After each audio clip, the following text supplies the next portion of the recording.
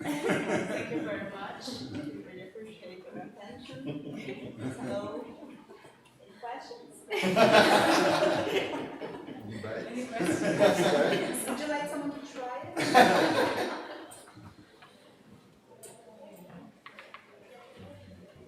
No? I think it's interesting that it takes some time until you notice that this is a performative aspect, because first I thought, okay, you're so bored, because, the technicians are not coming, you're trying to sit down somewhere, but then, this moment of realization that this is something else, I think that's interesting, and I wonder how that spreads over time in this group, when you actually start to realize that, so, yeah, nice intervention.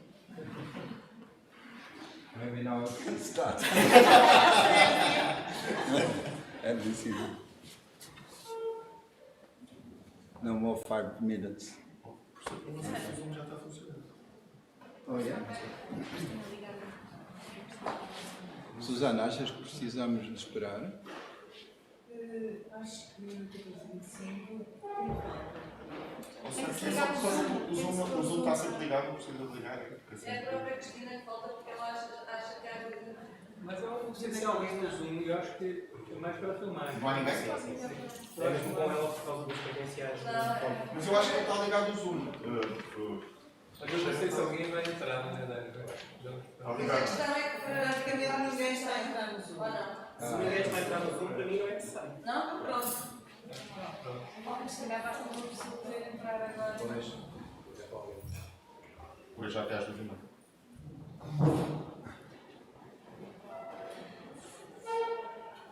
Mas a sessão pode ser arrancada sem credenciais. Eu acho que a sessão está ligada. Parece-me que está ligada. Olha, já vem.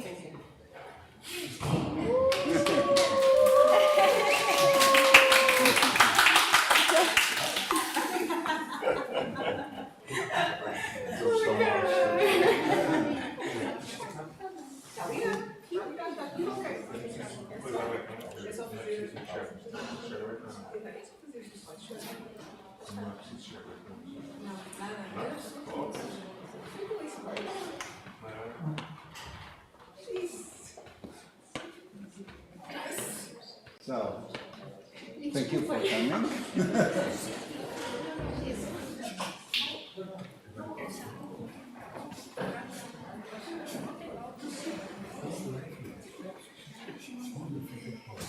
So thank you once more, and for those that are in time here, they have the privilege of a performance, attending a performance.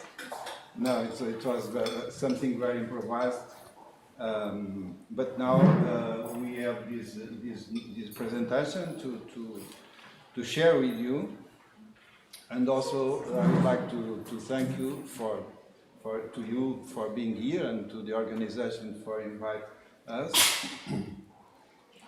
The name Terpsichore is the name of a database which we are working with. And basically there are three words that are dance, terpsichore, performing arts, and archive, and also the word challenges. We certainly have the opportunity to discuss these words, but I would like also to tell that when we are talking about dance in this case, we are talking mainly about contemporary dance. And the first thing that we did here, improvising, was something that could be considered like a contemporary performance, you know, the occupation of space, the management of time, the relationship between bodies and objects, human and non-human objects, everything. This is a stuff very, very used by contemporary dance. So, around the table are four researchers, young researchers, not so young, some of them, but they worked in different time with this database, and it's my privilege to present them. From your right to left, your right, yes, your right to left, you have Sergio Bordalissa. Sergio has a degree in communication, a master in film studies from the University of Iowa, and a PhD in artistic studies in cinema and audiovisual. His dissertation was about Portuguese film directors Lopes Ribeiro and Leitão de Barros in the context of propaganda cinema during the dictatorship, of course. He had a scholarship for 1 year to work in CRIA, the Center for Research in Anthropology, in academic project of cataloging and building a database on touristic films. And after that, in June 2015, he started to work in INET-md, which is the research center which we are working. And now he is the coordinator of the branch of INET-md at the FMH. Then, following to the left, Catarina Canelas is a great dancer, tango dancer special, but she combines a background in social policy and dance. She has a graduation from FMH. She also holds a master degree in social policy, and between 2002 and 2015 she worked in community development in several NGOs in social and cultural area, mainly with children and adolescents at risk and or living in vulnerable territories. She is also one of the most active members of digital platform, Terpsichore, preparing the documentation and linking this database with the structures and artists on the ground. After, to the left, is Rita Santos.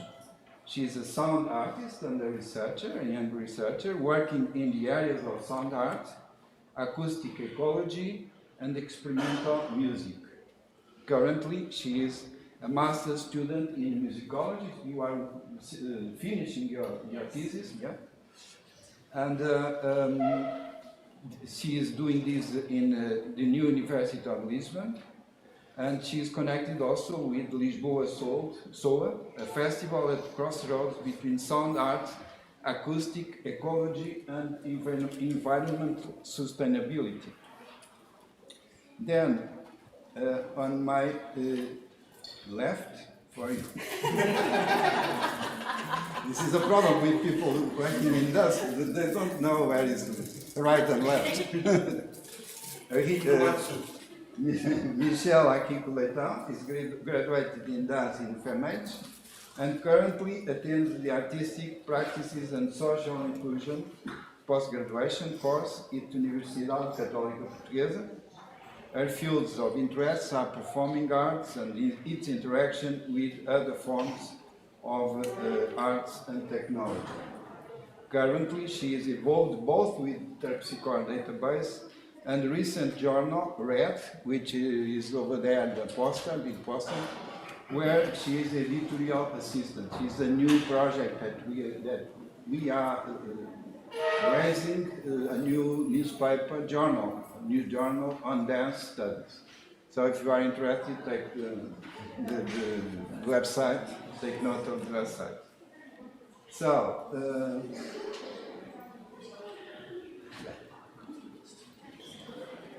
before giving the floor to each of them, I would like to clarify that the Terpsichore Archive started more than 15 years ago, initially as a collection of physical documents, such as performance programs, newspaper clippings, photos, and dance festivals catalogs, that I myself and other colleagues, mainly professors at FMH, collected.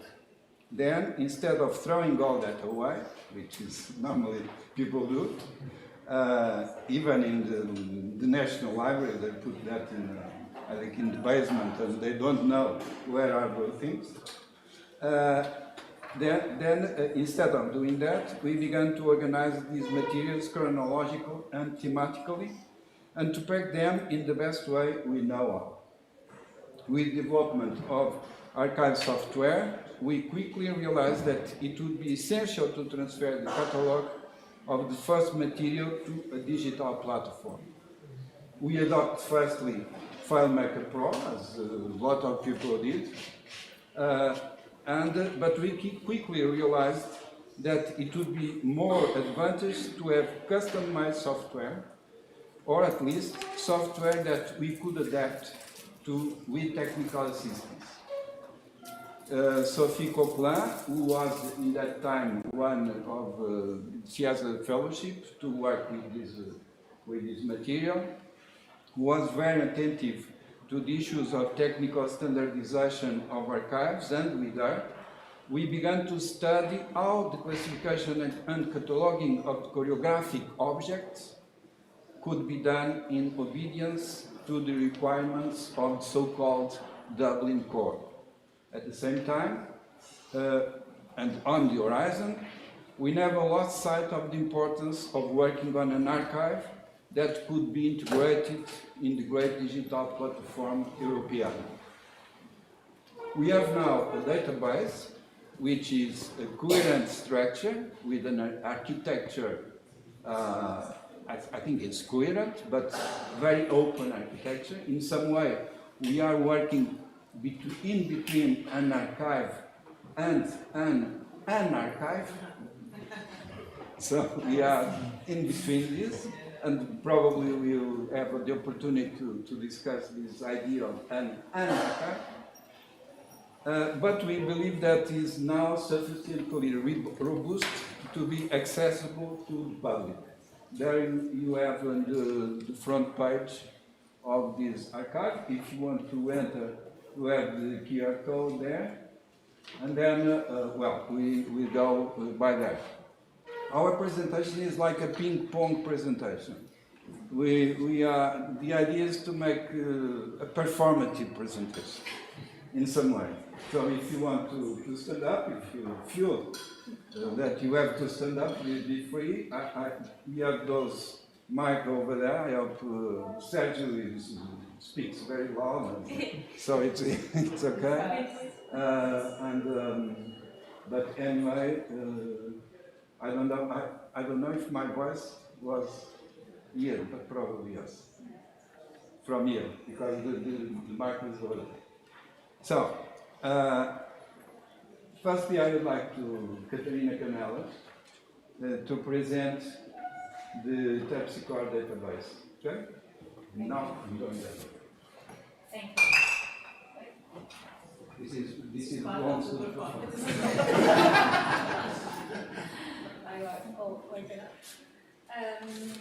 So, as Daniel was saying, this is it's already open to access, and also the documents, the majority are also physically available and can be consulted or in FMH, or in other structures that are also free to the database and have also material in their centers. So this is about dance and performative arts. It's not thematic, specifically thematic inside this, but the specificity is that it has the material from Portuguese choreographers and also foreigners that have presented work in Portugal, and also work made abroad by Portuguese choreographers. And since the 20th and the 21st centuries. It has a little bit of the final of the 19th century, a little bit of material, but mainly 20th and 21st centuries.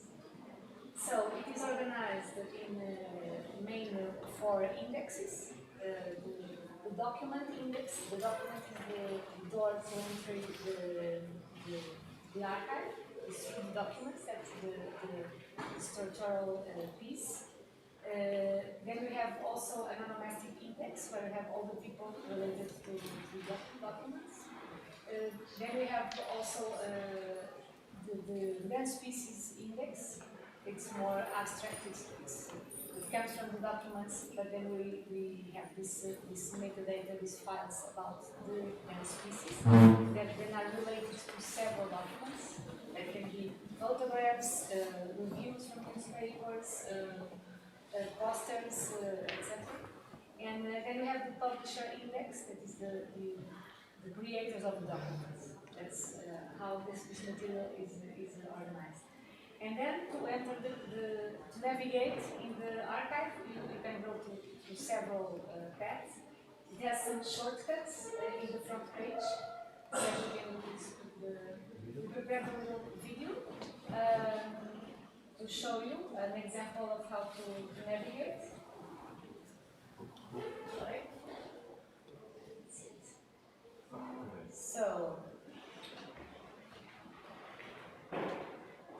So here, yeah. So these are the shortcuts that we have in the entrance. For instance, this is the dance pieces entrance, and here then you can do some advanced research that can be done in all the fields. And you have the dance pieces. We'll come here later. Then the shortcut to the index of the choreographers. And then you have the Portuguese and non-Portuguese that you work in Portugal. Then we have audiovisual, then also the press, the programs of the spectaculars. This is the press one. It has articles, interviews. This field has some newspaper clips from the end of the 19th century. This is the area of the programs. Here we have the iconographic area that has posters, photographs, postcards, some peculiar documents, some of them. I'll show you here. Yeah. This is a postcard from an encounter, a dance. So sometimes they're really almost abstract documents that are related. And when you start to navigate, you can has a lot of hyperlinks that you can navigate to people, to documents. This is a thematic shortcut. That is a research that Daniel Tercio did on the National Library. And it's about a reference to dance from the end of the 19th century and beginning of the 20th century. So, for instance, this is from 1926, an article, and from Revista ABC, Revista Portuguesa. And at this time, the majority of the articles were not signed. It was a different way of publishing. And that is also writing in the metadata.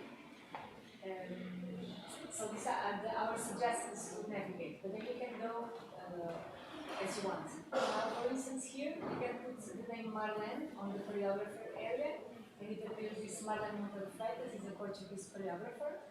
Nice. Yes, born in Cabo Verde. documents where she's referred and all her dance pieces she created.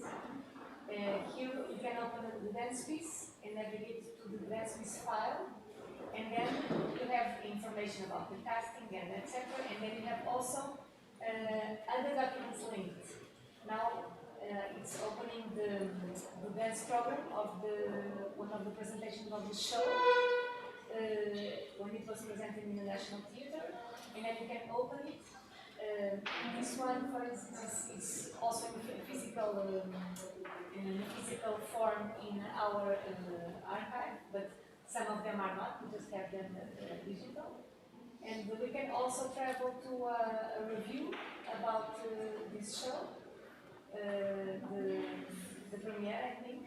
So we can see the document of the review, and we could also travel to we could also travel to the names of the dancers, and then we would go to the dancer file where you could give other pieces where he had already danced, so you can continue to navigate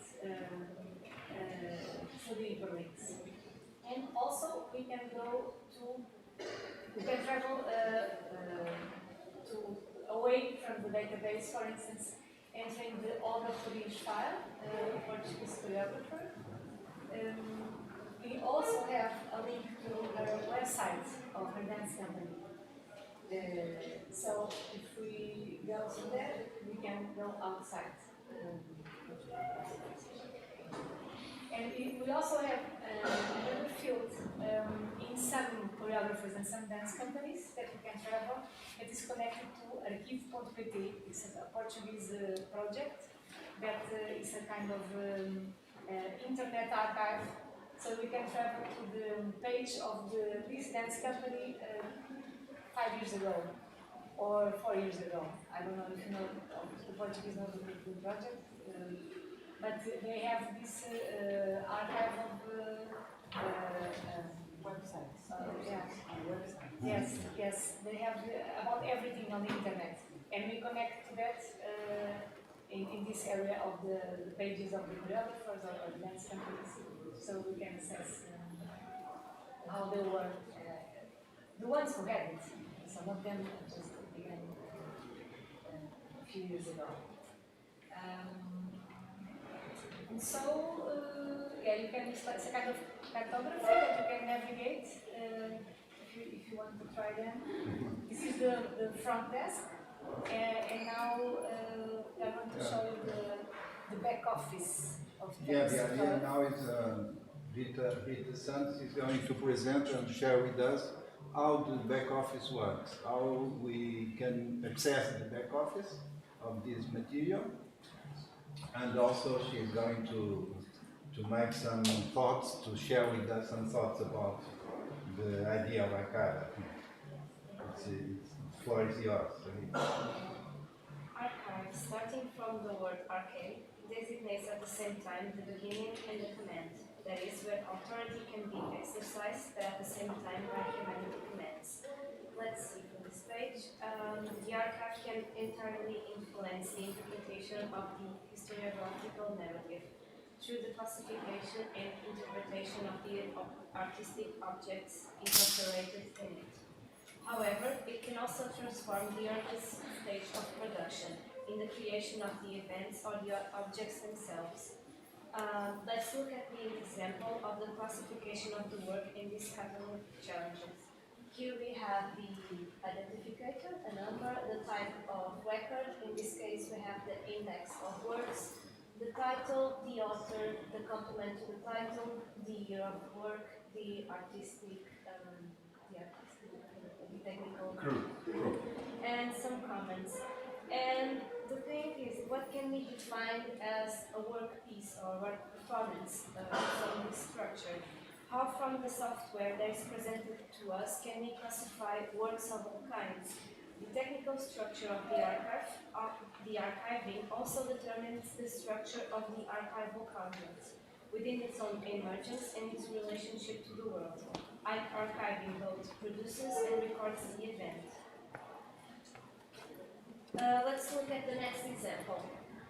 Here we have the author role classification, where we have, for example, presenter, architecture, actor, author, and due to the variation of the classification in the performance programs or any type of document related to dance divulgation, for newer roles such as communication design or communication and press office, these roles become increasingly challenging for the archivist, where to document analysis, taking the examples that I mentioned before, the performance programs, influence interpretation of what is happening today in the dance festivals, stages, and venues.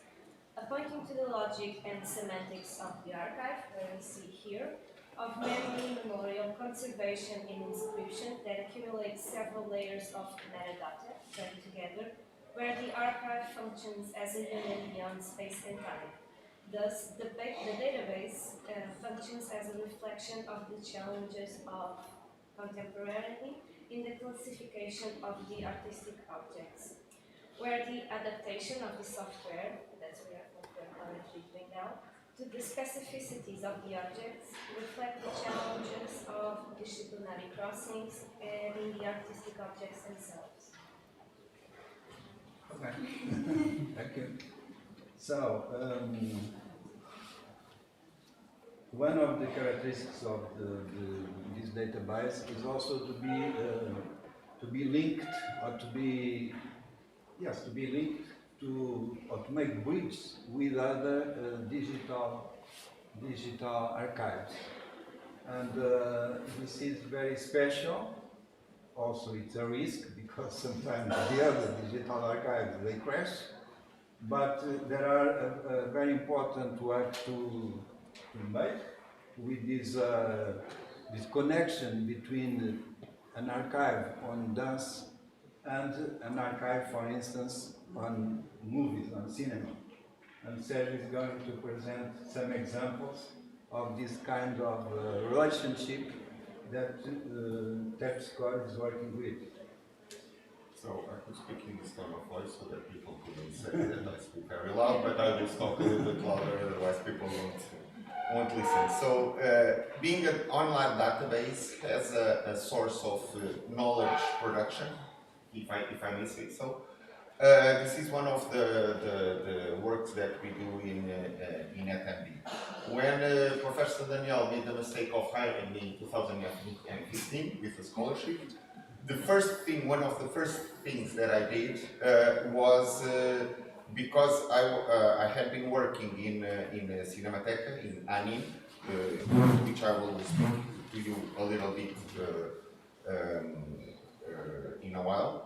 I worked there for a year in the former project, in the former scholarship that I had, building a touristic database from their database. One of the projects of TechScore was actually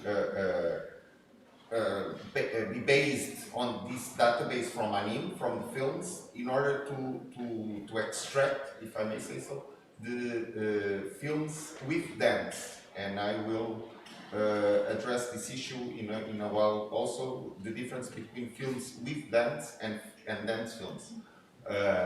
That's an important difference for us. Of course, there are other archives, the National Library Archive and the Biblioteca, which is like the newspapers, Canales and another colleague who is no longer working with it. I was about to say she's no longer with us, but no, she's no longer working with us. They worked there for during one of the summers in order to collect former newspapers. And sarman.be, which is also another database, but I will talk to you about INET. INET is a branch of the Portuguese Film Archive. It's a part actually of the Portuguese Film Archive. It's located outside of Lisbon in a huge area. It's basically the film deposit because, as you all know, film wasn't always digital. Sometimes, for 1 century, it was in this form, and it was very subject to, you know, it was infallible material, so it had to be outside of Lisbon. I've been actually, I won't say a bookworm, but a cinema worm, if I say, since a young age. I do have my personal film database, in which I make a track of every movie that I see in cinema, not in TV, but in cinema, since I was 10. So building a database, actually there are 3,450 movies up to now, if you were curious. But, so working with databases and building database, you know, it's a big part of what I do, actually for hobby also, but in this aspect, bringing that to my job didn't feel actually like a job. I will show you an example of a film which is in the site of Biblioteca. It's called Biblioteca Digital. That's the QR code of this particular film in Biblioteca Digital. There are 1,264 films in Biblioteca Digital. Most of them are non-fiction films, documentaries, short documentaries, short films in Biblioteca site. So this is the aspect of one of them, Africa and Lisbon. And there's a general description of what we see, the sites that the film, in which the film was made in 1932. It's 30 minutes long. So my job was how do we archive dance from here? Because bear in mind that Terpsichore is a dance and performing arts database. So this was subject to many talks, challenging talks with me, Professor Daniel and Sophie Coquelin, who he mentioned a while ago, in how can we do this? And our option was track the dance sequence in films. Therefore, films with dance and not dance films. Of course, in Portugal, we can count by the two hands, and probably it would be a spare one, the dance films that were made, only AKA musicals. So it made much more sense for us and in general to track the dance sequences in films. So, because what happens is that Terpsichore is mainly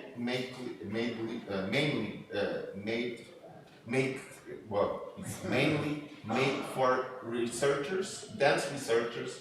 Therefore, you know, this is 30-minute long, but there are 30-minute long films. It didn't make sense to make people watch the whole film to see the dance, only the dance sequence. So what I did from this same film, Africa and Lisbon, was actually in the description describing the dance sequence in this particular film, and in the context making the time code in which the dance sequence happens. In this case, from the minute 7:28 seconds to 11:55. So if people want to go directly to the dance sequence, they can with this information. We are based actually on the Cinemateca site because we don't have the movie here in Terpsichore. We have, because the movie is already in Vimeo in Cinemateca site, didn't make sense for us to, and we could download it, but it wouldn't be very, you know, it would be legal to put it. And of course there's a space problem because it would occupy lots of gigabytes and terabytes. So we have the link to the Cinemateca, the digital representation in Cinemateca website. People, link it and go to see the movie in here.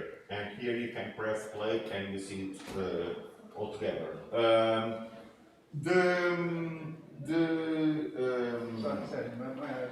Because this particular film addresses to us Another issue. a lot of problems, because this was a film made during the dictatorship, during the colonial,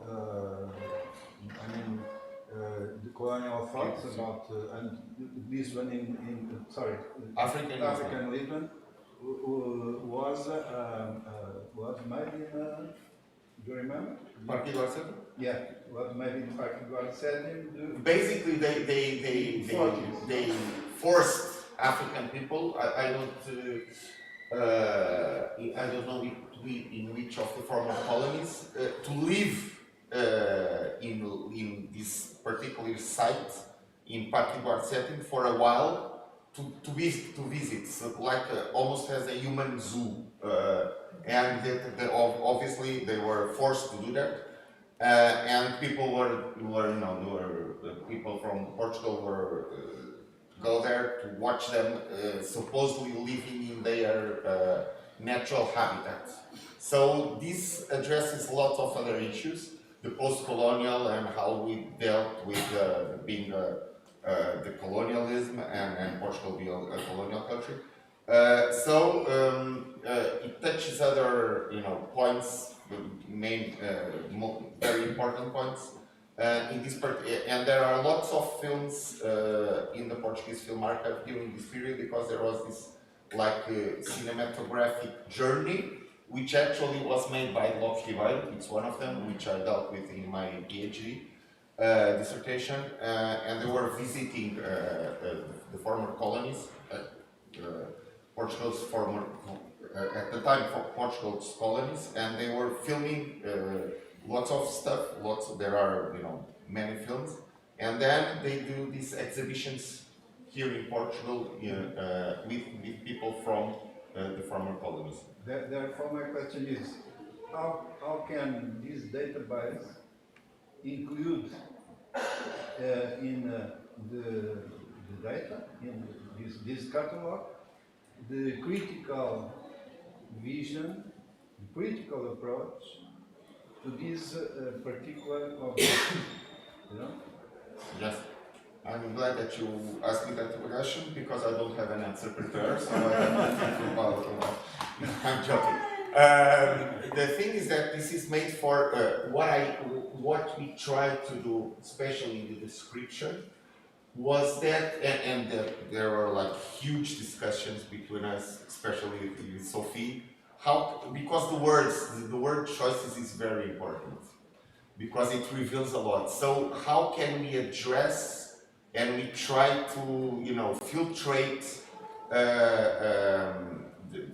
the words that we used to be and of course we know that we cannot be fully impartial, because we are humans and we have our background, and if we use a word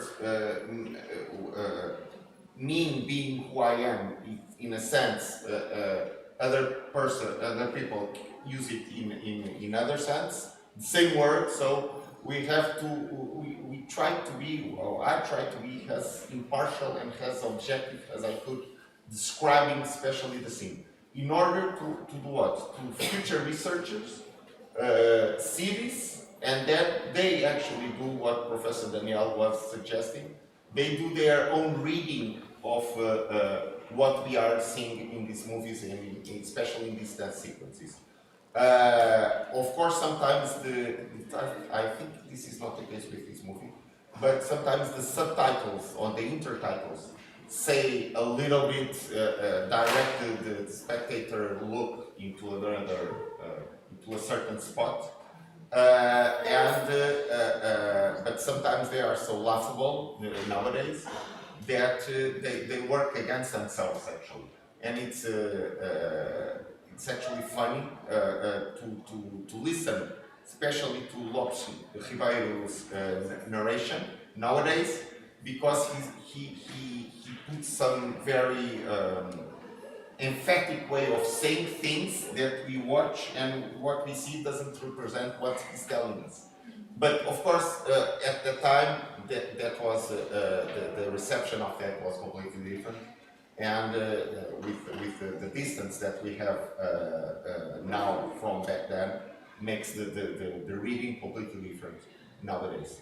But actually, and this description, context, and commentaries, this one, I should emphasize what Professor Nacional told me a while ago, told you a while ago, is that this is, we are prepared to join Europeana with the double core structure whenever we want to, or if we want, we can, we built this in order to be directly transposed to Europeana with the double core code.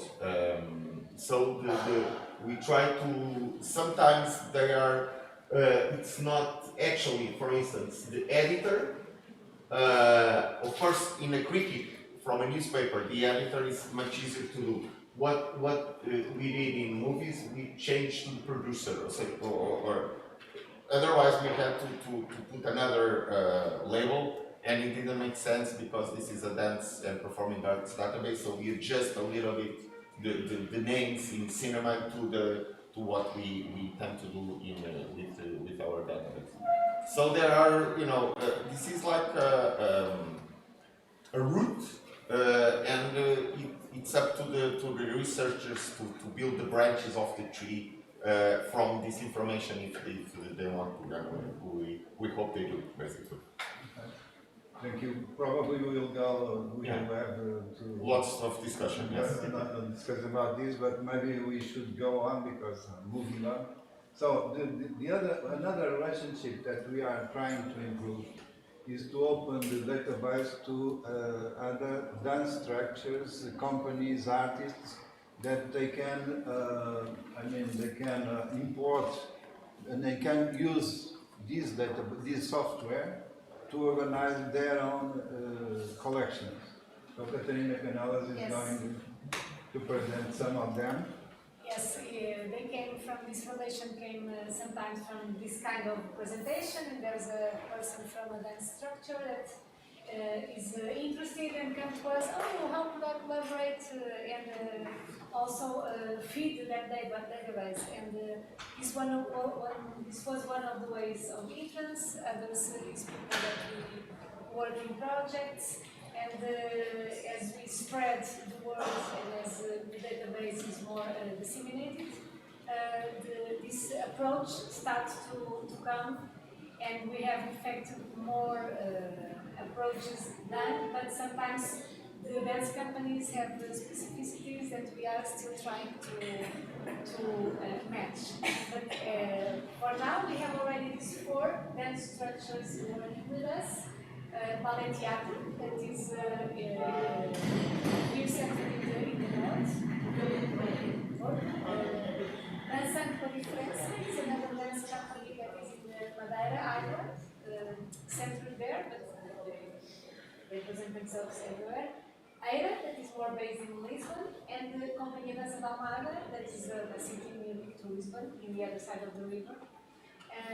So we worked with these companies. The idea that we have and the feedback that we have is that a lot of companies and cultural structures, also the theater companies, want to organize the archive, want to organize all the material they have. They don't have time, they don't have people, they don't have funding, the same problems everywhere. But sometimes it happens that they have some scholarship or some, and they have the opportunity and they start to do this work. So with these 4 companies, we could do it, we could already do it. So we get together with them, we train them, showing them the back office, working on them, doing the rehearsals of them, introducing them, classifying documents, also having these discussions about the kind of thing that Rita was telling about, how can you classify this, because each new dance piece comes with new words and new roles, and what is this, the guy that did something in the left side of the stage, what's the name of this function? So it's, we expand the discussion when we start to work with other companies. And now they are already feeding the database, and Also when it came the COVID and the confinement, we felt that a lot of cultural structures that could not be active in the stage started also to think about this. Let's take advantage of this time and start to organize the things that we have in our house. So it became a new opportunity to give attention to the archive of this dance company. Once again, I guess the main problem is having people available to go to the computer, to go to classify the documents. It's a big challenge for the structures. I'm just going to show an example, this section, of a material that is in the database, and how can you access it to see, if you want to see material that is put on the database by the Centro de Diferença, you can go to this field of advanced research and choose the document index, and then local consulta. This is all in Portuguese. It's the choosing the company that is responsible for putting the material, and then if you go to this field, all this material was inserted on the responsibility of that dance company. This is an example. It's a poster, beautiful poster of a dance piece that Liber choreographed. Once again, it's Portuguese but born in Mozambique, right? That we traveled with him in the train to come here. It was completely random. He was next door for us. So he choreographed this company, and it's one example. So, yeah. Thank you. So we normally, if some company or some artist asks for this software, we have this kind of protocol. We have 2 days of training, someone in the company, and to discuss with the company or the artist the categories that we are using. It's possible the vocabulary be extended, changed, a little bit like you do with communities. Our community is the contemporary companies, it's the same. So we do this with artists and companies, and this is very fulcral for us. The problem now is we need more people to work, even on this part, because we need more people, basically, to have to train others and to be in all places. Anyway, on the horizon are always this question about open access, open source. And Michelle is very aware of these kind of issues, and she's going to talk a little bit about these things. Not really. Not really. When you say, well, one thing that I learned from my post-graduation course about inclusion, yes, please.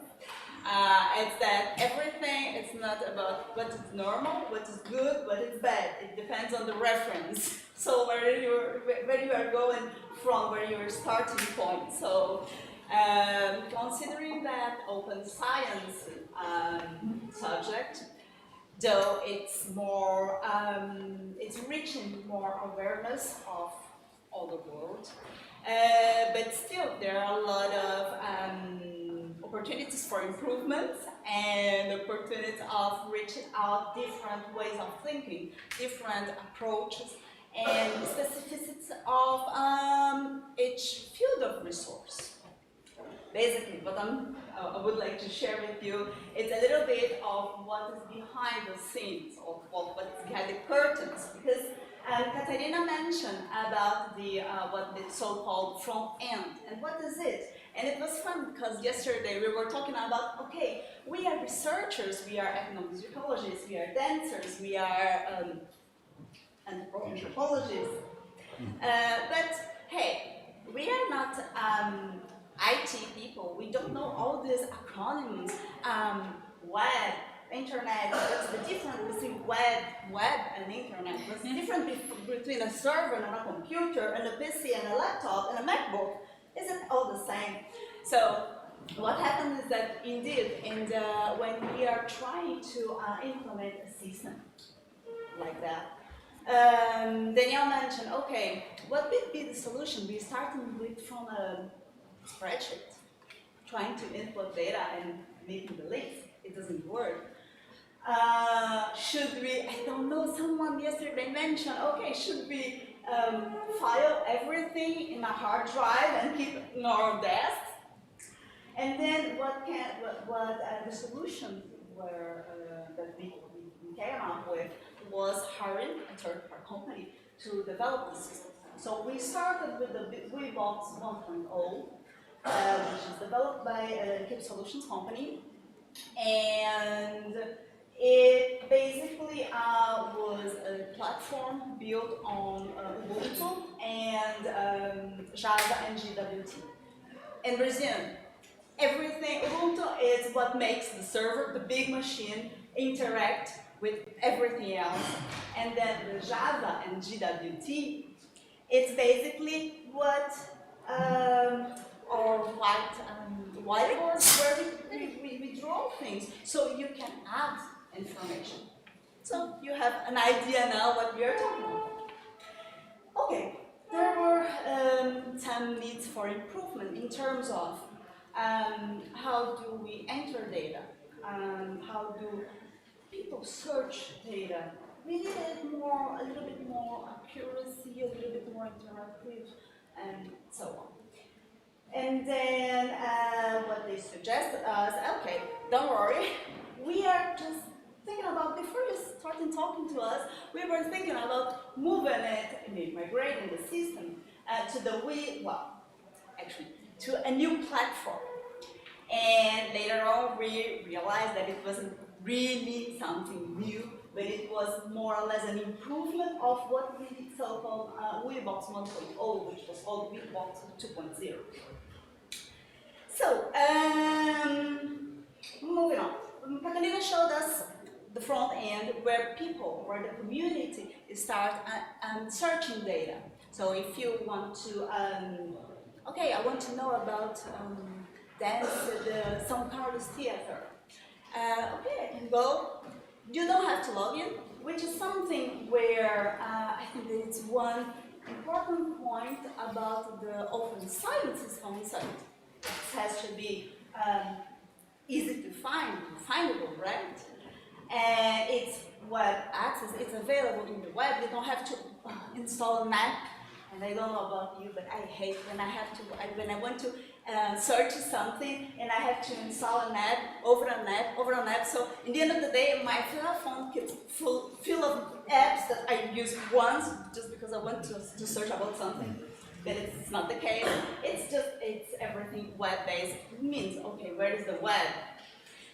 Okay, it's located, it's a platform, it's a system, software, which was built, which can be accessed through your internet.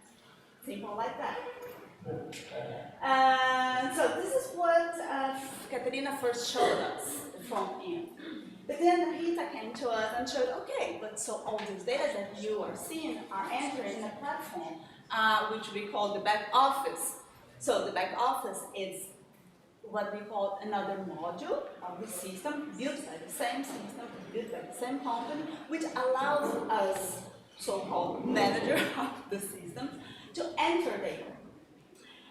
And this is something which led me to think, okay, we truly have a system where anyone can contribute. So let's say Michael has a dancing company and we should add your information, your articles, your data programs of your choreographers, things like that. You can just contact us, and this is the relationship with the community. This is we discussed yesterday, and we heard the weight of the word community in different contexts, but in this context, I will ask for you know, for your permission to use the community term and to address to everyone, to users and to companies and to dancing groups. So it's open to you. I don't have to go to you and ask, okay, you have to pay something, some amount, and you have to install this program. And no, you can enter it, of course, based on training. And this is another thing which it's part of the concept and the conscience of open science. Okay, it just don't delivering information, delivering the platform, delivering the environment without delivering the appropriate training, without delivering the appropriate understanding of what you have to do or how do you have to do, it's a little bit difficult to make it possible. So this is another point. The systems, both modules, are completely, it can be accessed by internet, on the internet, without any cost of software installation in your computer or in your servers. Okay, so everything looks very beautiful, but here comes the challenge. All these implementations and software, it costs in terms of not only time, resources, training, but also and especially in terms of hardware. And when I talk about hardware, I talk about physical location where data is stored. Because it was a fun discussion in the morning, wasn't it, Mike? When we were talking about, okay, the cloud concept made us think or made us dream that everything is somewhere in the stars, but it's not. It's physical. We are generating physical data, you know, whenever they are stored. And this, for us, was a big challenge, and it's still a big challenge, because nowadays, from my perspective, if you allow me to say, share with you, I think that data or space or storage in space, it's becoming a really kind of monetary exchange. And so for a university which has a project, a finance project, to add another resources, expensive resources, and we are not talking for our reality, for our context, we are not talking about okay, huge amount of data, because compared to what you researchers showed us, shared with us, your data is not so much complex, more complex than what we have, basically what we showed us. It's PDF files, text files, and in order to prevent these big files volumes, we decided to extract a little bit just the interested or just the data which was connected to the context.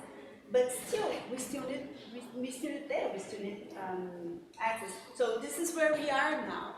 And we are struggling because we need to, in order to be able to move to the new platform, we have two big challenges, and how would I call it? It's more, what would be more than a challenge, but I don't know if there's a word yet. But anyway, it's even bigger because we need hardware to storage data, and we need efficient or appropriated network environment, because it requires a little bit of data traffic and speed, which currently we don't, unfortunately we don't. So this was a little bit of things that I would like to share with you. So yes, the Terpsichore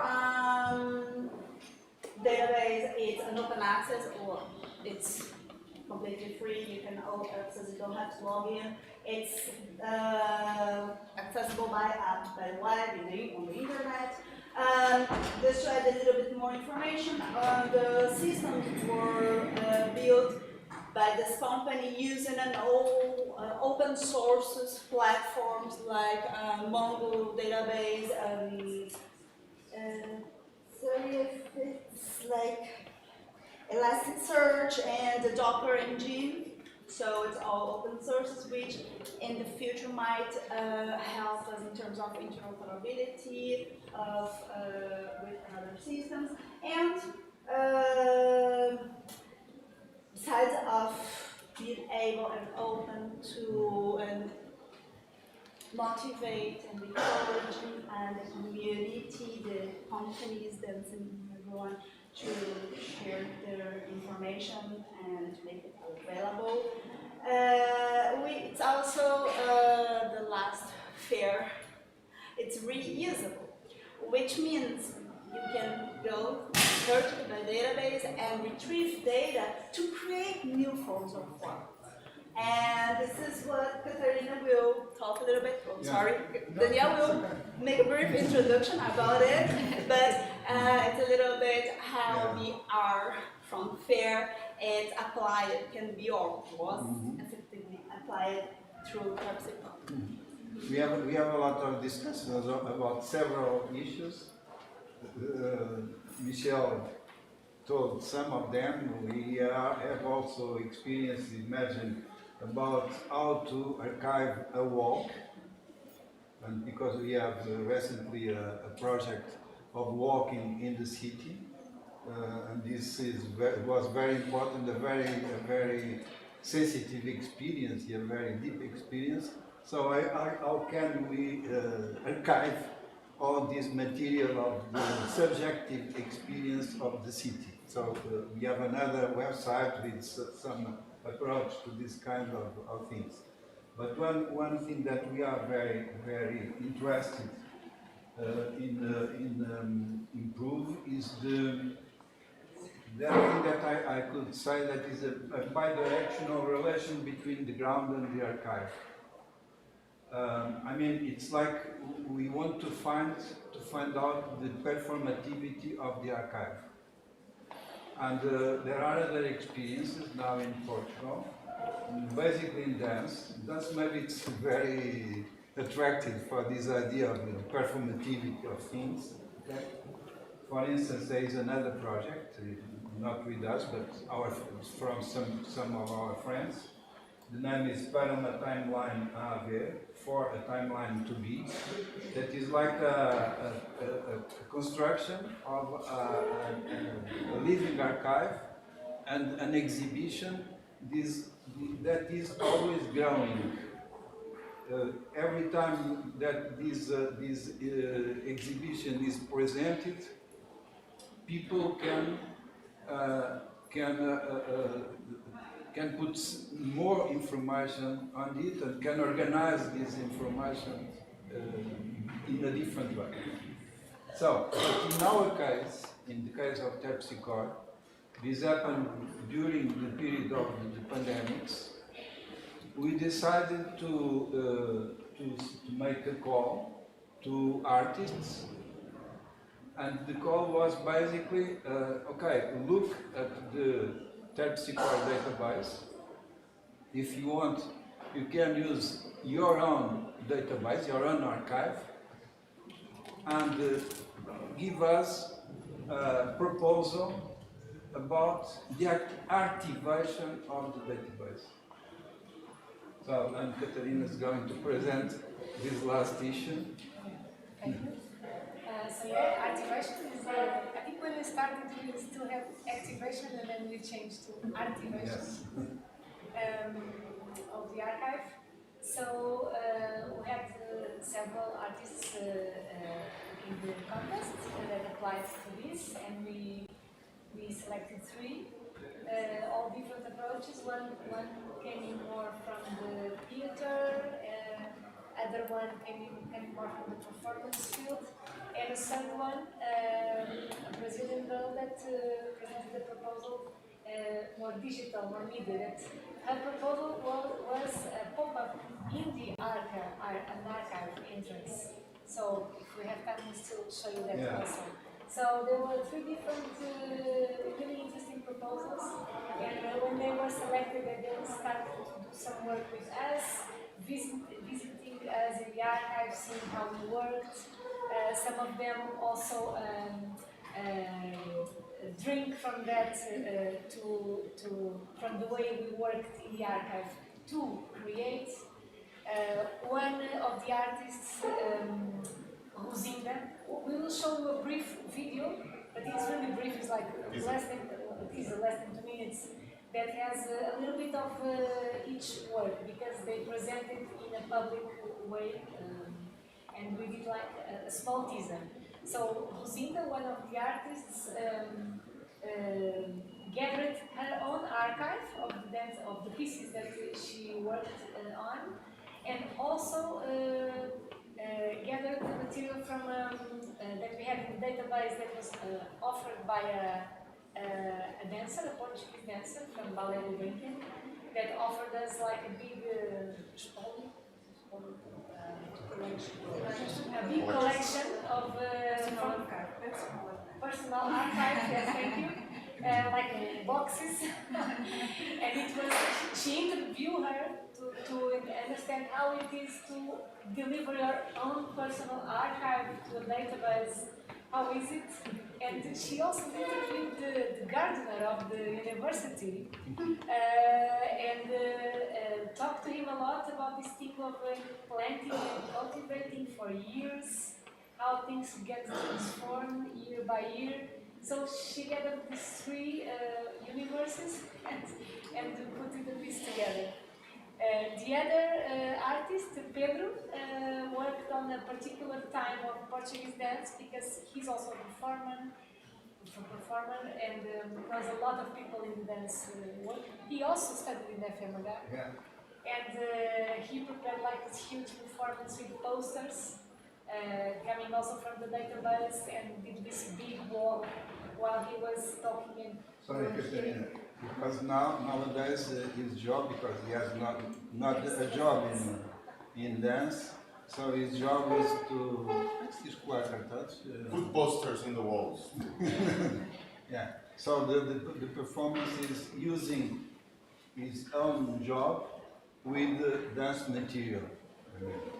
You'll see something about this. It's really a job, but there's not many people doing it because you have to do it by night in some specific spots and schedules. So companies go to you and ask, can you put these posters in this day in this area? And you all the thing about the column, the glue. And run away from the police. And it's a whole performative job. Yes. He was arrested once. He puts all this together in the performances, and then the third girl, Naomi Schwartz, then I will show you the pop-up if we have time. So I will show the brief. The one important thing to mention is that this was thought by Professor Daniel at the time of the pandemic in order to help the artists, because from day to night they didn't get any money, everything was closed and they didn't have like any income whatsoever. So we thought, well actually, Professor Daniel thought about this contest in order to help them, at least a few of them. So not really a contest, we had a small budget.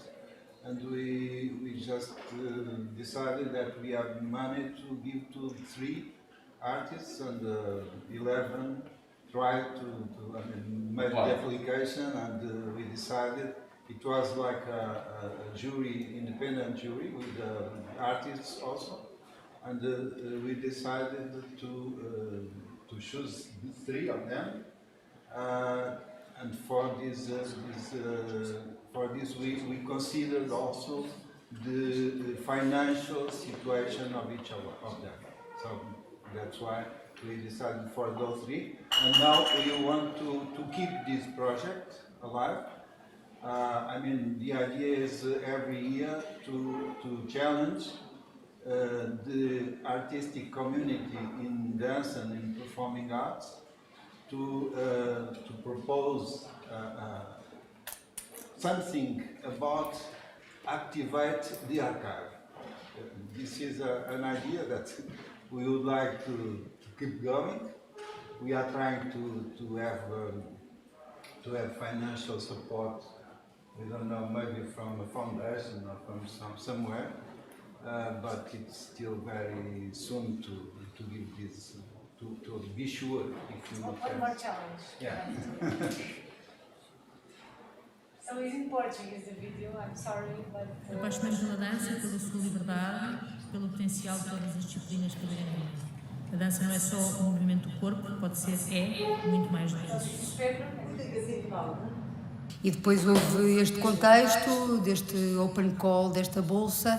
Eu perguntei à Ana Rita, bailarina do antigo balé de Gulbenkian, que me falasse um bocadinho sobre o seu espólio. Esta capacidade nós temos de registar, catalogar, organizar, não é? Começa na família, nos álbuns de fotografia, nas coisas que guardamos, nos objetos que nos contam histórias sobre pessoas. E eu acredito que quase tudo é sobre pessoas. O meu projeto ele era a criação de 11 vídeos, tinham esse formato de pop-up na base de dados. É um sistema quase que de hiperlink. Uma janela, é isso que é uma pop-up. Uma janela que brota na sua navegação. Elas podem te surpreender, elas querem te dizer alguma coisa. Esta peça documental que eu hoje apresentei é uma peça que vai beber das memórias de 25 pessoas que eu cursei nos meus anos na dança. E, portanto, são essas memórias, o arquivo da dança da BDD Terpsicor, o arquivo do Fórum de Dança, o meu arquivo pessoal. É o cruzamento disso tudo que permitiu lançar um certo olhar sobre aquele tempo da dança em Portugal.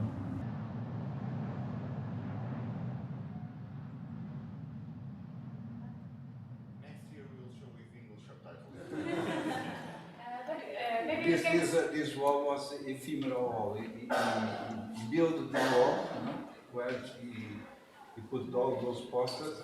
It was firstly, before the performance, he built the wall with the cartão, with yeah. We need.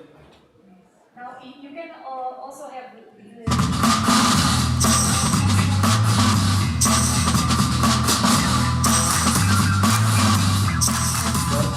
This is the rubbish part.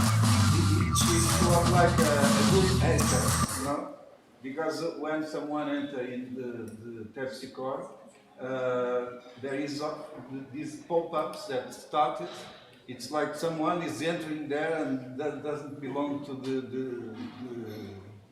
the archive, the database, but you accept this idea of yes, I am a good hacker, you know. So that's You can all have that experience because it's still there. We were almost taking it out, but then we left it to come to the conference. Especially to this conference. There is just a point because this depends on the platform. That to hear one has to Activate the sound. to activate the sound. Otherwise, the sound is not activated because the system doesn't allow to activate mechanically the sound. So automatic. Because so if you go into the page, as you can see, the sound is off. So we have to put it. O silêncio de um rosto e o gesto das mãos. O que elas comunicam? Um olá, um adeus. Elas falam, assim como o corpo todo. E cada movimento conta uma história. Aqui a mímica é um mundo cheio de ilusões, um tipo de caligrafia que não se pode apagar. Esse gesto visual é indelével.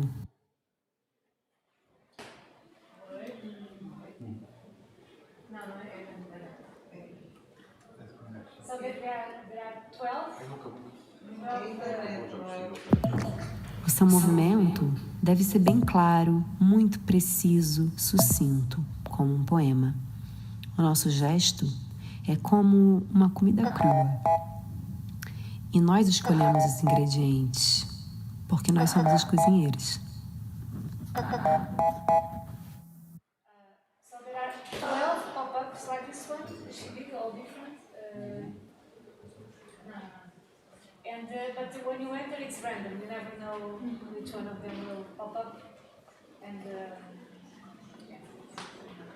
Okay. So there is no conclusion on this project because, as you can see, this is a project with several, several clouds maybe, on our heads. That's why I'm talking about also an archive in some way. But one of the most important things that I would like to underline is this idea of an archive that can create new documents, new performative documents. And this is for us one of the main issues and one of the goals of this kind of approach. Because this archive never ends, because we are working on contemporary dance. It's also an opportunity to discuss what contemporary is, what contemporary dance is, which is a very complicated thing. But we normally we accept the information that is in the documents. If the document says that is contemporary dance, we accept that as contemporary dance. Even if in the notes, in the observations, we can put that we don't agree. For instance, there is a very interesting situation. I write also dance reviews for a newspaper, and another friend also writes dance reviews for the same newspaper, and there is a review that I wrote but was published with the name of the other person. So, of course, in the observations, we can put this, even if this is, the authorship is attributed for this person, the real authorship is from that one. And we have the opportunity also to listen from the community, from the people, all the mistakes that probably are inside the database. We are open to that. There are another case also interesting because there is someone, a man, that wrote that saying that I am considered a choreographer and I'm not a choreographer. And the question was, there are documents in which he is a choreographer, even if he now doesn't consider himself as a choreographer. So, we keep him as a choreographer, but in the observations, in the notes, we add this information that after that he gave to us. That's the idea of working with the database. So it's a never-ending database, and it's always reviewing material, reviewing. It's always possible to review and to rephrase something, refresh. Yeah. And information, and in the end of the day, it's really the concept of making it alive. When we usually think, or at least for me, when I used to think about archive or data repository, we tend to think of static and things which are not changeable or questionable. But we are realizing that it's not really like that, especially in performing arts. There are many things, and people has also the right of changing their mind. Okay, I thought myself as a choreographer then, but now I don't anymore because I realized that it's not a choreographer or something. So I think that one of the beauties in terms of this work that we are developing here is that possibility of hear of people, hear of our community, what you have to say about the data, which is about you. So is it right? Is it clear? You want to say something else? No? Yes. You want to say something else? I just want to rely on what Michelle was saying.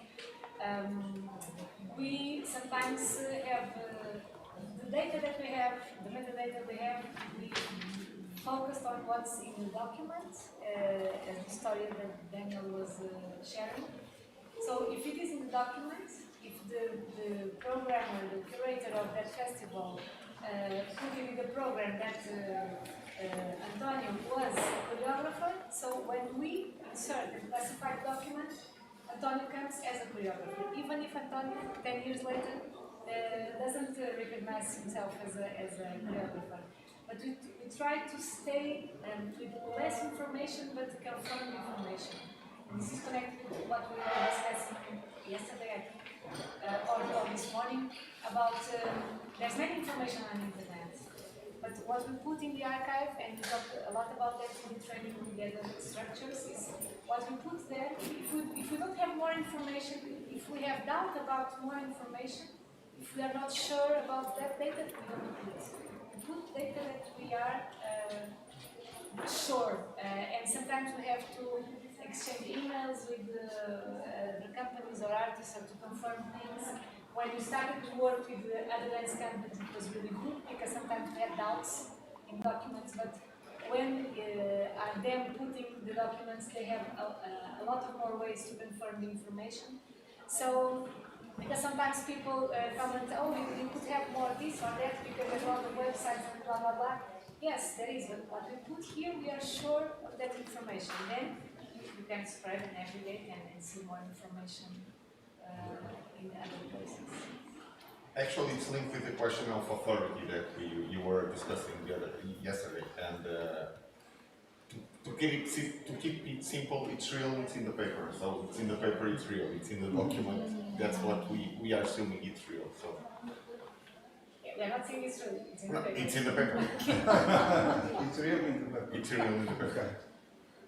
Thank you.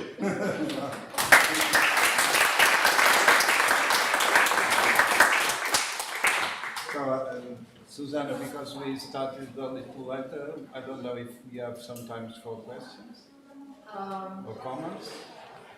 5 minutes? 5 minutes? Okay, we are late. But this is, we have to assume that we are here for this, and it will be very, very, very bad to listen all of us, activities, extraordinary panel. I myself, I'm taking profit of being speaking. So I had the opportunity, the privilege to see Terpsichore born and growing. So since it was a very technical thing, you know, and now it's incredible because it's I feel a strong will to go to my computer and try to explore it. So it is transformed in a kind of an artistic archive. This idea of archivizing the archive, it's very... Okay. So if you have some questions? I'm curious, I still want to hear what anybody else, but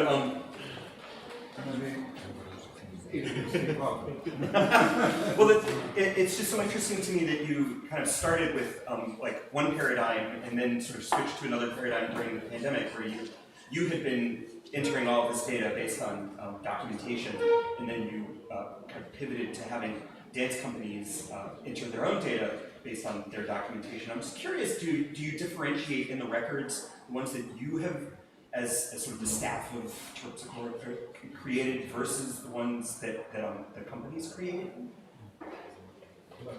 No, the thing is that if we differentiate, the source, it's or it's us or it's the companies. But what the companies put there, it's filtrated by, it should be filtrated by us, or it should be reviewed by us.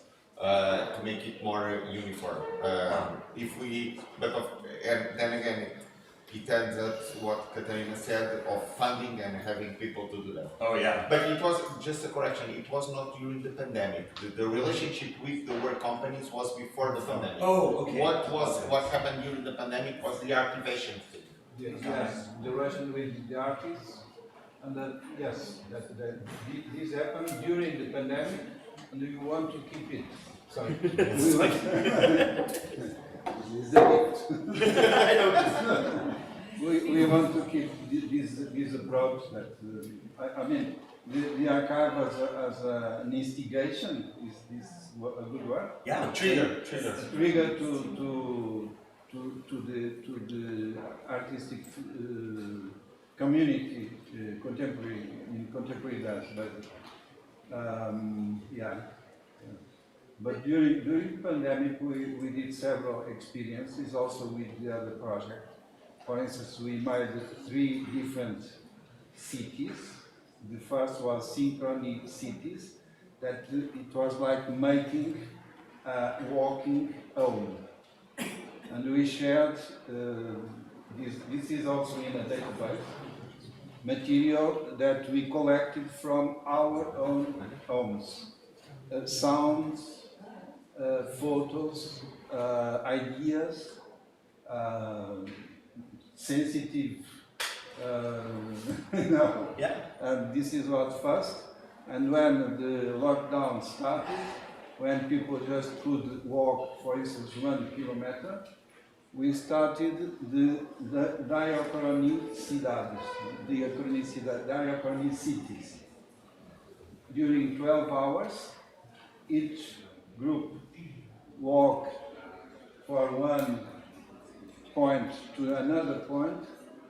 We started at 9 and we finished at 9 p.m. 9 a.m., 9 p.m. During 12 hours, we made this kind of, and we have something always physical to give to other people. That was synchronicity. And the other was diachronicities, and finally was complicity. There's the sound. Each one of us take that home because we couldn't get out. The sound of the street. People in Brazil too.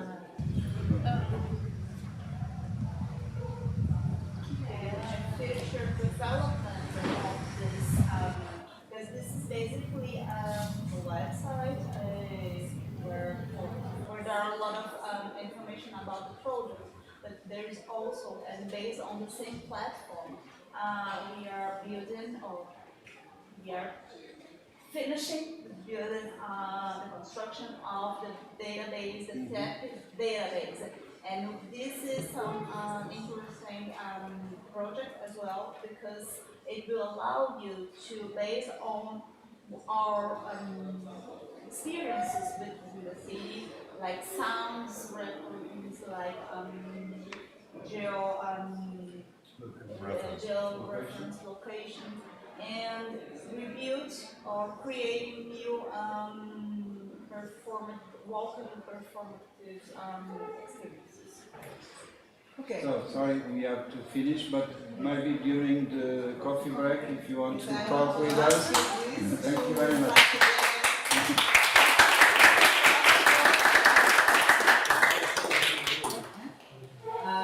Can we start again at 15 past 4? So.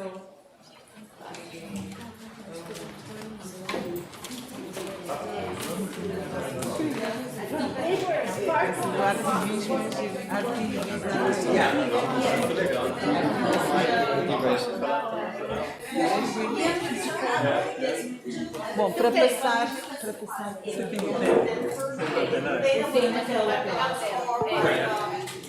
Oh, that, I mean, everything about this is just so Vai ter link para isso.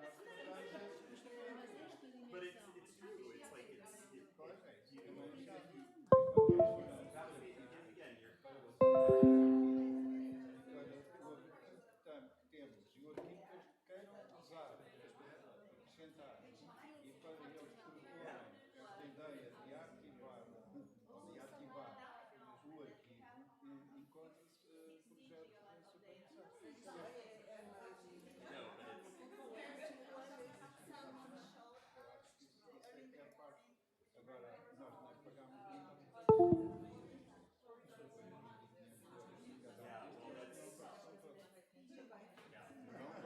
Não, portanto, agradecer. Eu não fiz uma pequeníssima porcentagem disso. Mas a questão do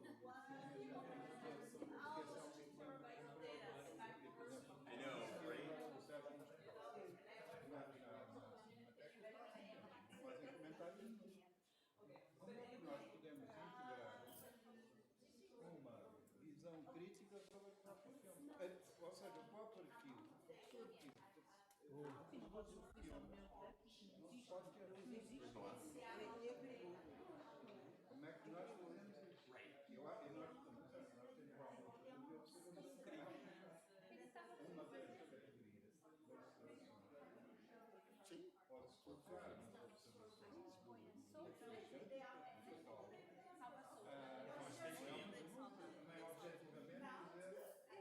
Na altura da ditadura, pessoas em África, obrigou as pessoas da África a vir.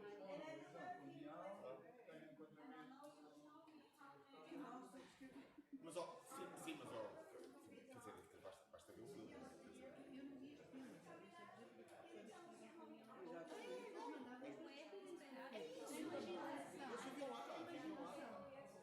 Claro, o imaginário. E este filme, por exemplo, não se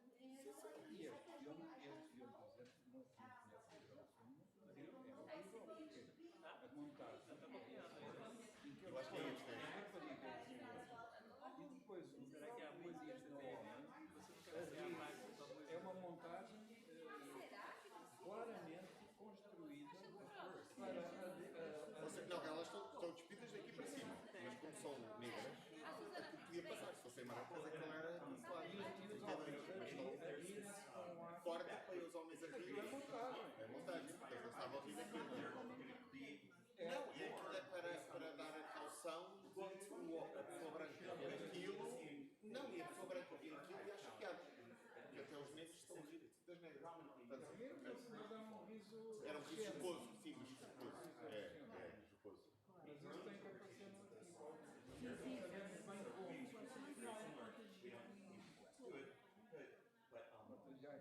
Projeto, como assim? I'm gonna take a detour. Yeah.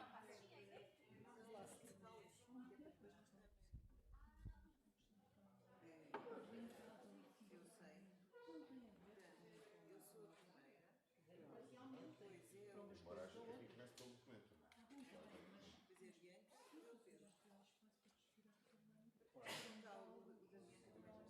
Claro. Esta parte da relação com os artistas é muito importante.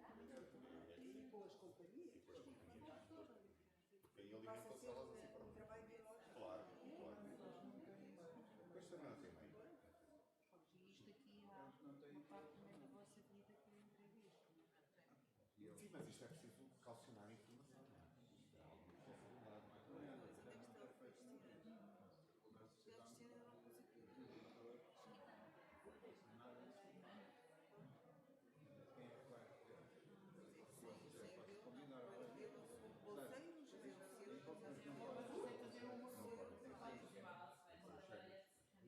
Queres fazer revisões? Se calhar até mais vezes, mas fazes 2 ou 3, não vais fazer. Nem temos 2.000 entradas. Não é muito.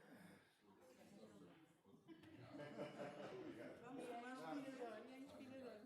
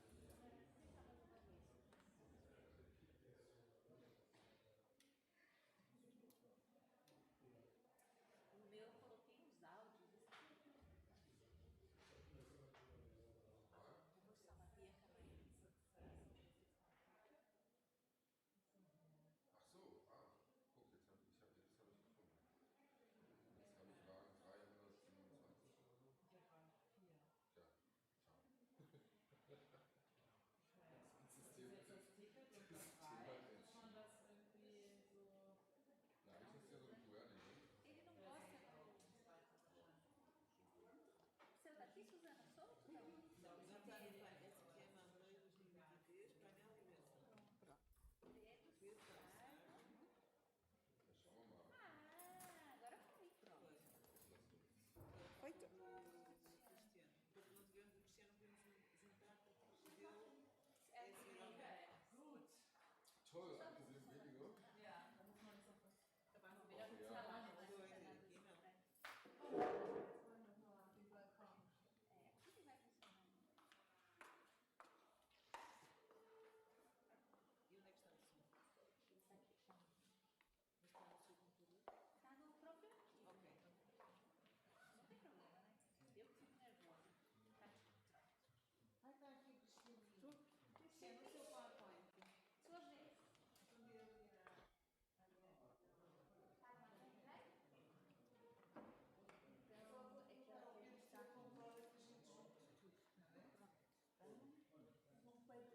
Não só PowerPoint, senão vamos estar. Agora tira, põe outro. Tira, põe outro. É bom mesmo. Então, tá vendo o computador aqui, Cris? Espera aí. Primeiro eu tiro. Pera, fica no meu lado. Então, vamos tomar um café? Tá? Ai, Cristina. Agora é contato aí. Então tá. Porque a gente vai ter. Eu vou só botar o Cristiano aqui e a gente dá um cafezinho. Brincadeira, não vou tomar cafezinho, não. Vou ter bola. 30 minutos? É só 4h15 aqui para voltar. Ok. Olha, mas isso é para juntar tudo? É, a Suzana quer juntar tudo. Ok. Por isso que eu... Espera, este é o computador dela? Não, esse é o meu. Depois nós. Mas a gente vai ter que Ok. eu vou salvar o seu no computador, correto? Where is Cristiano? Chris, where are you? Artigos, para vídeo, Cristiano só. Nossa, Está a ser cansativo. Muito. Where? Ainda bem que são 2 dias. Nossa, eu já tô morta. Imagina a Cristina como deve estar.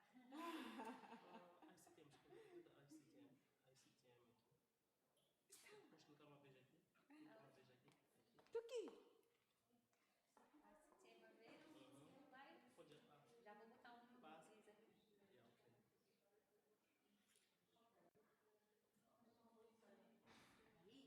Yeah, ok. Aí, lá, Ctrl+C. Conseguiu?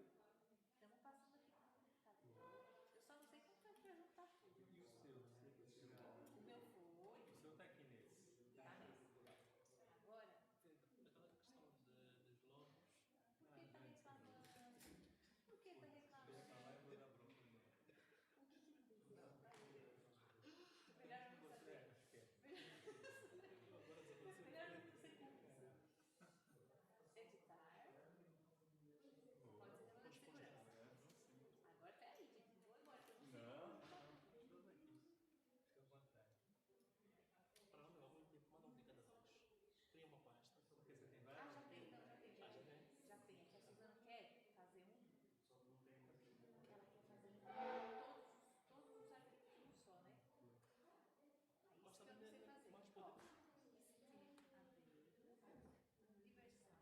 Ó, isso aqui é Aveiro, Universidade, aí Biblioteca, Serviços, Sociedad, e agora com você, Cris. Agora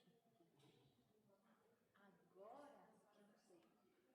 Porque ela quer juntar Não, todos para mim, juntos só. eu acho que não precisamos de juntar. Você acha que não? Não, precisa juntar. Vai complicar tudo. A formatação. Vamos testar lá rapidinho? Vamos. Meu medo é o som do funcionário. Não, é funcionário.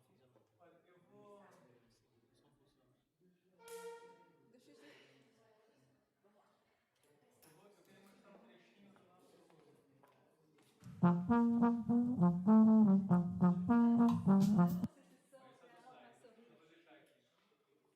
Minha alma sorri por dentro, por Deus.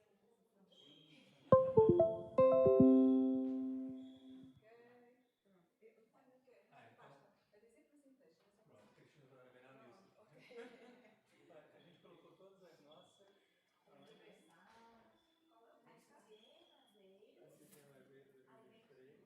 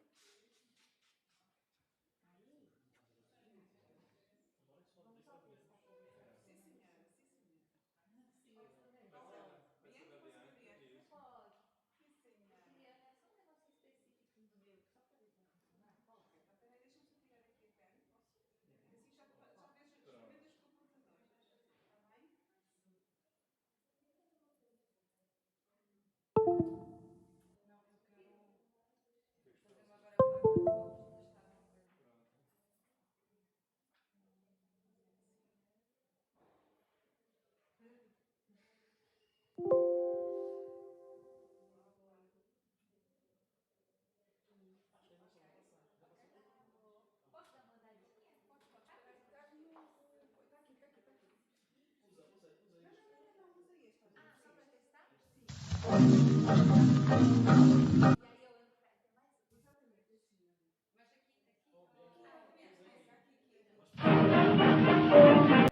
E aí, e pra tocar a segunda música ali?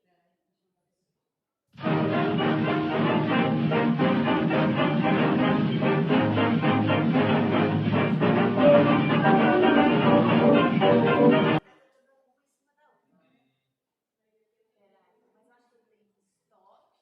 Peraí, no outro. Aí posso voltar? Aqui que é depois do count 1 segundo 10 e o segundo 10. Talvez você faça assim manualmente ou pode ficar operando para você.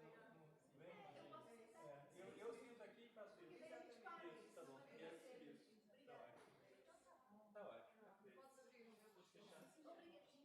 Obrigadinha. Nada, eu posso? Escritas.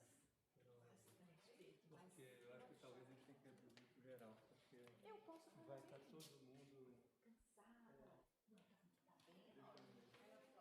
que é o 9. tem que falar. 20 minutos. Mas quanto tempo? Mas eu posso reduzir. Não, se tem 20 minutos, porque normalmente 9 páginas, assim, a gente faz 5, no máximo 6. Para ter 20 minutos, entendeu? É que seguir treinando aqui, legalzinho. Não, gente? Mas você estava certo que eu podia fazer, passar no Instagram. E depois? O que eu posso fazer? Reduzir assim. Vai no filme. A gente vai se comunicando assim? Exatamente. Fica tranquilo. Mas 15 minutos é bom, então, reduzir para 15? Se tem 20 é ótimo. Se tem 20 é ótimo. É porque normalmente quando a gente lê, são 5, 6 páginas. No máximo. Fora os áudios, né? Mas assim, Desde sempre a calma. E agora? Eu vou pensar qualquer coisa que a gente certo? você pulou alguma gravação? Porque eu posso pular. É assim, tem aquela vez no Serviços dos três, é legal porque é uma forma de mostrar duas gravações da mesma cantora que são completamente diferentes.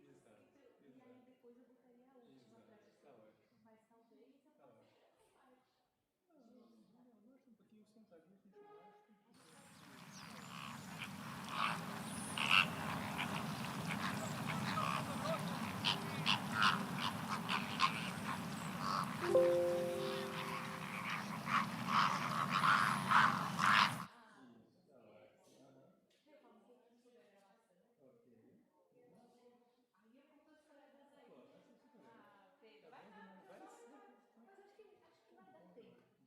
Se qualquer coisa não vai, a gente fala, tem que se importar e a gente pula. Eu também, porque a gente vai ser falando. Você vai ser o último ou vai ser eu acho que vai ser a Suzana, depois eu. E acho que depois ou vai ser o Cris. Aí a gente vê o que fala melhor. Mas então aí vai ter que. Oremos. Eu deixo a página aberta, se calhar é mais fácil, não é? Aqui, não é? Ok. É onde. Pronto, deixa aqui estar.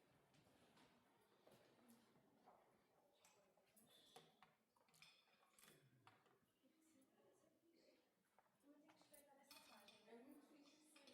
Vou passadinha na casa de vocês. Eu vou só tomar um café. À vontade.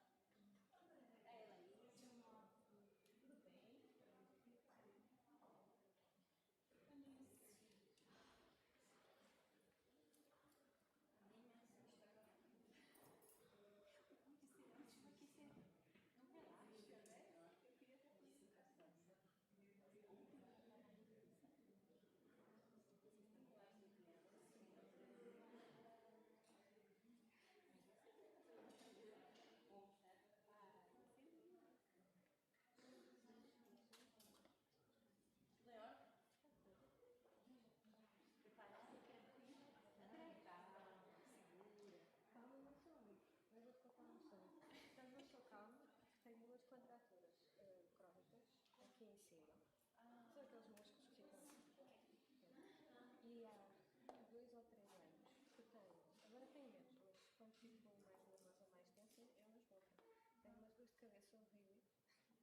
E costumavam tirar mesmo para canto, ao ponto de eu já cheguei e de ter essas dores de cabeça estar só no meio da rua aqui e ter que correr para dentro do Uber para eu vir para cá, porque até andar nervoso.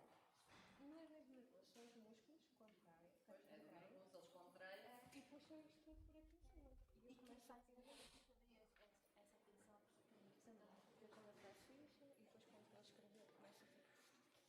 Eu também laranjas assim. Porque estava sentada no painel, depois fica assim, né? Pronto. Ok. E então. Agora estou a falar. Vou ficar. Não, por acaso não. Vou ficar aqui perto. Agora aqui para falar. Não é isso.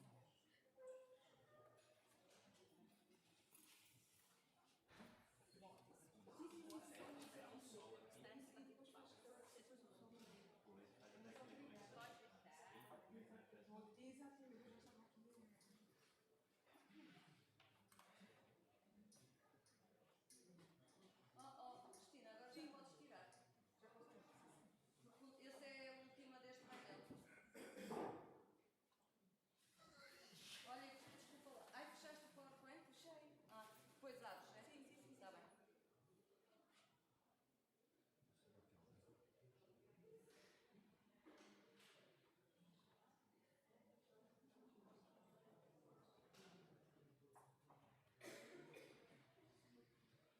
Depois a gente vai ter uma fala de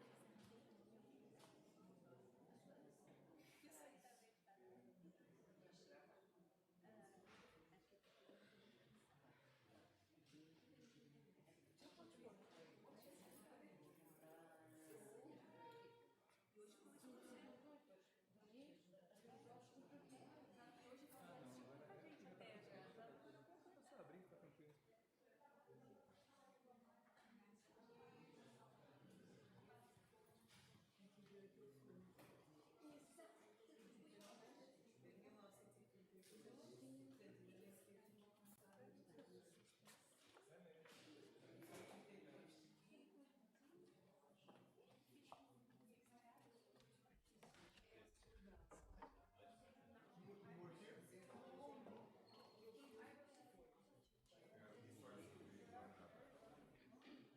Especially for the last conference, right?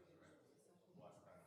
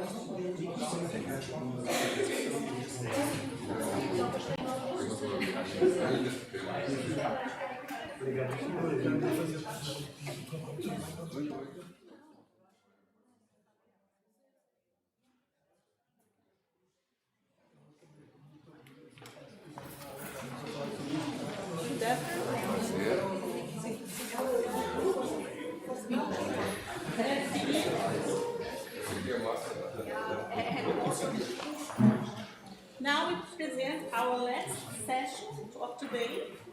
It's named Ethnological Archives and Repositories at the University of Aveiro. Not the last. Last session. Then we have a panel. They are archivists. Okay. Sorry. 3 works will be presented, and they all are about the University of Aveiro, and they concern the problem of ethnomusicological archives. We begin with Andrea. Good afternoon. Thank you so much for being here. I'm going to be representing the team that worked with me. Excuse me, let me just say something Christian was asking me. For ecological reasons, I would like to ask you, please, before leaving, because I know some of you are leaving earlier, to let this with us. If you want, you can take, of course, this white paper with you, but this will be used for other conferences, so, okay? Thank you, I'm sorry. Okay. So the team that collaborated with me, it was Dr. Cristina Cortez, that is here, Cristiano Tsoka over there, and Isaac, that I'm not seeing here, but that you probably have already met during these 2 days of a conference, and Filipe Beso, which is over there. Thank you so much. So this communication aims to set a theoretical foundation for the creation of a new semantic tool to facilitate classification and indexation of music and sound objects. It also aims to provide the primary assessment of relevant existing practices that are applied during the cataloging process and data ingestion in information systems in national and international contexts with focus on music and sound. The problematic that originated the will to create such tool is derived from our own institutional experiences and felt needs at the University of Aveiro. The University of Aveiro holds several collections which are composed by a wide array of music and sound objects and objects that are related to music and sounds fields of knowledge. The Library, Document Management and Museology Services Department, which is the place where we are here, SIBE, is an organic division of the University of Aveiro that converges librarianship, archival science and museology services, and therefore inscribes itself in a GLAM scenario, as it fulfills the traditional role of an academic library at the same time. Institutionally, SIBE is the responsible entity to manage research, archival and museum information systems, as well as to conduct digital preservation initiatives. The music and sound objects on hold by SIBE are spread across two main information systems, the OPAC, which is the library's catalog, and MUSE, the Museum and Archives catalog. At the same time, SIBE holds an institutional open access research data repository, DUNAS, and an institutional open access research outputs repository, RIA, along with an open access research publishing platform, which is called PROA. DUNAS contains music and sound data, and RIA and PROA music and sound related research outputs. On the other hand, UAS branch of the Institute of Ethnomusicology, Center of Studies in Music and Dance, has as well been producing music and sound data and collections in two main ways. One, through their research projects, and two, through the obsolete media digitization laboratory, SOLAB. With the recent creation of DUNAS in 2022, there has been a pilot project to include the data generated by one of INET's latest research projects, which was SOMA, Sounds and Memories of Aveiro. This pilot project is serving as a case study to understand the difficulties in the ingestion of music and sound-related data. Most data generated by INET-md is still currently held by INET-md and stored at its facilities. Considering the wide array of objects and data related to music and sound that can be ingested in these information systems, as well as the dimension and complexity of such topic, we decided to use as a starting point for our discussion around classification processes the Shellac Records collection, a collection of around 7,000 gramophone records and related documentation, institutionalized at the University of Aveiro after several private donations that have been made since 2010. This collection is being catalogued at MUSE, and it will serve as a case study to test the tool we here come to propose. In what concerns obsolete audio carriers, the workflow of the digital preservation process follows up the three underlying principles in digital preservation activities. One, authenticity, longevity, integrity, and UA also has into account the best practices as suggested by guidelines issued by the International Association of Sound and Audiovisual Archives, along with the implementation of the three O's policies, principles, and FAIR principles. The development of digital infrastructure is done through open source software Archivematica, in compliance with the ISO OA's functional model. The requirements for digital preservation at UA include selection, inventory and cataloging, preservation strategy, planning, access and use, rights, conditioned of course by the ethics directives and legal rights imposed, and storage and security. Institutionally, MUSA, DUNAS, RIA and PROA are seen as direct contributors to the implementation of FAIR principles in research, as well as to the implementation of the 3O's policy, since they allow consultation, research and reuse when not subjected, of course, to copyright laws or GDPR protection of music and sound data and historical sources, while using open software, which dedicated developer communities around the world also benefit from, through code and knowledge sharing. In this way, they serve as promoters of sustainable research, with MUSA serving simultaneously as a promoter of collective memory safeguarding. In this context, the main topic to be discussed in this communication will be Portuguese language semantics and possible semantic web solutions, as well as its importance and implications on classifying music and sound objects in information systems. So according to UNESCO, Portuguese is one of the main international communication languages with more than 265 million speakers distributed throughout all continents, being the most spoken language in the south of the globe. The beginning of colonization of overseas territories and societies by the Portuguese kingdom in 1415, along with its presence in interoceanic trade routes and centers, gave rise to the Portuguese Empire. Spanning throughout almost 6 centuries, it has been branded by some historians, such as Roger Crowley, as the first global empire, and it's one of the longest lived. Colonization, along with intensive international trade practices, also left cultural and linguistic traces that persist in variable degrees in those societies and territories with which the Portuguese had contact with. The dissociation of the Kingdom of Portugal with territories and societies part of its sphere of influence happened throughout its whole duration, at variable paces and different degrees, after longer as well as ephemeral relationships. One of the most prominent traces of the presence of the Portuguese Empire is the Portuguese language. After their gained sovereignty, 8 countries nominated the Portuguese language as their official or one of their official languages. This is the case of Brazil, Angola, Cape Verde, Guinea-Bissau, Mozambique, São Tomé e Príncipe, East Timor, and Equatorial Guinea. Macau, a territory part of People's Republics of China since 1999, has the Portuguese language as one of its official languages. In Goa, Namandiu, in India, and Malacca, Malaysia, despite not having the status of official language, there are still community pockets of Portuguese speakers, resulting from a prolonged connection of Portugal with these territories and societies. Due to these established relationships with the Portuguese language, these communities and countries are referred to as Lusophone. In 1996, Portugal, Brazil, Angola, Cape Verde, Guinea-Bissau, Mozambique, São Tomé e Príncipe found a CPLP, the Community of Portuguese Language Countries. In 2002, after becoming an independent country, East Timor joined, followed by Equatorial Guinea in 2014. CPLP is an international governmental organization that aims to preserve and enhance cooperation relationships among Portuguese-speaking countries. Its aims are focused on political and cooperative actions towards the development of social, cultural, and economic domains. CPLP comes to fruition after the end of the Portuguese colonial domain.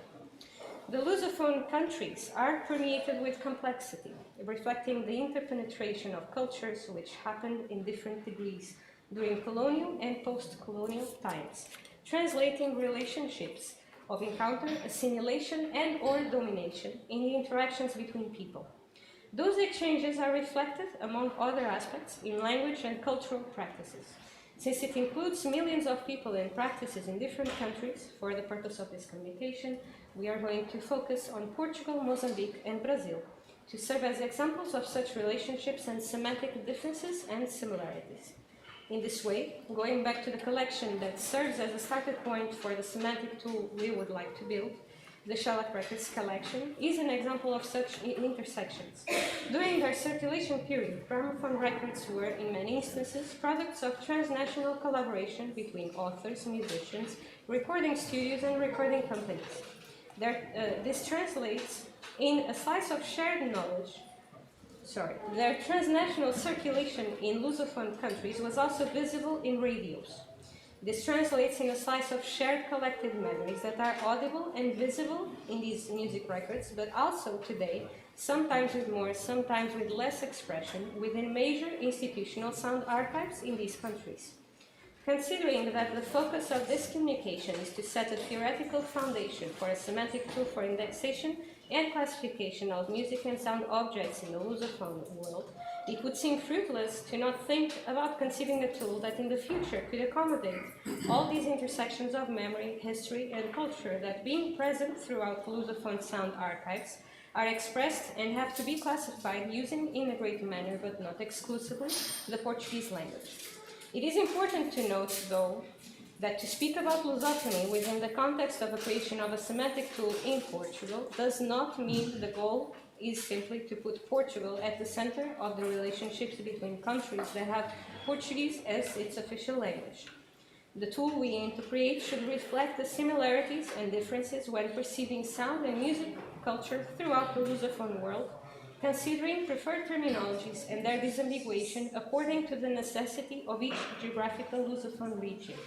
In this way, we aim to avoid disguising a new colonial vision of the relationship between peoples through language, music, and sound, but to contribute to the fair representation of Lusophone music and sound objects in the globalized scenario that it is the digital space, a space that is heavily guided by information technologies and therefore dependent on semantics.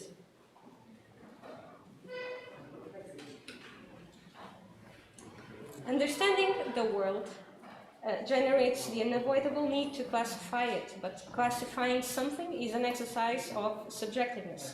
The classification of objects has not only a function in the organization of knowledge within systems of information, but also an educational function. Humans create, learn, and disseminate hierarchical classes of things in order to be able to identify them in the world. In this way, classification systems are vehicles to decode meanings. To add to this, the internet is a place where users are simultaneously producers and consumers of information, generating data, new ways of classifying those things, and new terminologies. Music streaming companies make use of the same principles to attract audiences. However, in these instances, such as Spotify, the new classes of music and sound relate to, in many cases, as states of emotion that can be capitalized, as opposed to any intrinsic musical or sound characteristic or context of creation, to put it simply. The opening of institutional sound archives through online spaces that enable digital preservation and dissemination of collective memories and knowledge is widely discussed among different stakeholders. The current conditions of digitality and the implementation of digital preservation practices reveal several new and old problems about classification, as it becomes more evident that the technology is highly dependent on it. Considering that semantic classes can only be recognizable under the condition that the values, knowledge, and meanings they represent are similar for the classifier and for the user, the problem widens when considering the polysemy found within the transnational instances of the Portuguese language. Many standardized classification systems, such as the Universal Decimal Classification and the Dewey Decimal Classification, commonly applied or used as source of indexation by memory institutions during the 20th and the 21st centuries, were created during the 19th or the early 20th century in the northern hemisphere of the globe and have since undergone revisions. In themselves, they are the product of historical time. They reflect subsequent attempts to try to order the world according somewhat restricted and hierarchical rules, leaving out a wide array of classes and subclasses in the case of music and sound, and especially popular practices and epistemic knowledge.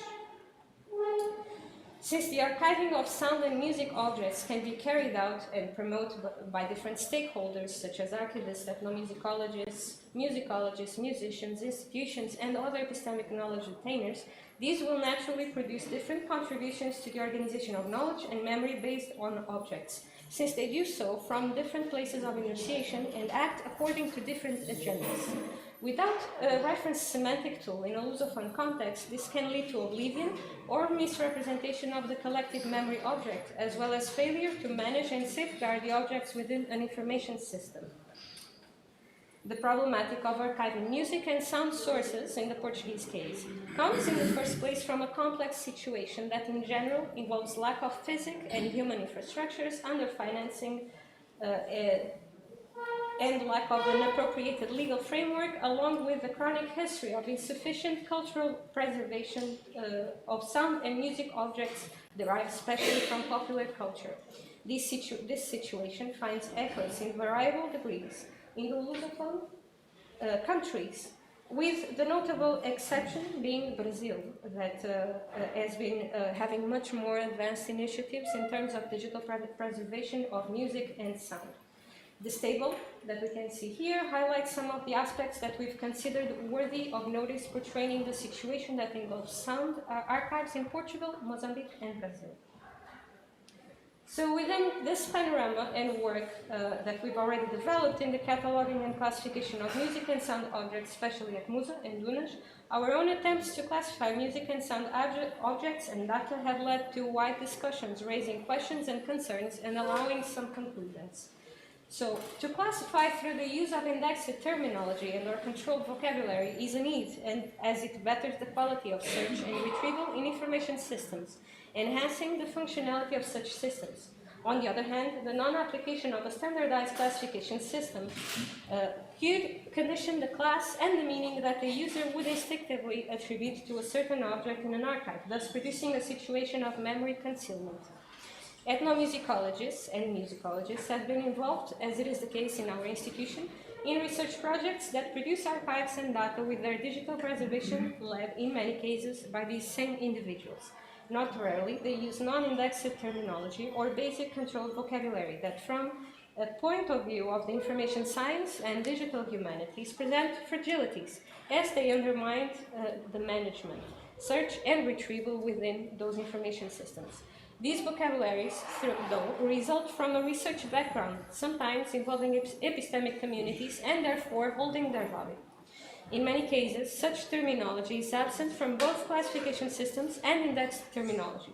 So, how to classify music and sound objects, for instance, portraying popular Portuguese music genres and practices, when the indexed terminology and classification systems in the Portuguese language do not include such practices?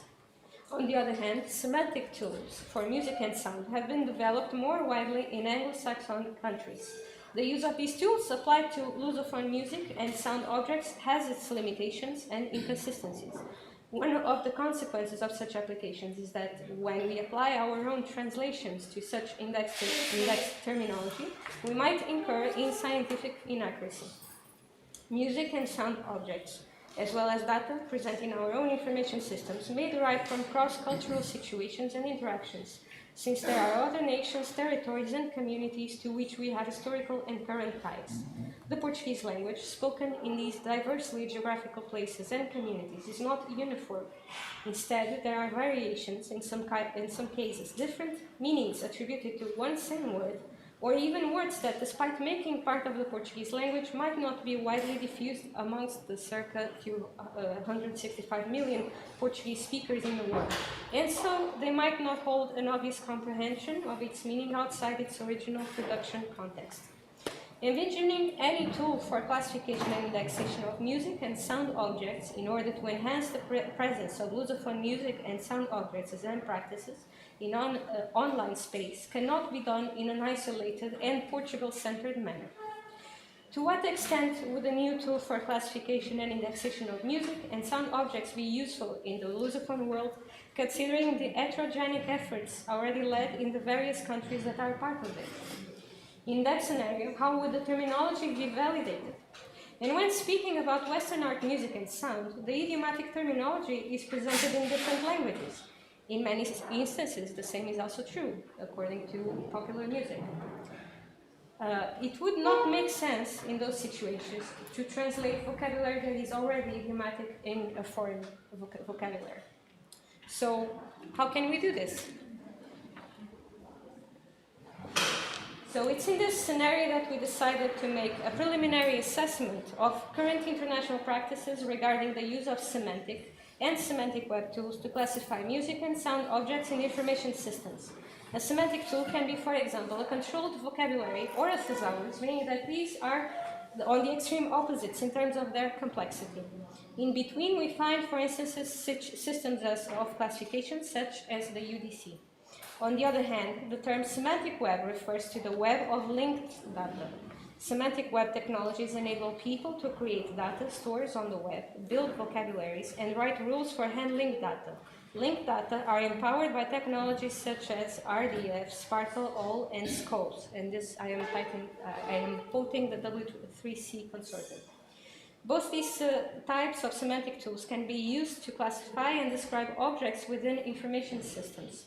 And to understand primarily what kind of semantic solutions concerning music and sound have been put in place by other institutions or studied in academia, we try to collect and assess general characteristics of a group of resources that vary from thesauri to ontologies and controlled vocabularies. We came to the conclusion that besides local institutional practices of controlled vocabulary lists and databases, there are mainly three sources in the Portuguese language of a higher complexity level of conception, besides the Brazilian Portuguese and the European Portuguese translations of UDC. Two of these tools are presented as microthesauros. One is dedicated to musical instruments and the other to music theory and practices.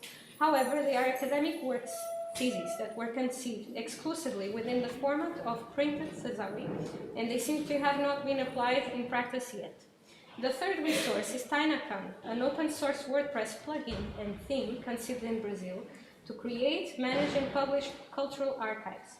Not being a semantic web source in itself, it has primarily the capability of using some possibilities of the semantic web, such as facilitating the organization of taxonomies within the collections that we decide to insert on it from our own museum.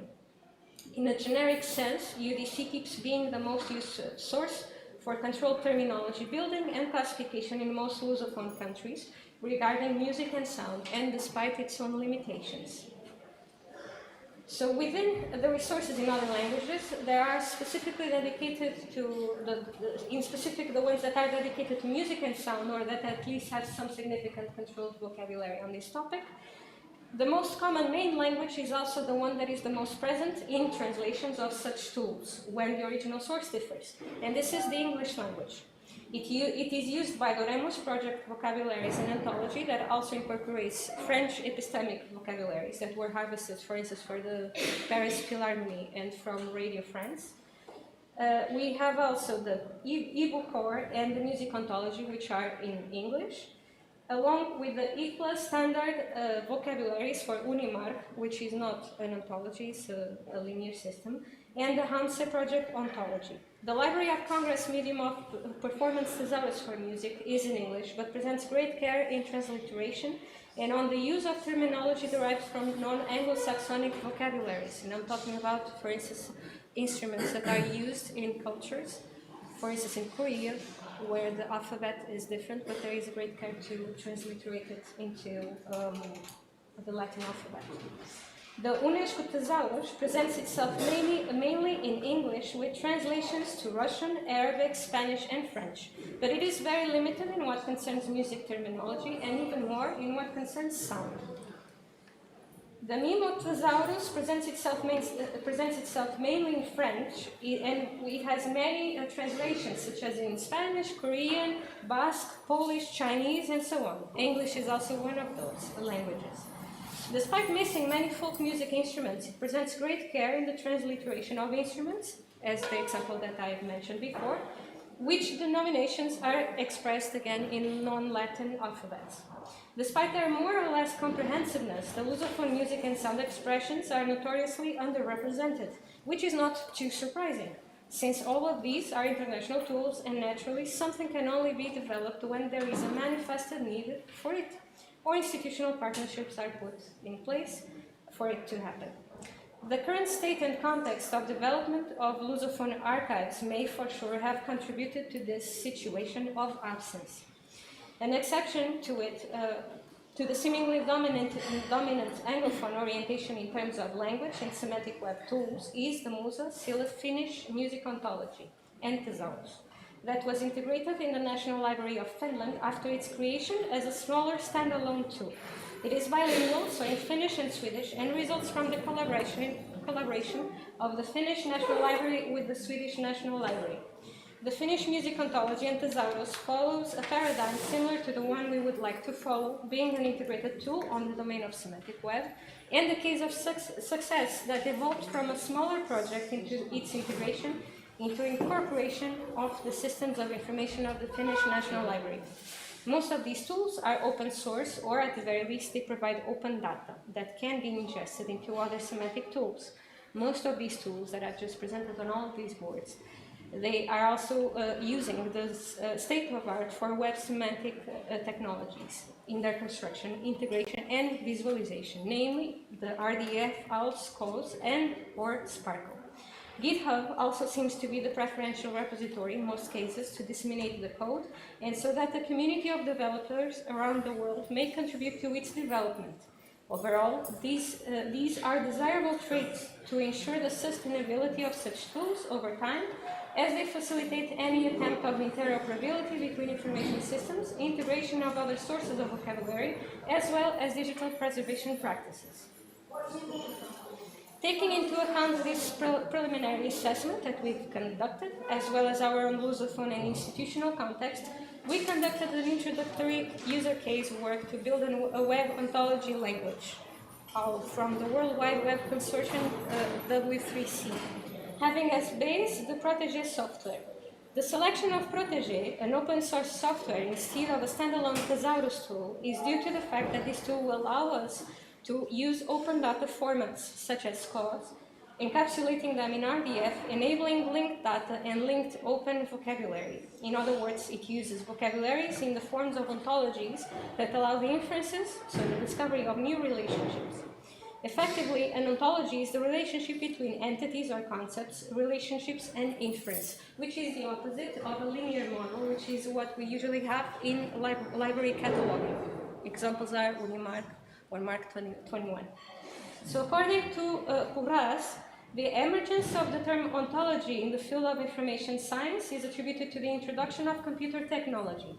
Often considered synonymous with indexing languages of thesauri, ontologies have their origins in metaphysics.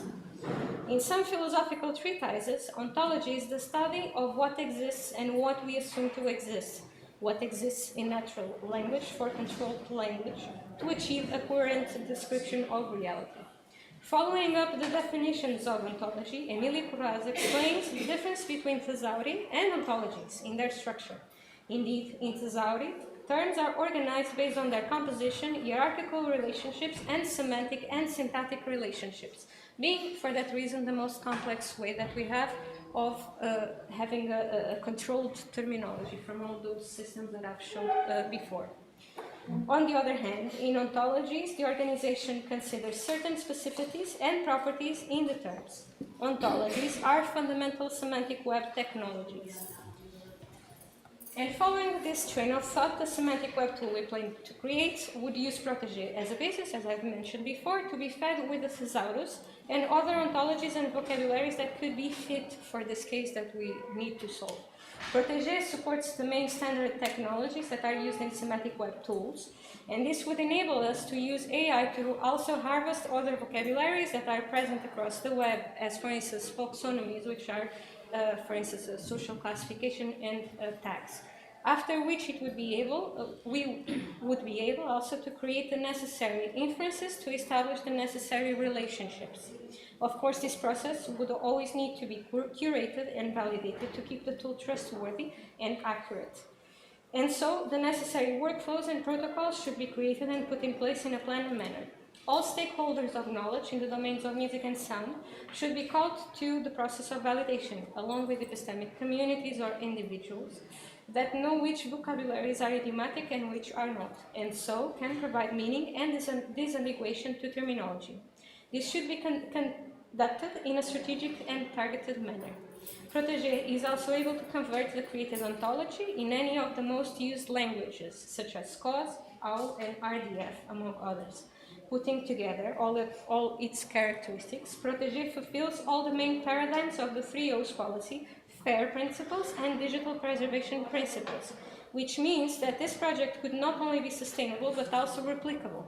presenting a great possibility for example, expansion of the tool along with inter-institutional and intra-institutional sharing and reusing opportunities. As a summary, our semantic tool aims to articulate the domains of digital humanities, semantic web, ethnomusicology, musicology and sound studies, as well as epistemic knowledge in order to accommodate Portuguese-speaking communities, music and sound objects within digital archives. This tool should also strengthen the position of Lusophone-led knowledge in the digital space, contributing simultaneously to stronger institutions and to a stronger practice of digital preservation of music and sound objects, since classification is necessary to process, to ensure, and to the process of digital preservation to ensure efficiency in information systems. And so our bibliography, thank you very much.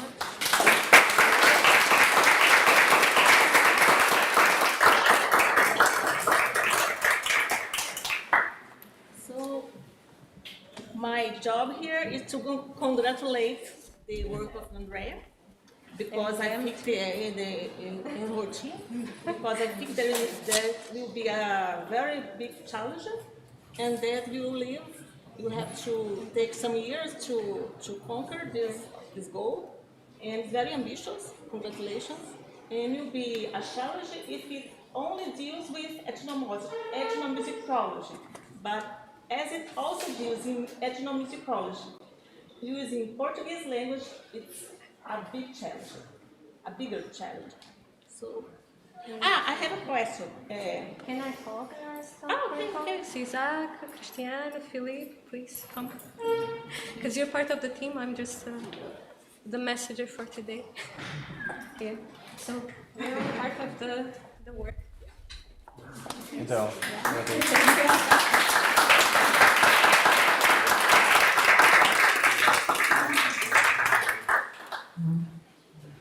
you talked about a semantic tool. What does this tool is constituted by? So it would be an ontology that would be fed by thesaurus that we also have to create because we don't have one in music that is written in the Portuguese language. And then we could have AI to basically create new relationships and to get vocabularies that are already in the internet that we can ingest into the system. And then basically we would have to curate it because there's too many vocabularies that are not controlled within the internet. And there's these new classifications that are made, specifically like in music and arts. There's also lots of socially constructed new words coming up at all of the times because the internet is also a space of creation. So we would have to also do that. So ontology, thesaurus, fed into the ontology, then harvesting more vocabularies into it. We would have to do some translation work into it, I guess, and sometimes no. In the case of idiomatic foreign vocabulary, that makes sense to keep, right? And we would have to basically have this curation process being validated by the people that detain the knowledge. And those are many people. Yeah. And to be used for everyone. Yeah, for everyone. That's the thing. So everyone can contribute. Maybe in the future, if another institution in another Lusophone country wants to contribute, maybe we could just share it and work together to help. Open to everyone. Yeah, exactly. Open to everyone. Okay, thank you. Any other questions? I don't have a question, but I just have to say that your capacity for explaining this Lusophone project in English is extraordinary. So, thank you. Can I just mention one thing that is in the base of all this discussion, which is we all have metadata for instance, global positioning system.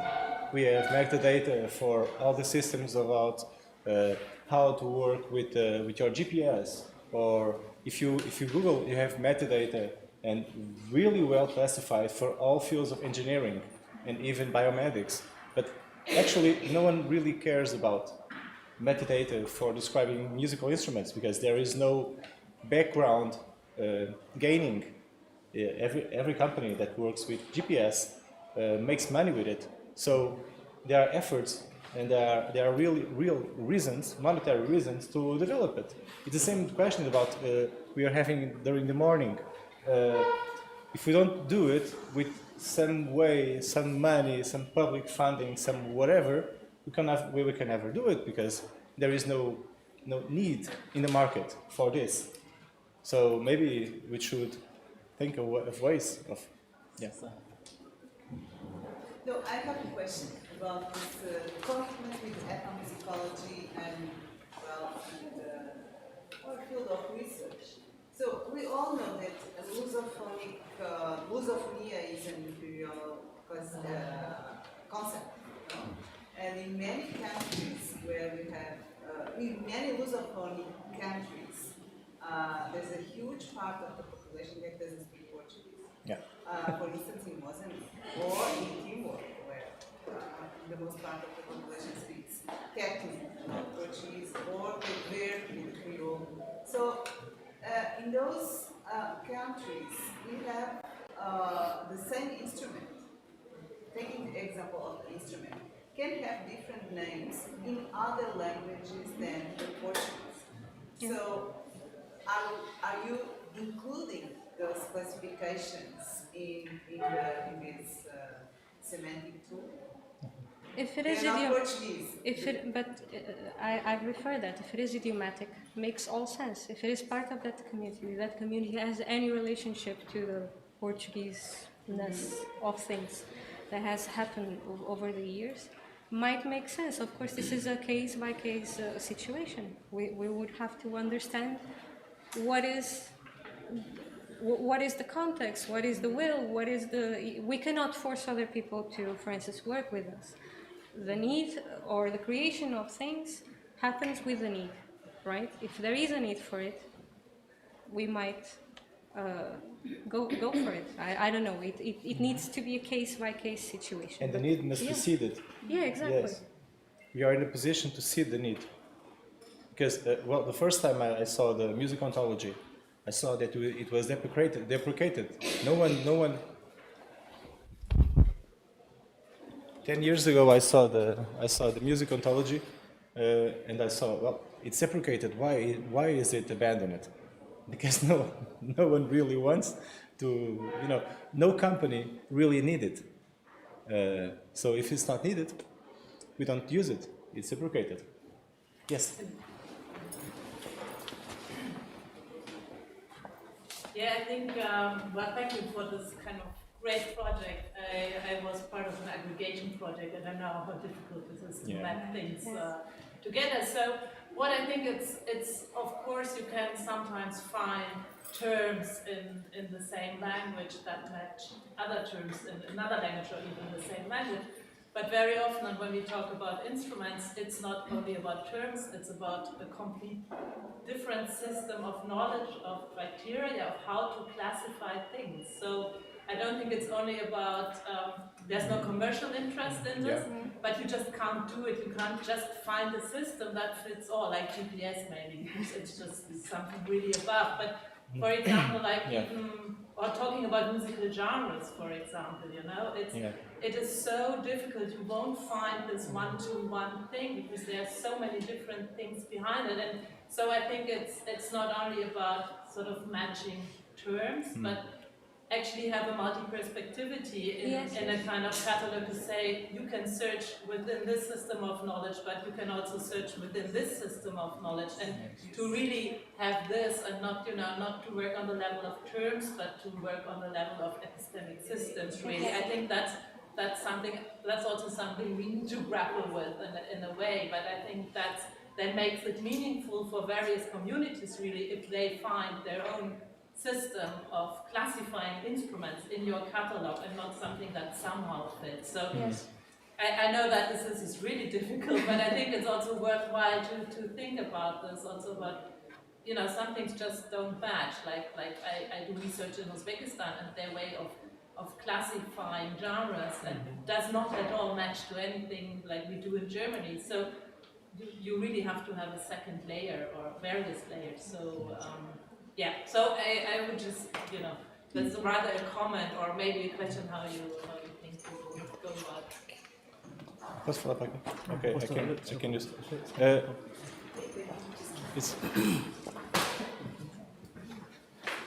I just have one comment about that. I personally don't relate with what I'm saying. Okay, so, but I see it. It's all around me, so I must include it. 2 years ago, OpenAI we will not believe it was capable of. But then we improved the model, and it is now capable of. So maybe, I don't know, I don't relate it with it, really. But I actually know it can do it. I don't know, the model costs like 100 euros.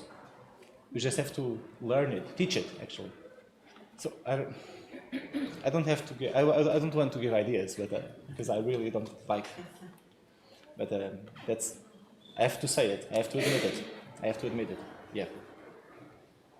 Actually, we have been thinking on inclusion. What related to your comments.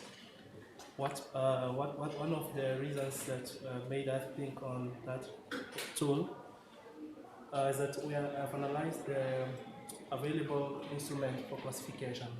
For example, we have a universal decimal classification of translating. Yeah. In Portuguese, we have concepts or terms like black music, for example, and other concepts. What reveals that it was made in a colonial context, and we believe that it's no longer useful. I mean, useful, no, but I mean, it's not inclusive. There are some classification or names that were left behind, you know. So in our project, we think that we have to include those concepts from the local communities, as Susanna said, and you also said that, in that system of classification. For example, when we have a guitar, or we'll associate that term with the other meanings or concepts that are used in those countries, so that everyone may have access to that information. That was the idea.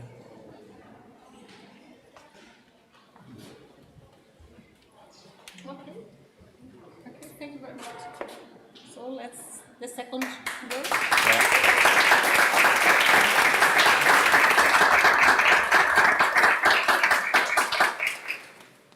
Dunas, the research data repository of the University of Aveiro, Andrea Martins.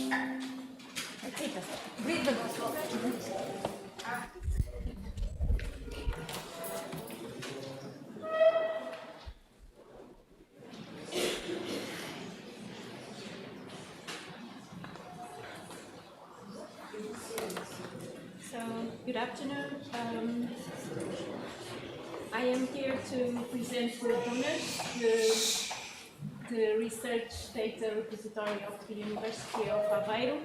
It was developed by two university services, the Library Document Management and Museology Service, and Information Technology and Communication Services.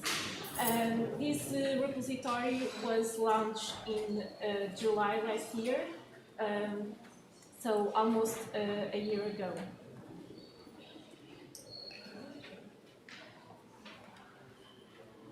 So it is the institutional research data repository. We also have an institutional repository for publications, but Dunas was created specifically to share, archive, access and discover research data produced in the university scientific research activities.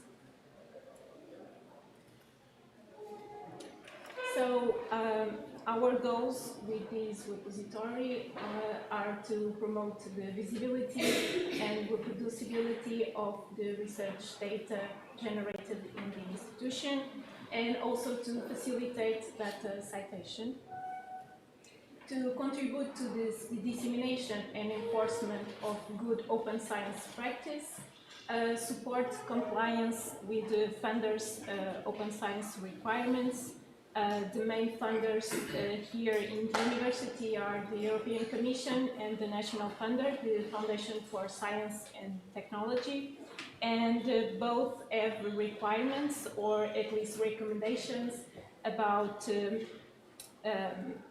making available the data resulting from funded research.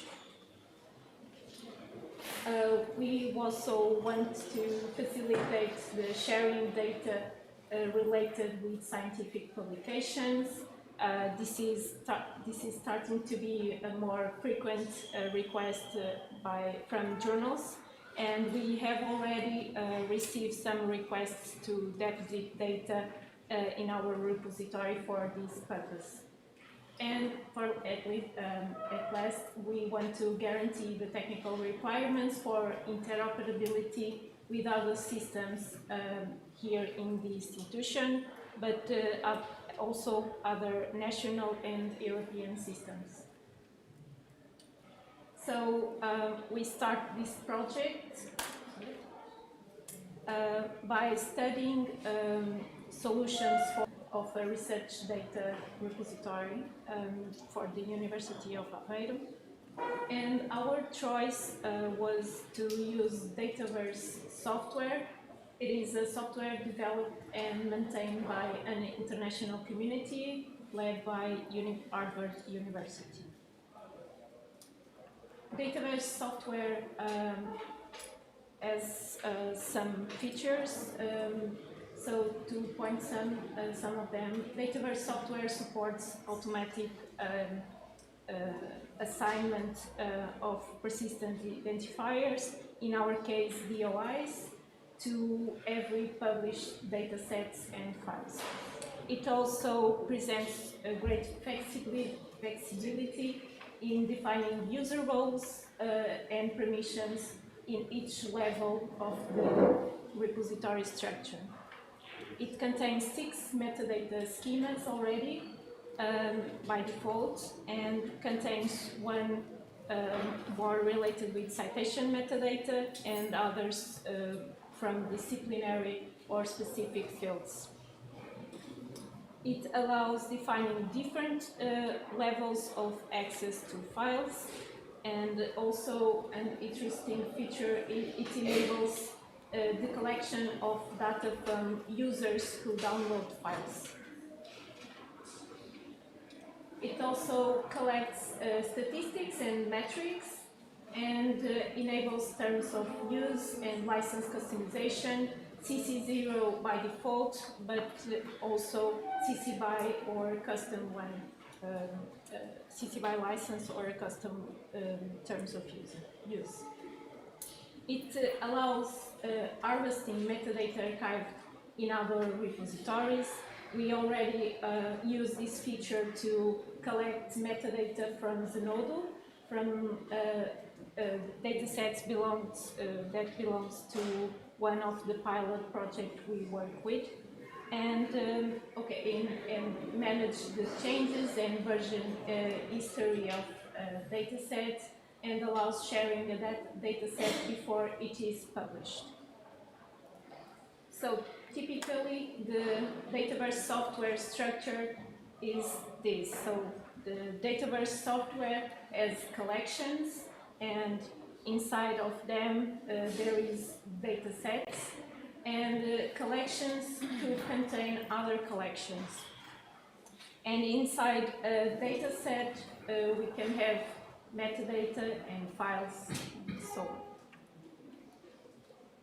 So for Dunas, we decide that the structure will reflect the organic structure of the university. So we are going to have a Dataverse collection for each research unit and for each department of the university.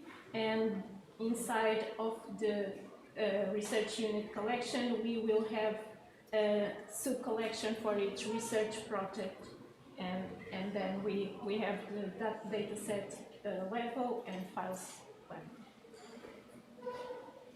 We also have We have also defined a workflow that starts with the author. So the author uploads files and fills the metadata fields, and then the author or a project member or a collection administrator makes data creation tests, and in this period the data set is in draft version, and when all set, the author submits the data set for review.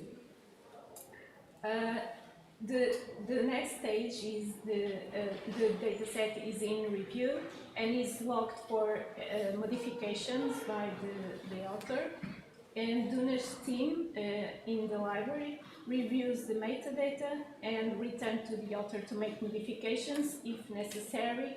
If everything is okay, we publish the data set. With the implementation of this repository, we establish these associated service, help desk, training sessions, and support contents. The repository is already up and running, but we still have several challenge and future steps. We want to promote the role and the use of the repository among our research community. We want to do more subject guides and training sessions for target audiences. We want to, now we currently have a big challenge, which is the sustainability of the project, especially related with costs and procedures related to the data storage. We also want to work on the interoperability between the data repository and the publication repository, and also the open access journals platform. And then we want to achieve repository aggregation on external systems like RCAP, which is a national aggregator, and OpenAir as a European aggregator. We want also to achieve Core Trust Seal certification one day in the future. In the implementation of the repository, we work with 2 pilot projects, and one of them was SOMA project, Sounds and Memories of Aveiro. The aim of this project was to build a sound and memory archive for the region of Aveiro. It belongs to Institute of Ethnomusicology, and it was founded by the Foundation for Science and Technology. Our collaborative work starts with an interview. We prepare 21 questions to learn about the project and identifying the process that the SOMA project team used to manage, store, and make available the data produced by the project. They told us they work with ethnographic and geo-referencing data in audio, multimedia, and image files. Regarding its data archiving practices, the SOMA project team told us that the estimated data volume was between 3 and 7 terabytes, that all the data generated by the project were saved, archived, and the storage was done on external disks. After this first session, we did several follow-up sessions where we discussed some issues. One of them was what are data and outputs and results in ethnomusicology, what data are eligible for deposit in the data repository, what is the best way to organize data in collections and data sets. We debate a lot of this question. we had doubts about which was the best option to organize data. And also what file formats should be used to make the data available in the repository, because sometimes the formats used by the project are not preferred file formats to deposit and to preserve. So it was important to establish what kind of project data was intended for deposit in the data repository. In this context, we are talking about raw data with minor edits.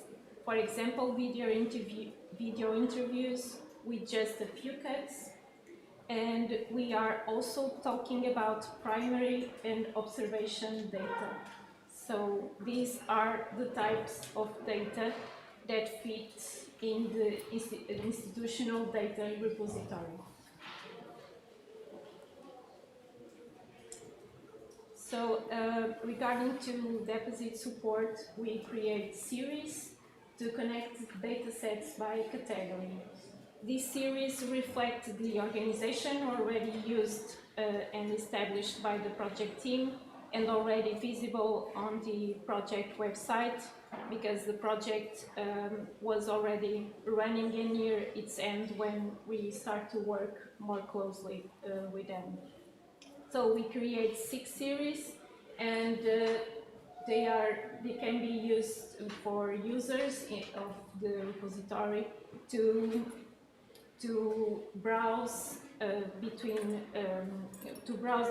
sets by these categories. We also create templates for data sets with pre-filling of common fields. For instance, the project name that repeats in every data set, and the affiliation, the grant information, the funder information is already filled when a researcher starts a new data set.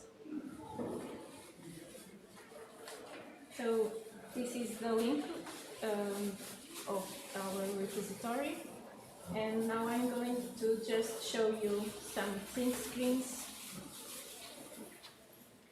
So the print screen is from the main page of data set of the SOMA project.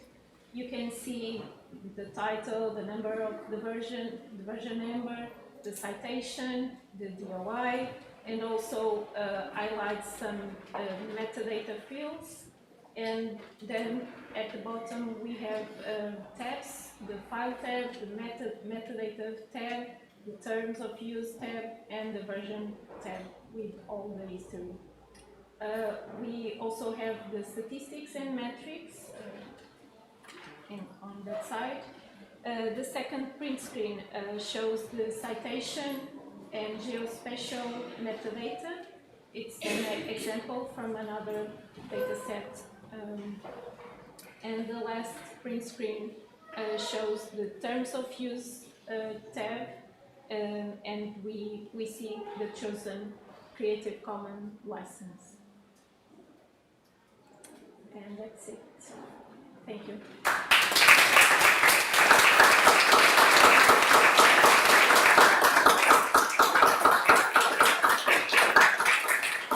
Just to add a fun thing, this is a Dunas was a project, a joint project that was conducted by the library, by the IT service, and with the research office. Okay, it was with all those people. Yes. Yes. Yes. Woman? Almost. The team is back then.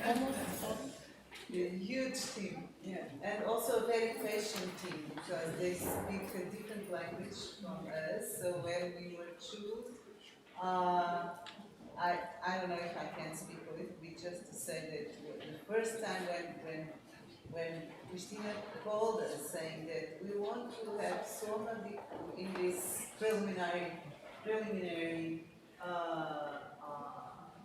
experience because it's quite different from a chemistry. Okay, and it is related with the city and with Aveiro and blah, blah, blah. Okay, so, and I thought one more time, one more attempt to make some database for One more platform. ethnomusicology. And then we arrived here for a meeting, and almost all of them were on the table. So we were, what is this? I was with Ana Flávia behind. 2 against What is 6. Yes. So they put those 21 questions were applied, and so I thought this is serious. But then, well, I think we have a long. Yes. We achieve a lot of things. Yes. But, Yes. Indeed. Ana Flávia is going to explain what is the experience of trying to apply this, no? Yeah.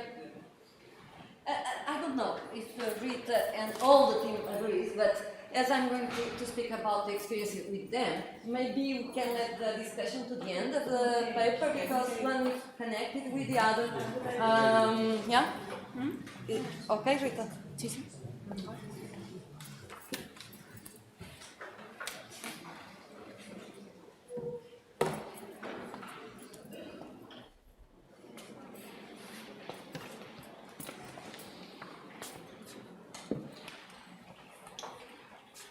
So, as you already know, SOMA is the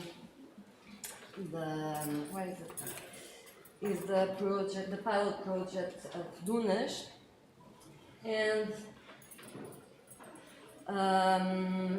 is coordinated by Susana Sardo, and its main goal is the construction of a collaborative sound and memory archive for the region of Aveiro, though the collection of audiovisual materials derived from field work. Since the very beginning, the team working on it was aware of several aspects related to the generation of data that would have to be considered with care. Most, if not all, the objects collected would be born digital or reborn digital, therefore they can be considered digital objects.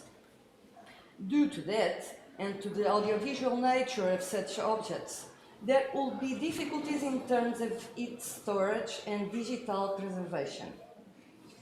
3. It would be preferable to make these objects available to the public, since one of the pillars of SOMA was social responsibility, and thus giving memories back to society was a priority. And 4. Growing fear that with the ending of SOMA's life cycle and the lack of storage platform, the objects would not be findable by the community and other researchers. The test phase of Dunas involved user experience sessions with the pilot projects.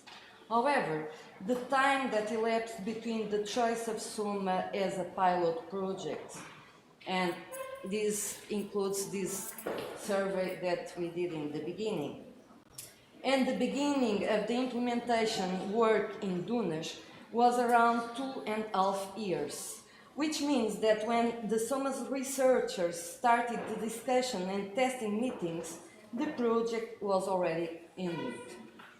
This delay also meant that the team had to find alternative solutions to disseminate project's data and information, like the construction of a database in Excel format, which later had some of its data visible through the SOMA's website. On these websites, it was decided to create two major archive categories that were called Archive of Memories and Archive of Sounds. Although the Archive of Memories also includes sounds, for example, in some incorporated audiovisual files, it seemed appropriate to organize all audio data and edit short and long in podcast format or sound ethnography in a separate category. Furthermore, each of these categories, the Archive of Sounds and the Archive of Memories, is still divided into subcategories. In the case of the Archive of Sounds, there are 3 subcategories: that the literal translation is sound fragments, sound realizations, and podcasts. So, quoting Miguel Garcia this morning, let me show you the archive on the screen. No. Since we are moving from the possession to access and allowing you being infected with the dangerous virus that provoke the downloading fever. So this is the website of the project, and today I'm not going to open this archive, only the archive of sounds, where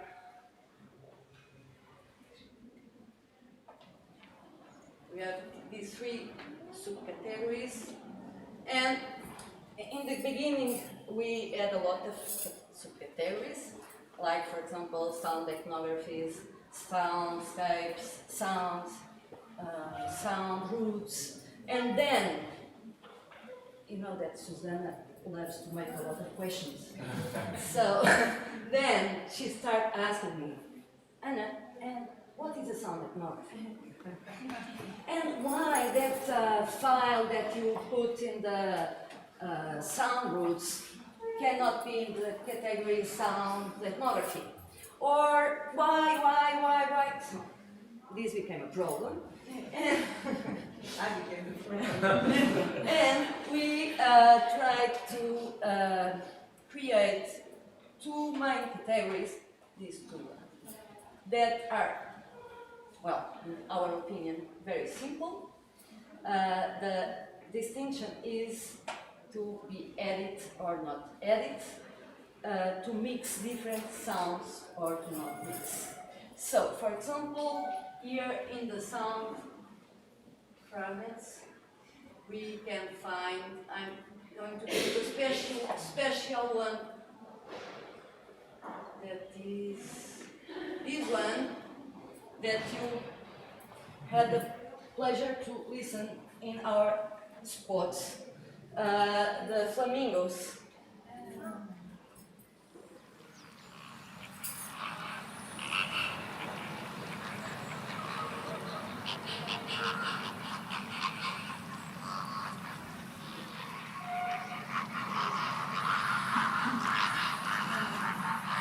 We made these recordings in the spring, very early in the morning. That is the best hour to record the birds.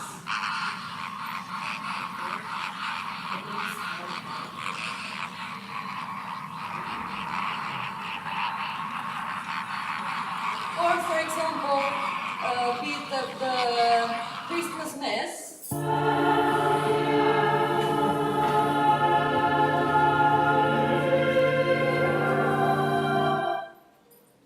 In the other subcategory,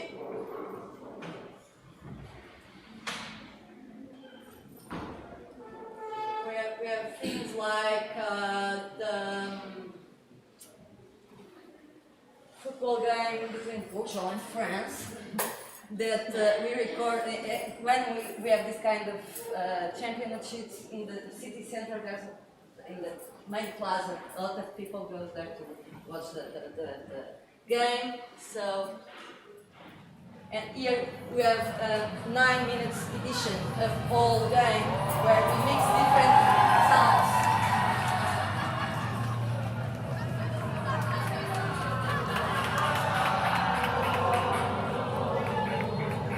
Or an edition at the train station with different sounds.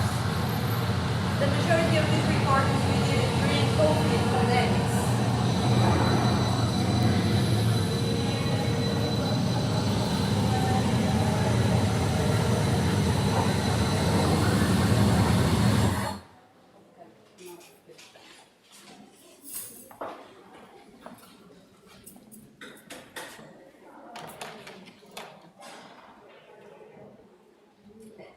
Põe antes, Cristina. Eu ponho aqui. So, the working meetings to create a Dataverse project and corresponding data sets took place with a team made up of 2 researchers from SOMA, Susana and Ana Flavia, a team of technicians from the library that are here today. Rita just presented, but is there, and there are also other members of the team. A team of technicians from the Information and Communication Technology Services that are, José is there, Nuno is not there, and no, he's not, okay. And in the later phase with a researcher dedicated to the organization and articulation of the different databases of the 4 branches of our research institute. She's here with us, Evelyn Sacramento. We spent many hours discussing the nature of data in music research and how that data can be entered into a data repository. When creating the first data sets, the big question was to create data sets that included data used in the construction of a certain result or in the construction of knowledge, or even to create data sets from the categories used in the previously created database and visible through the SOMA's website. The decision fell on the latter option. Example 1. After the creation of some data sets, which were used for the formal presentation of DUNAs to the academic community, the collective work decreased and the SOMA team continued with the task of creating the data sets. At the same time, a SOMA researcher began drafting an article on the construction of a sound ethnography about Festa de São Gonçalinho.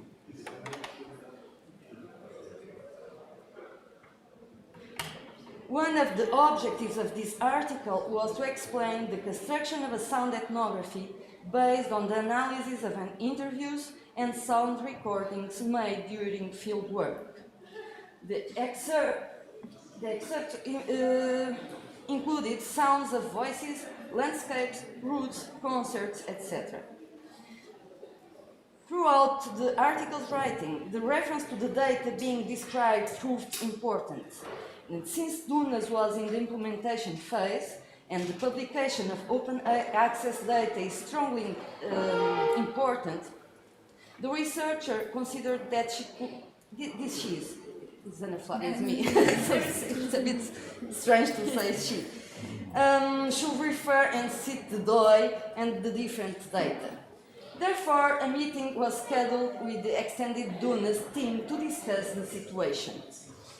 Since the article will constitute the classical example of a scientific result, we equated the creation of a data set that would include the different data used in the construction of the sound ethnography and the article.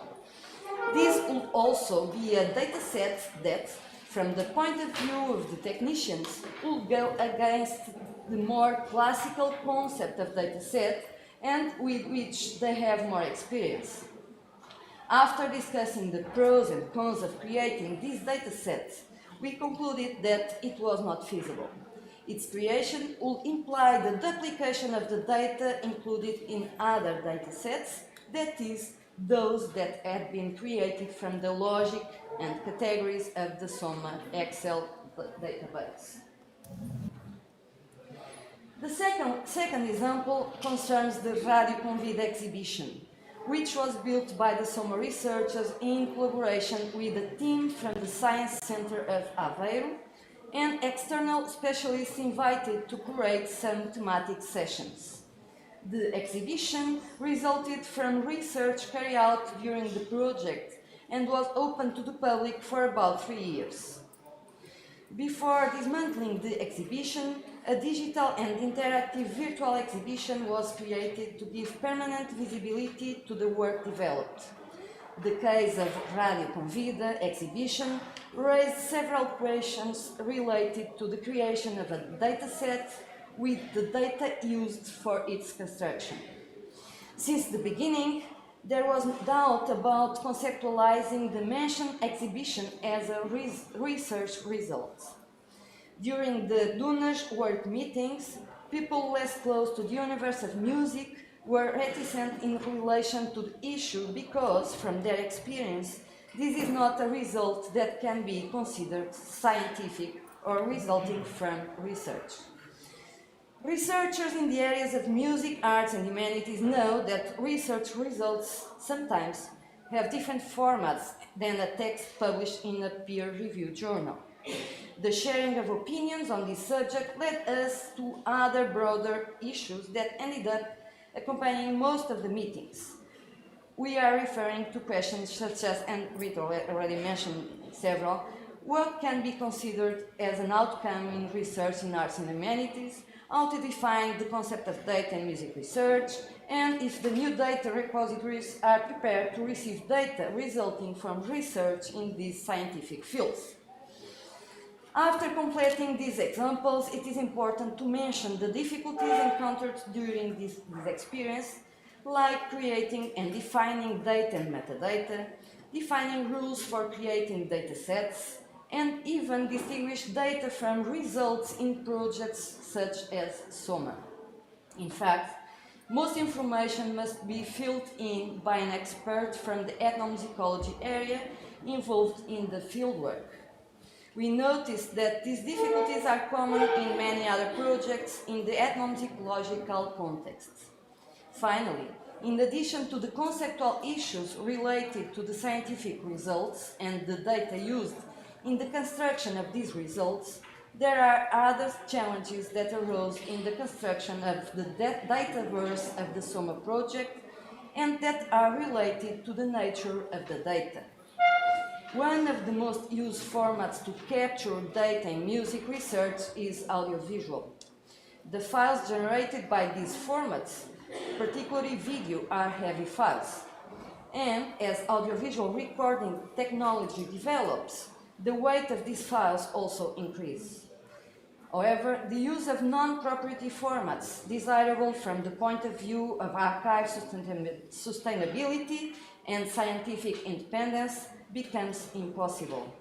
We try to use a non-proprietary format, but the size of the generated file increased to such an extent that the Dunas management team, who initially asked us to use non-proprietary formats, changed the policy acceptance of files in proprietary formats.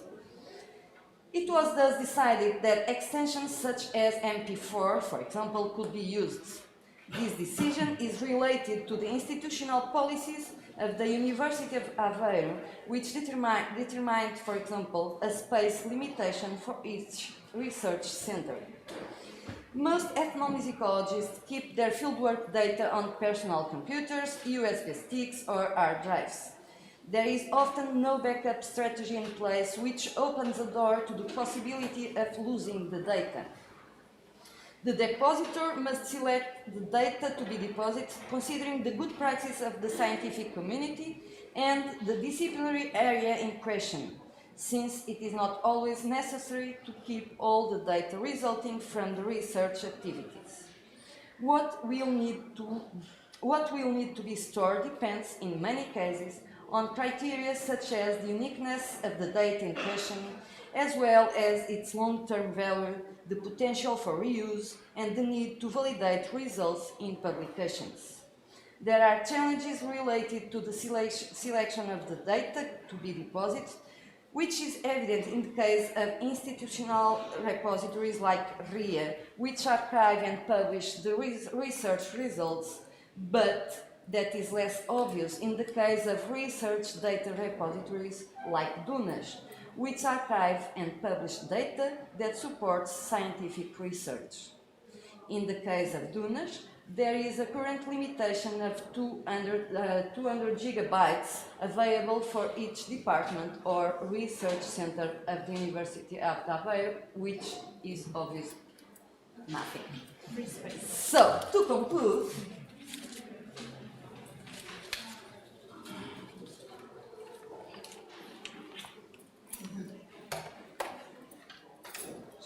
we saw during this conference that You, the ethnomusicology researchers, often work with the multiple types of multimedia documents such as photos, videos, and sound records.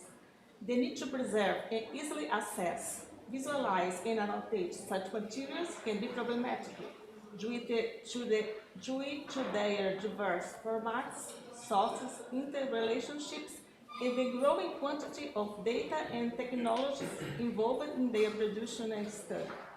We have also noted that repositories, tools, and databases have contributed to making the music fields of study more data-rich than ever before.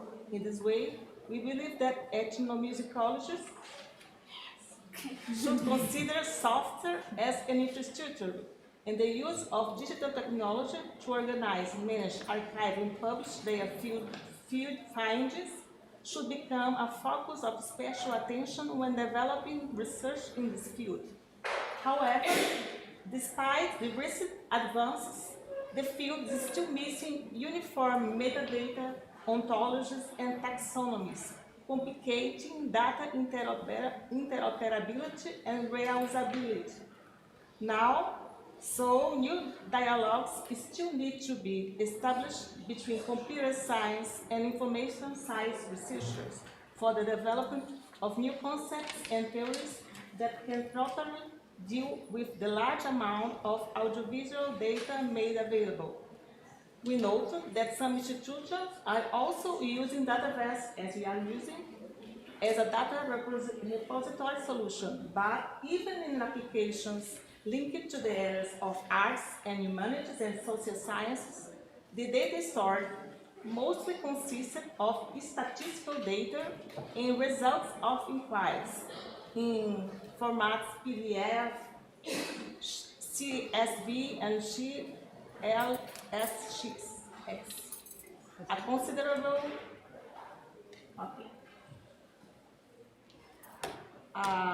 great part of the results research activities are being created in digital formats. The important question to consider is where the research courses that are now being digitally documented or already generated in digital formats will be available for accessing new use in new research a few years from now. We need to think how the researchers produce and store audio and audiovisual data, how the institutions can ingest them, consider long-term preservation. So we need to consider the question of accessibility and reusability proportioned by non-thematic repositories like DUNAS.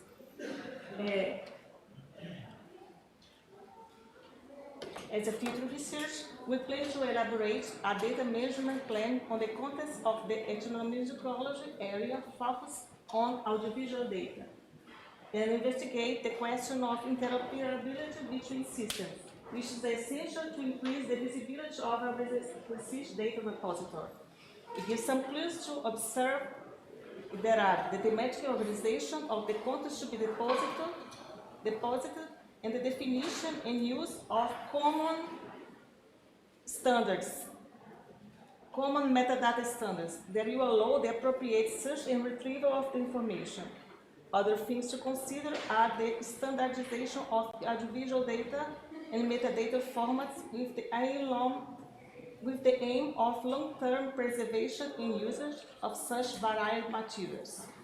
A final thing to consider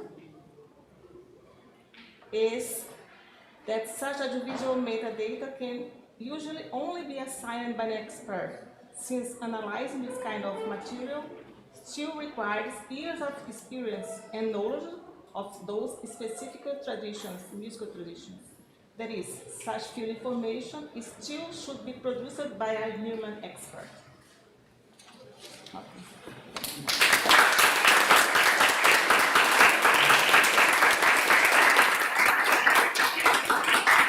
Questions, comments?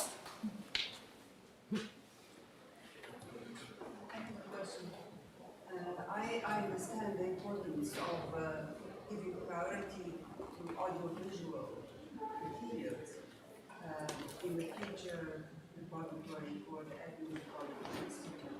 But I think there are many other,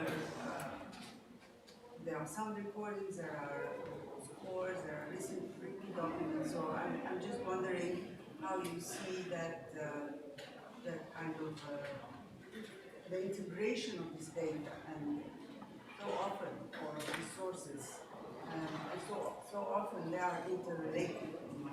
You can have a film and at the same time a score with the music, and at the same time an interview, and at the same time a newspaper article. So how do you see integrating all of these things in the future? I can start and then you. In the case of Dunas, this is a.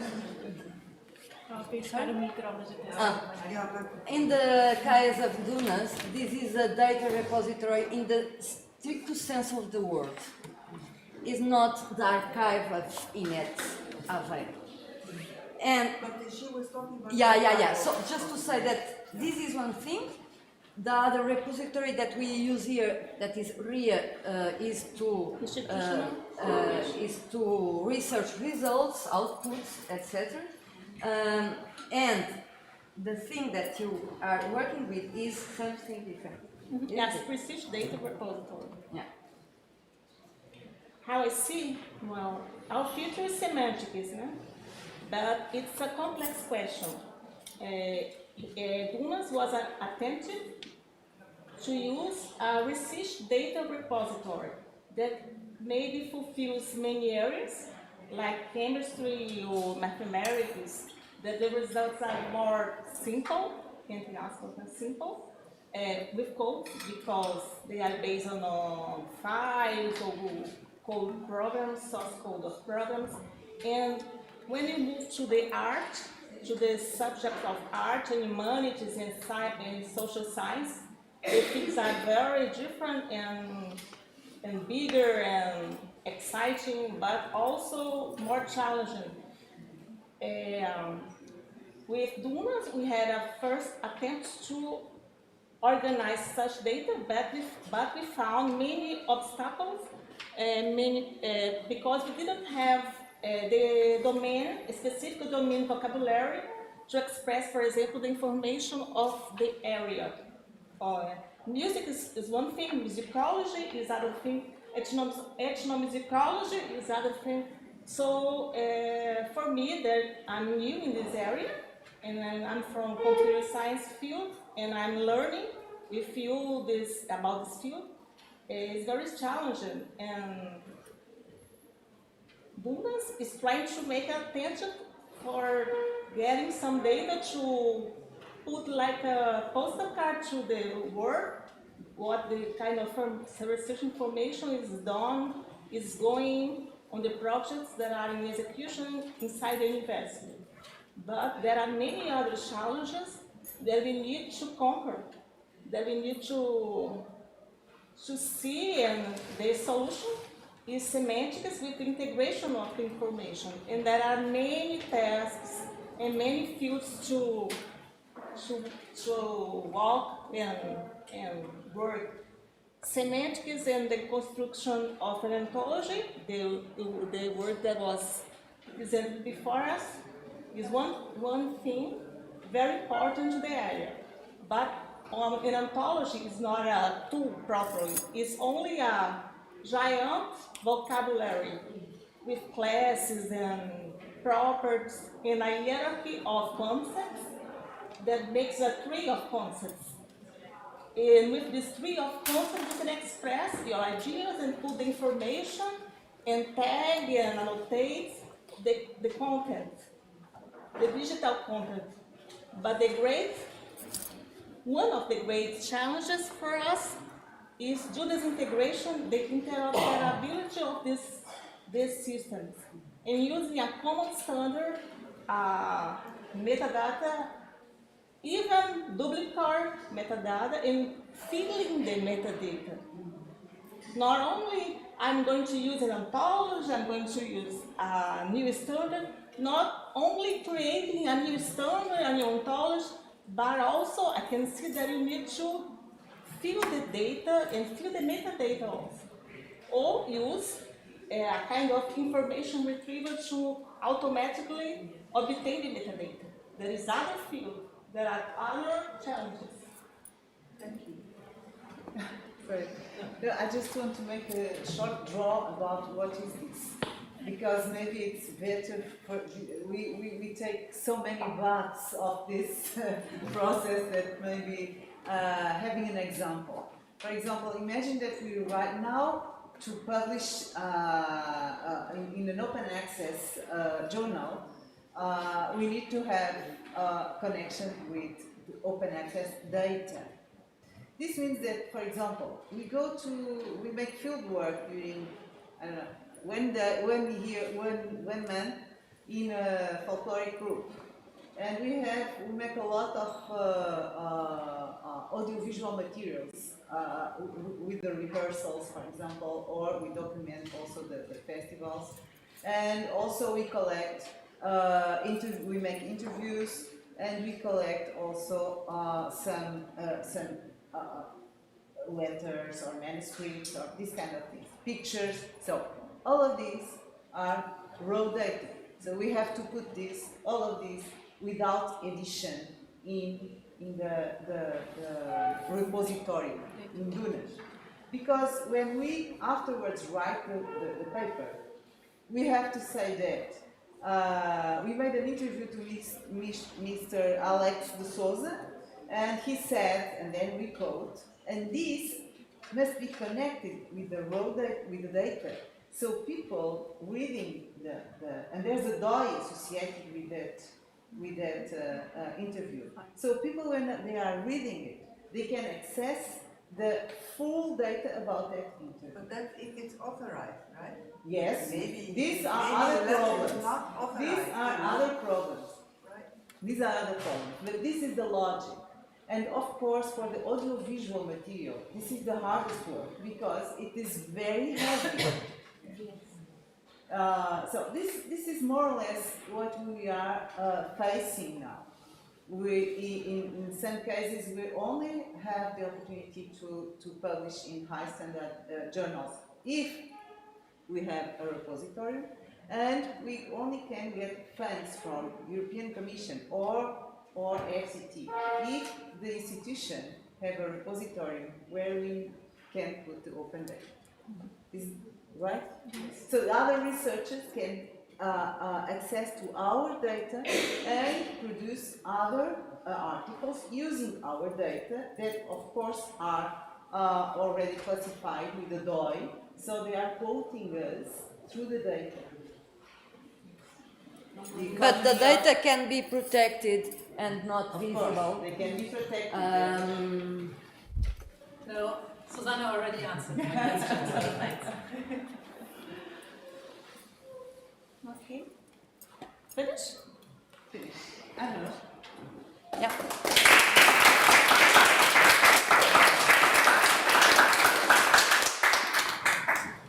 So did I learn the lesson? Yes, yes, very good. Very well. It was very difficult. Very well, very well. Thank you. Okay, I'm sorry, but we still have the last session. It's a panel.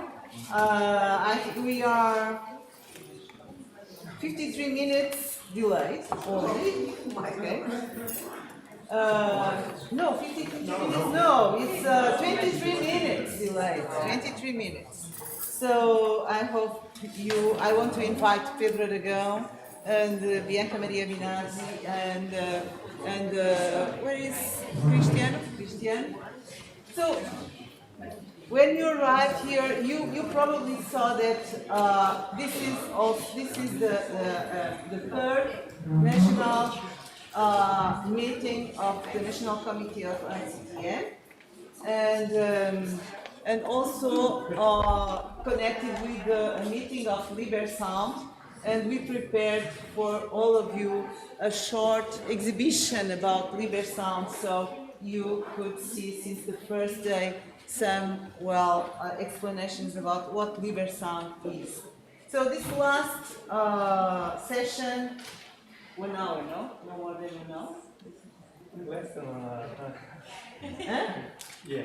I think because we prepare something only some fresh lines only to explain to you what Liber Sound is.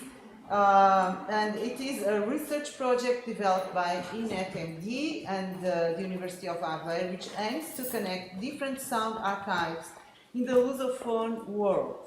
The project was awarded in 2021 with 250,000 euros from the Portuguese Foundation for Science and Technology, the institution that supports the research in Portugal. Liber Sound works with four sound archives located in Brazil, Mozambique, Portugal, and Goa in India. And all of them represent four different colonial and post-colonial realities. Rather than studying each of these collections as separate sound archives, Liber Sound aims to break down their boundaries and focus on their interchangeable and interconnected aspects. The purpose of this panel is to discuss the political challenges, technical issues, and practical problems that arise from academic research conducted in post-colonial context, specifically focusing on the study of sound archives from a transnational and post-colonial perspective. We will explore the obstacles encountered when attempting to uncover silenced sounds trapped in outdated mediums, namely shellac discs, which serve as connectors between people, languages, and cultures that are divided by policies, countries, or oceans. Additionally, we will explore innovative approaches to archiving that can promote the liberation and revitalization of memories and cultures' heritage preserved on those discs. As previously mentioned, the four archives within the scope of Liber Sound each represent distinct realities while collectively reflecting a post-colonial condition stemming from their historical association with Portuguese colonial rule.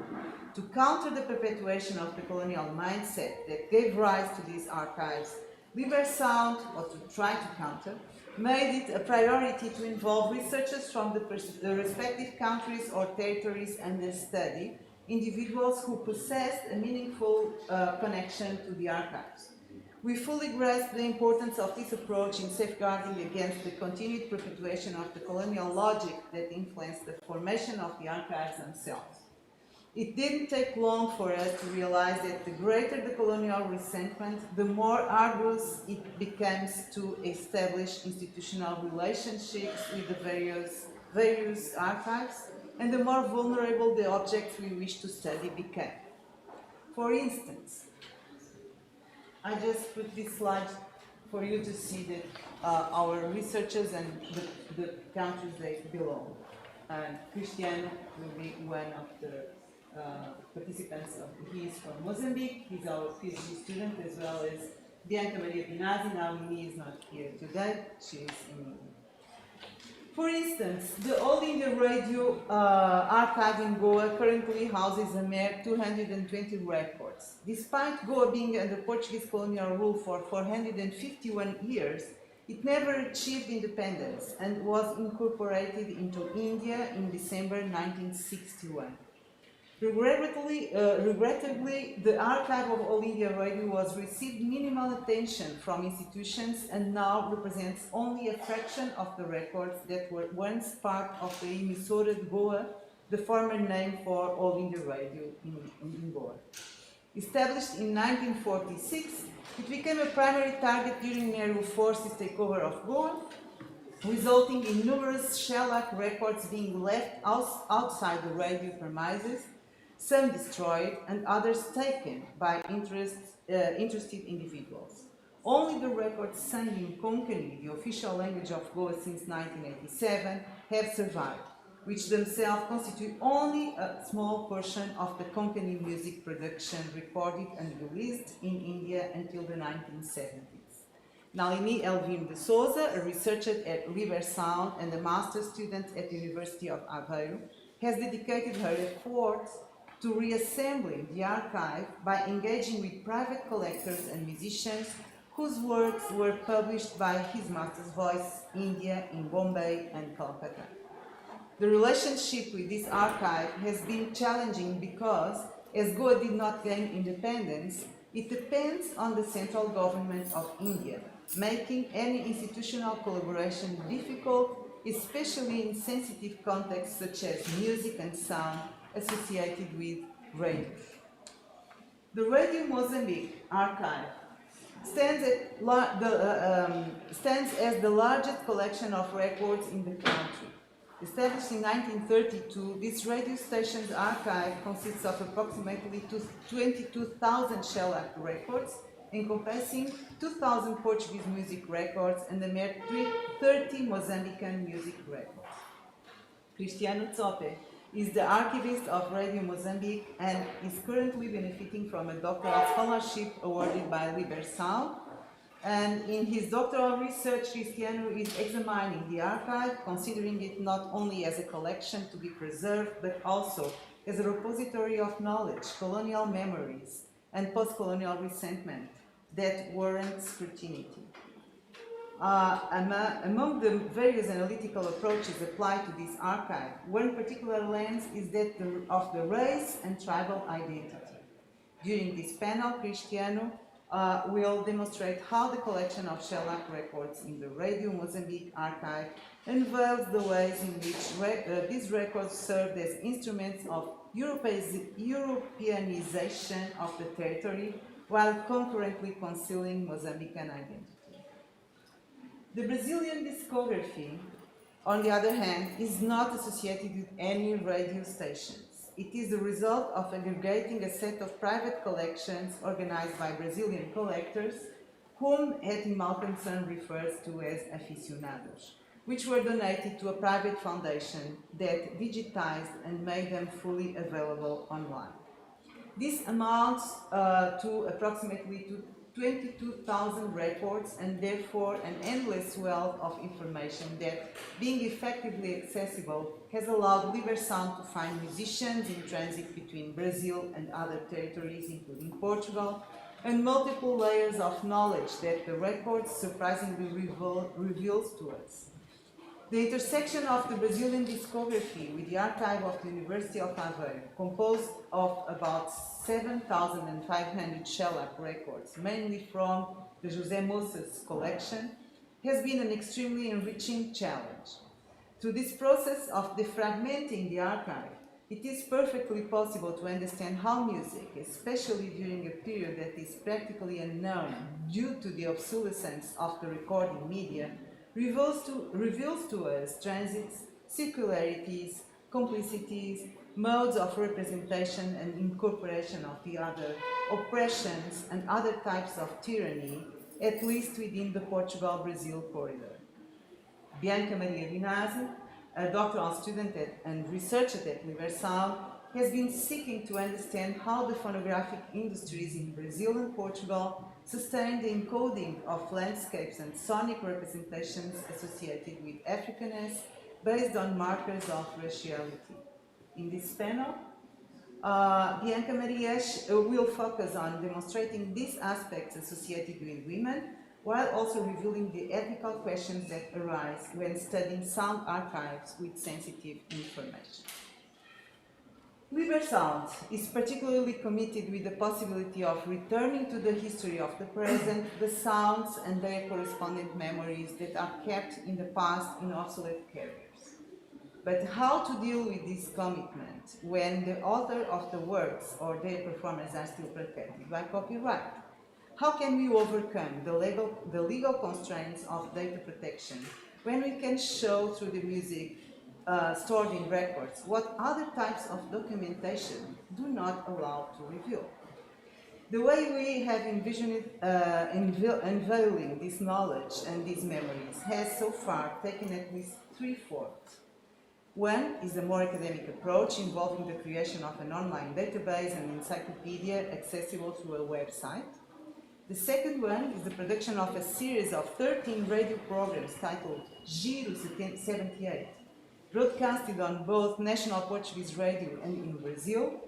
And the third form is musical performance that breathe new life into the themes of the past through fresh arrangements. Those who were in the dinner yesterday could attend some of them.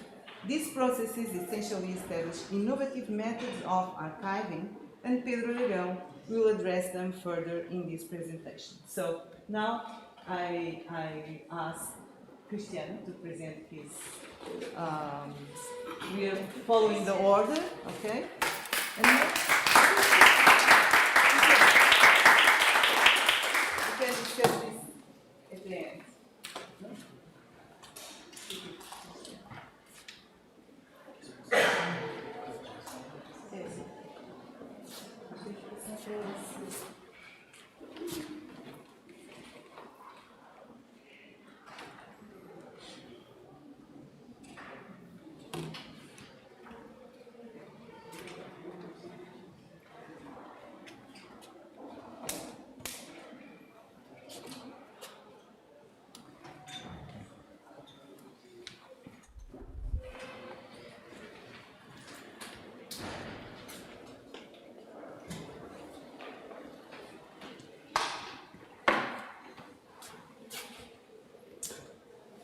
Good afternoon to everyone. My name is Cristiano. Well, I'll talk a bit, I'll try to be very brief on my presentation. I'll present this paper with that title, From the Amateur to Institutional Archive, Information Access in Radio Mozambique Sound Archive. Radio Mozambique and its Sound Archive are the subject of my research for my PhD, as Susanna has just said. However, in this communication, I will examine the practical aspects of the archive of Radio Mozambique, and I will focus on three main topics. First one will be the history of the Radio Mozambique and its relationship with the Sound Archive. The second will be the source of music acquisition that made this archive possible, and the public access to information policies enforced at the institution.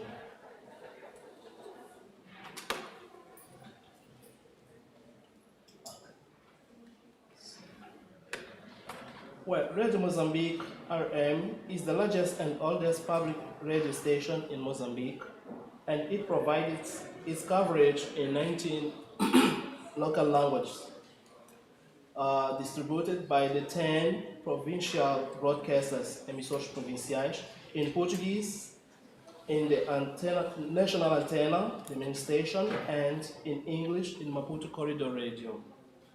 In this communication, I decided to divide the history of the radio into two periods.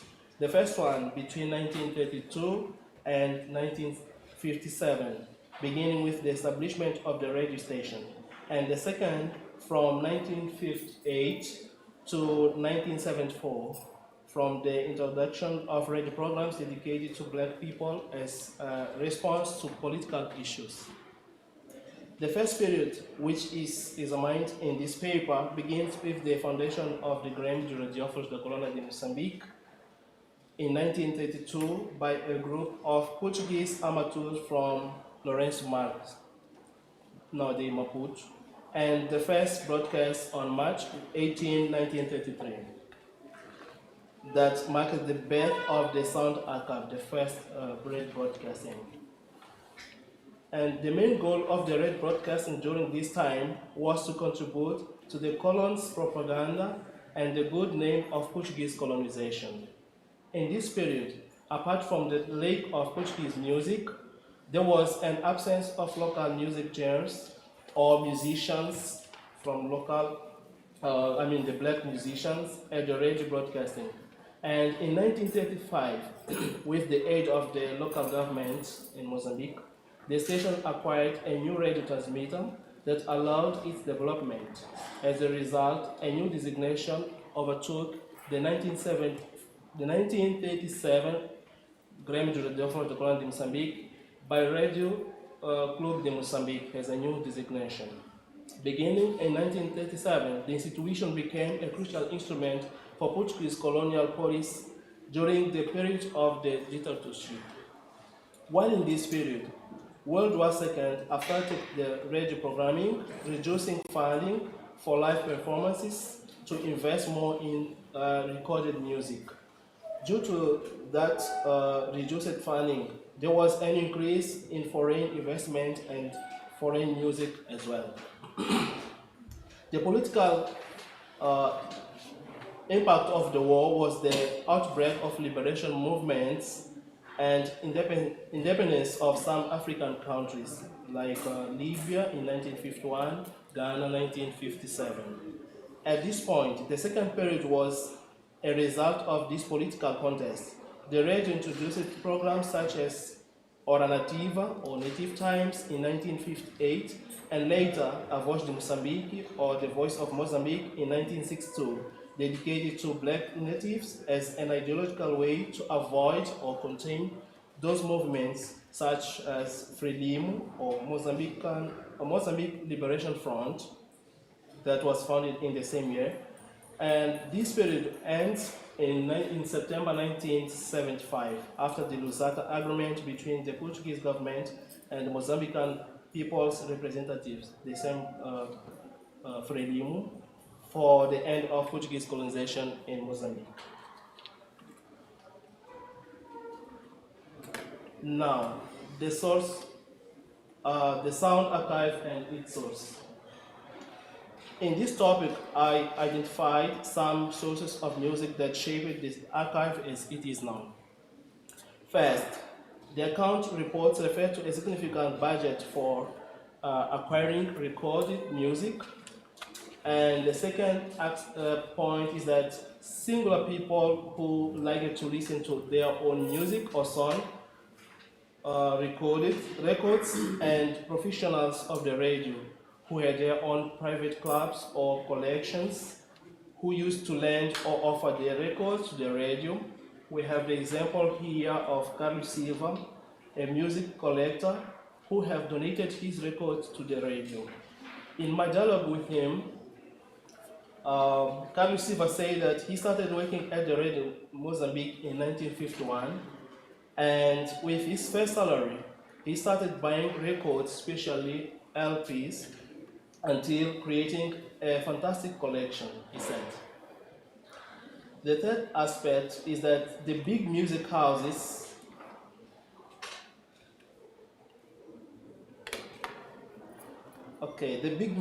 music houses also used to bring their records to the radio, and most of them ended up offering one or the other to the radio. We have some examples here of the companies like Firma Silva e Ferreira, A.W. Bailey, CO, and Minerva Central, representing the labels or makes Columbia, His Master's Voice, Regal, and Polydor. The fourth, some records were usually derived from South African firms, and most parts were to be sold through advertising on the radio station. The one here mentioned is called LM Radio, or Lourenço Marques Radio, that broadcasted in English to the neighboring countries like South Africa, Rhodesia, and Nyasaland. South Africa and Zambia, Zimbabwe, these are, we mean Zambia, Zimbabwe, and Northern Malawi. The fifth, there are partnerships with the other radio stations, such as Deutsche Welle in German, RFI in France, BBC in England, and others and other institutions. The 60th, through the collection of black folklore and by the advertising companies that, when sending advertising spots, also included this. We can see some image there. We have Timbila on the right, on the bottom. Then, the year 1975 opened a new era in the history of radio and its archive. After the country's independence proclamation, the radio changed its name from Radio Club of Mozambique, RCM, to Radio Mozambique, RM. The Decree Law number 16 of 1975 nationalize the radio production and broadcasting that existing in Mozambique. In that context, we have the Radio Club de Moçambique, the Aero Club da Beiras, and the Radio Pax, and created this institution, new institution called Radio Mozambique, as a state agency. The Aero Club da Beira was created in 1938, and Radio Pax, which was linked to the Catholic Church, it was created in 1954. Nationalizing of these private radio stations, including LM Radio, enriched the radio's music collection in this context. So these radio stations are the last music source that I would like to mention here. Go to the last topic. The sound archive today. That is the shape, the image you can see if you go to Mozambique to visit the archive. This radio archive is one of the largest sound archives in the former Portuguese Empire, so I just said that. It comprises, it is comprised of more than 100, we can see it there as well, vinyl discs of 33 and 45 RPM, and we also have more than 22,000 shellac discs or phonograph discs. And most of them from the European and Western countries. And from Portugal, there are around 1,000 shellac discs and 30 related to musical practice of black musicians. There are also main tapes, reels and cassettes, compact discs, and few mini discs and flop discs. In this context, I'd like to also keep here the process how to the access of information at the radio. The archive is open to public access, what means that any individual from all over the world have the right to information in this archive. Those who desire to visit the archive only have to send a letter to the radio explaining their research reasons and objective. Mainly, when it deals with the sound documents, you have to send a letter. And then if the request is approved, they can go to the archive and listen to the sound that they have chosen. The information about the repository is available through manual catalogs. Our challenge, or the actual nowadays challenge of the radio. Digitalization and computer resources of digital preservation of documents continue to be the greatest challenge of Radio Mozambique's archive, because the electronic equipment, including reels and cassette players, and also the turntables, are almost all obsolete, requiring and replacement. Thank you.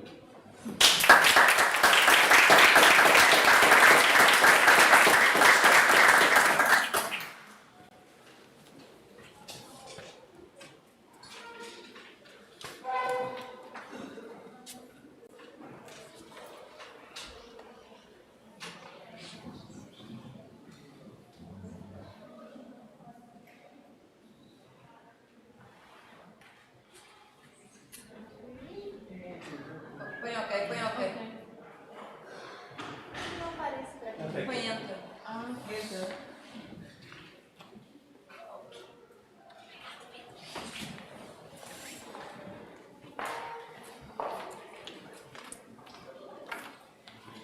So hello, I'm trying to be quick, you are a little bit tired now.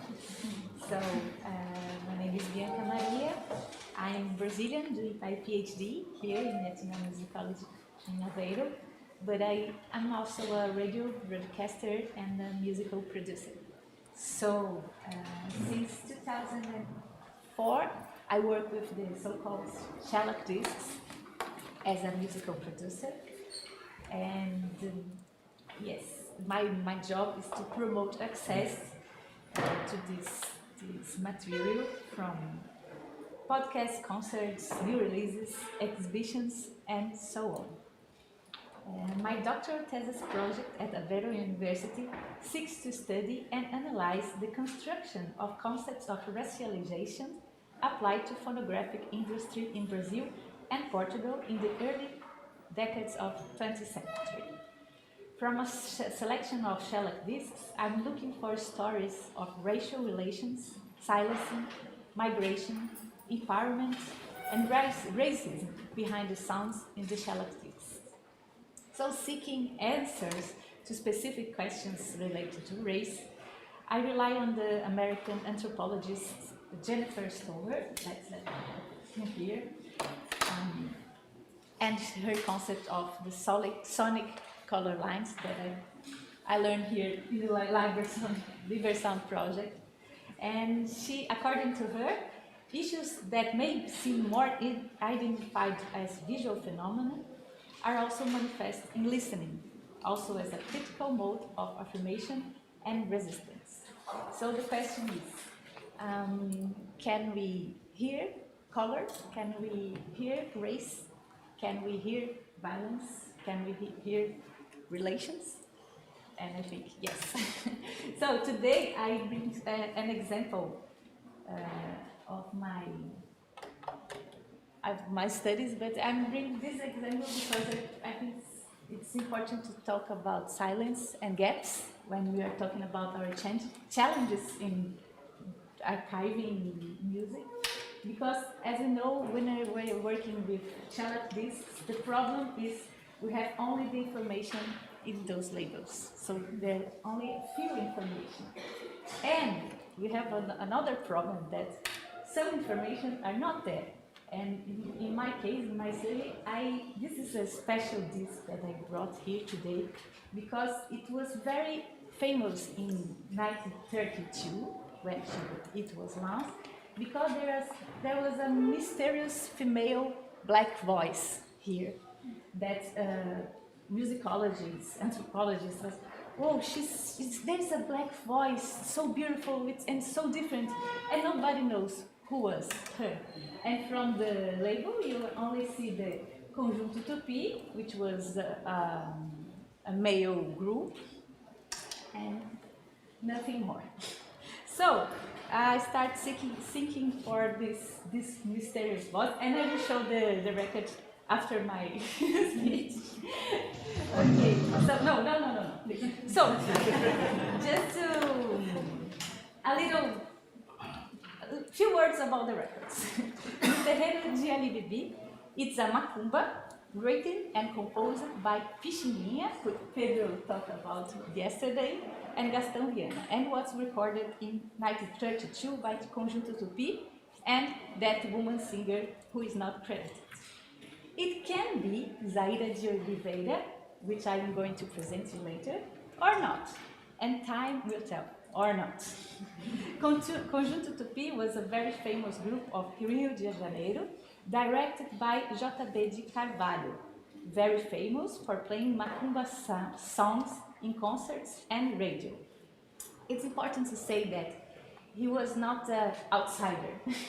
He was an insider of the Afro-Brazilian religions. He was part of this. He was also a pai de santo, a leader, religious leader. But in the records and in the radio, there are kind of characterization of this kind of practice, musical practices. So the discs are not like field recording, and you are not listening to what sounds in the rituals. But it's important to know that J.B. de Carvalho was very smart, because in these songs, while being exoticizing and changing instruments, he was putting some fundamentals of Afro-Brazilian religions. He was singing African languages like Yoruba, and he was talking about, there's some tricky words that he was talking for white people that were consuming just for fun, but he's pay attention. Like, I don't know, we will listen to after, but so if you, and it was a lot, very folkloristic, not in the folk way, but folkloristic, like exaggerated the words, like women dresses, men wearing woman clothes, and indigenous characters. So, but and the song again. Now this is a manuscript of these songs, written by Pixinguinha, our great maestro.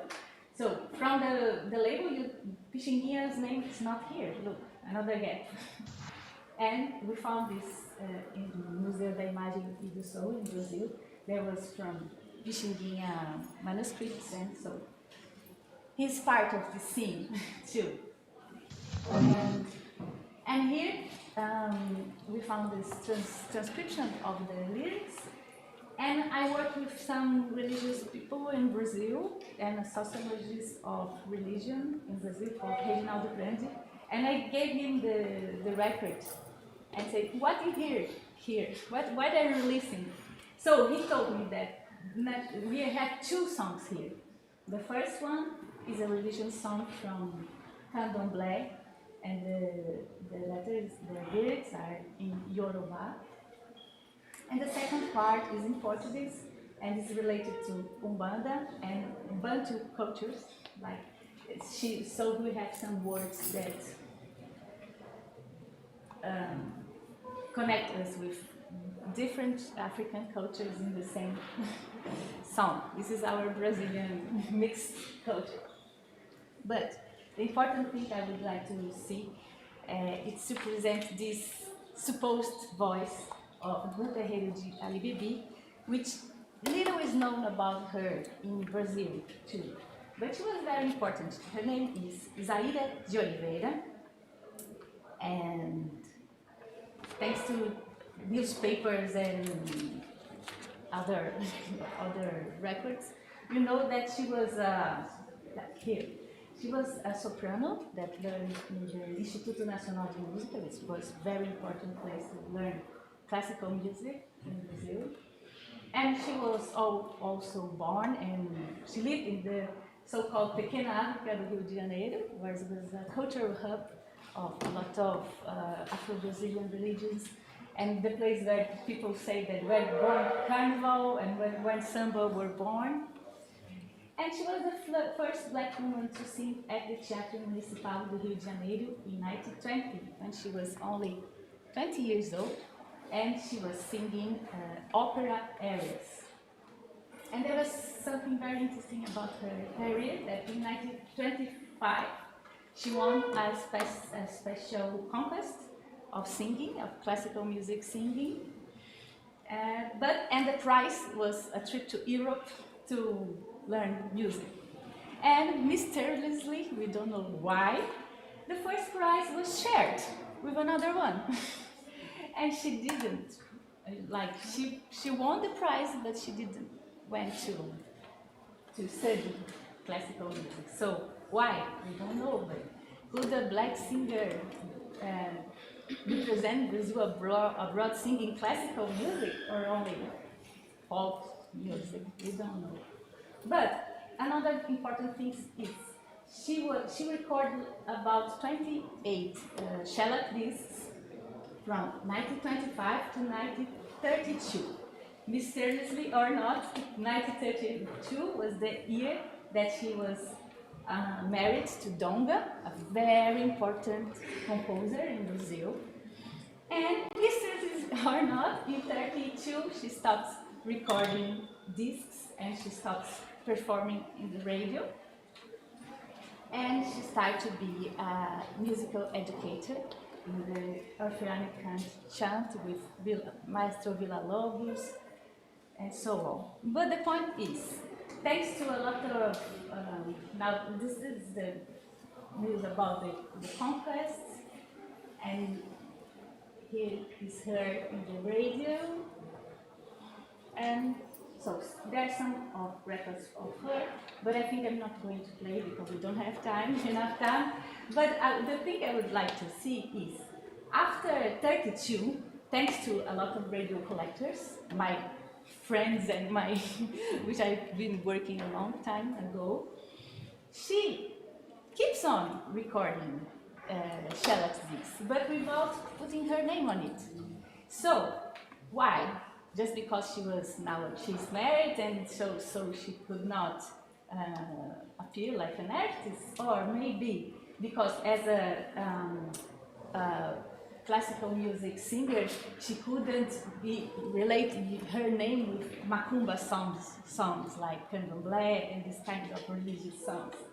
We don't know. So some collectors showed me a lot of other recordings that we can see her names, but they assure Bianca Maria, this is Zaida de Oliveira. And I say, how do you know? No, it's because of her nasals. Like nasals, it sounds like her. But so I don't want to contradict my beloved radio collectors. But when so I was looking for this nasal, Zaida's nasal. And I'm not going to show the songs here, but if you compare like two recordings that we know because we have her name, they are very different. So it's impossible to find a pattern listening. I was asking, is it possible to listen color? So I don't know. It can be, so in the end of the story, this record, and from the newspapers again, I found a lot of other singers that could be singing in the No Terreiro de Alibebi, that records. Even so, like this cantora Índia do Brasil, that we don't know nothing about her, even her name we don't know.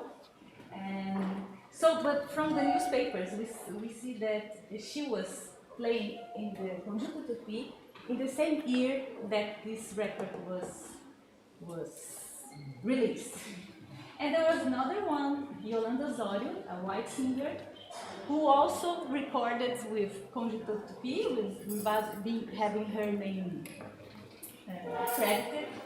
So, and there are a lot of others, like from the Índia do Brasil, I found a lot of other singers from this company, Companhia Negra de Revistas, which was also the Pixinguinha together. So the thing I just want to say is why we are trying to put like Zaida de Oliveira is here, we have to be aware because we can be silencing another possibilities. And I just bring these thoughts here because when we're talking about data, and now in Brazil, Pedro knows, everybody say that Zaida de Oliveira is singing No Terreiro de Oliveira. There is a lot of omnibus and also articles that, no, she's singing here. But I think, as our friends, dancing friends were saying, maybe it's important to have, when you are archiving and databasing, it's important you have the place to talk about the gaps and not just put the name of her, Maybe when I catalog this sound, I sing, there is a lady singing, so I have to put it in somewhere, but I can't say who is singing, I try to be fast, just for my conclusion. So I bring Zaida to this conference, not just to share what we know about this fabulous artist and music educator. I bring Zaida also because she opens our horizons to talk and think and listen to other singers and voices. Her story is that of a pioneer in black performance, racism, motherhood, and silence. Her story encourages us to continue to seek out marginalized voices and mostly black female voices. And No Terreiro de Alibebi is a story of a data gap. A data gap that makes us think about the importance and the dangers of considering listening practices in cataloging sound archives. In my PhD study, more than filling the gaps, my aim is to bring listening to the study of shellac records. And when we are talking about listening, we also need the amateurs listening and the collectors and the musicians and that people from those religions. So in my research here, I don't want to assume nothing, but I would like to put people to listen together and make their conclusions, and to listen the gaps too, like leaving them as a gap, but a gap full of information. So I don't know if I have time, Susanna, to play the one song. Okay, just my original idea was to present you Zaida first, but we don't have time. But through the Discografia Brasileira repository, you can find their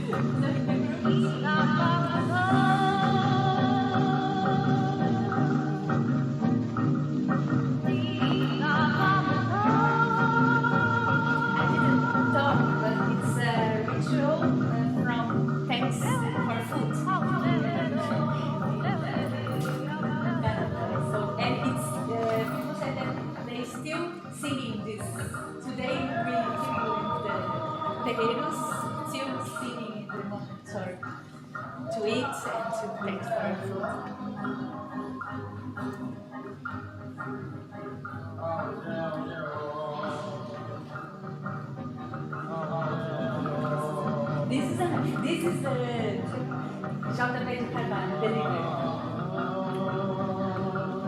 From the records, we saw that there was a lot of different singers, women singers with them. So, and their names were never there.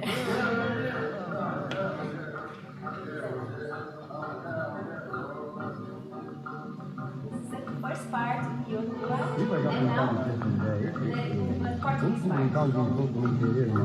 This is a sonic reference of rituals. Now is a great band.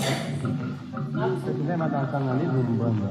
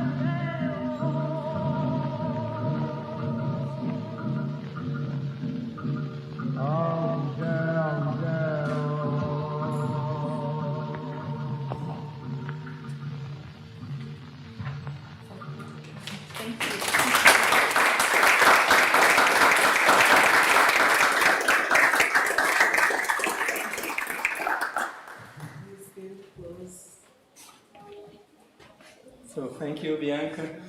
Well, I'll try to summarize here. It's important to notice that this is an ongoing project. In fact, I came to Portugal in 2015 to develop a postdoc research that was related with these two archives, the archives that we have here, the José Moças collection, and the Brazilian archives. And at the end of this year of the postdoc research, we organized here a symposium that was called Music and Lusophony in 7/8 RPM shellac discs. And that was the main idea of Liber Sound. How can we study these national collections throughout a different point of view, throughout a transnational perspective? The idea is that, well, we have a lot of academic studies in Brazil, in Portugal, in Mozambique, and in India. They are very important, but normally the studies focus on these early phonographic recordings. They are based on the national frame of the fundamentals of the industry within each state. So in this project, we're trying to understand these transatlantic flows, and one of the objectives is to try to apply these great issues that are related with racialization, the coloniality, the colonial approach into the archives. So I talked a little bit about two challenges that we are dealing in the project. The first one is related with this interconnection. How can we interconnect these different sound archives in different countries? And in this sense, we have these questions. How can sound archives in different countries be interconnected? What are the challenges encountered when attempted to link archives with different profiles, classification systems, and levels of digitization? And of course, we are dealing with legal matters such as copyright. How can it be managed when dealing with archives from different countries? So the second challenge is centered around practical measures aimed at rescuing and revitalizing sound and voices that were forgotten on this slide Bianca just said. Aligned with recent ethnomusicological approaches pertaining to sound archives, which emphasize social responsibility, Liber Sound seeks to develop strategies for reactivating the memory of musical heritage preserved on this medium, these pieces, making it accessible to both academic and non-academic communities. To tackle this challenge, we will explore two practical actions undertaken by Liber Sound. We produced a series of 13 radio programs where we tried to show the universe of these discs, and a series of concerts that we promoted also. And the idea was to give these recordings to arrangers in Brazil, in Mozambique, in different countries, and how could they recreate this musical in new arrangements. Okay, so I start with the first challenge that is linked with this connection. So we are dealing with 4 major sound archives that are very significant in their countries, in territories, and interesting that these are archives that naturally complement each other in many ways, and that's a very important thing to stress. One of them relates to the work of artists, such as this one, and whose discographies span across different continents. An example is this guy, who was Geraldo Magalhães, a Brazilian black singer who began his artistic career in Rio de Janeiro, where he recorded 61 phonograms between 1906 and 1907. In 1907, he came to Portugal, and he moved to Lisbon, where he started performing in the art theater, and where he recorded 21 phonograms in the year of 1908. So we have a discography that's split in the two sides of the Atlantic, and we are trying to connect and trying to understand this transnational process of this path that was established in this period.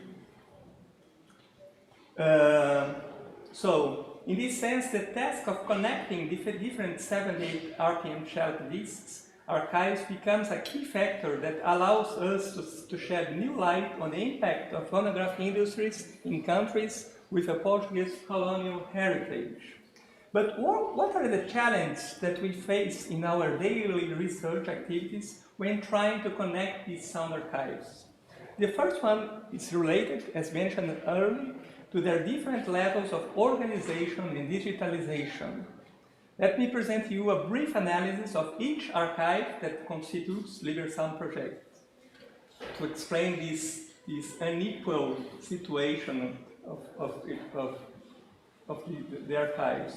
The first one is the Brazilian discography in 78 RPM, which is an online catalog developed by Instituto Moreira Salles that comprises around 44 phonograms, as Susana said. And this material is available for streaming listening on the website discografiabrasileira.com.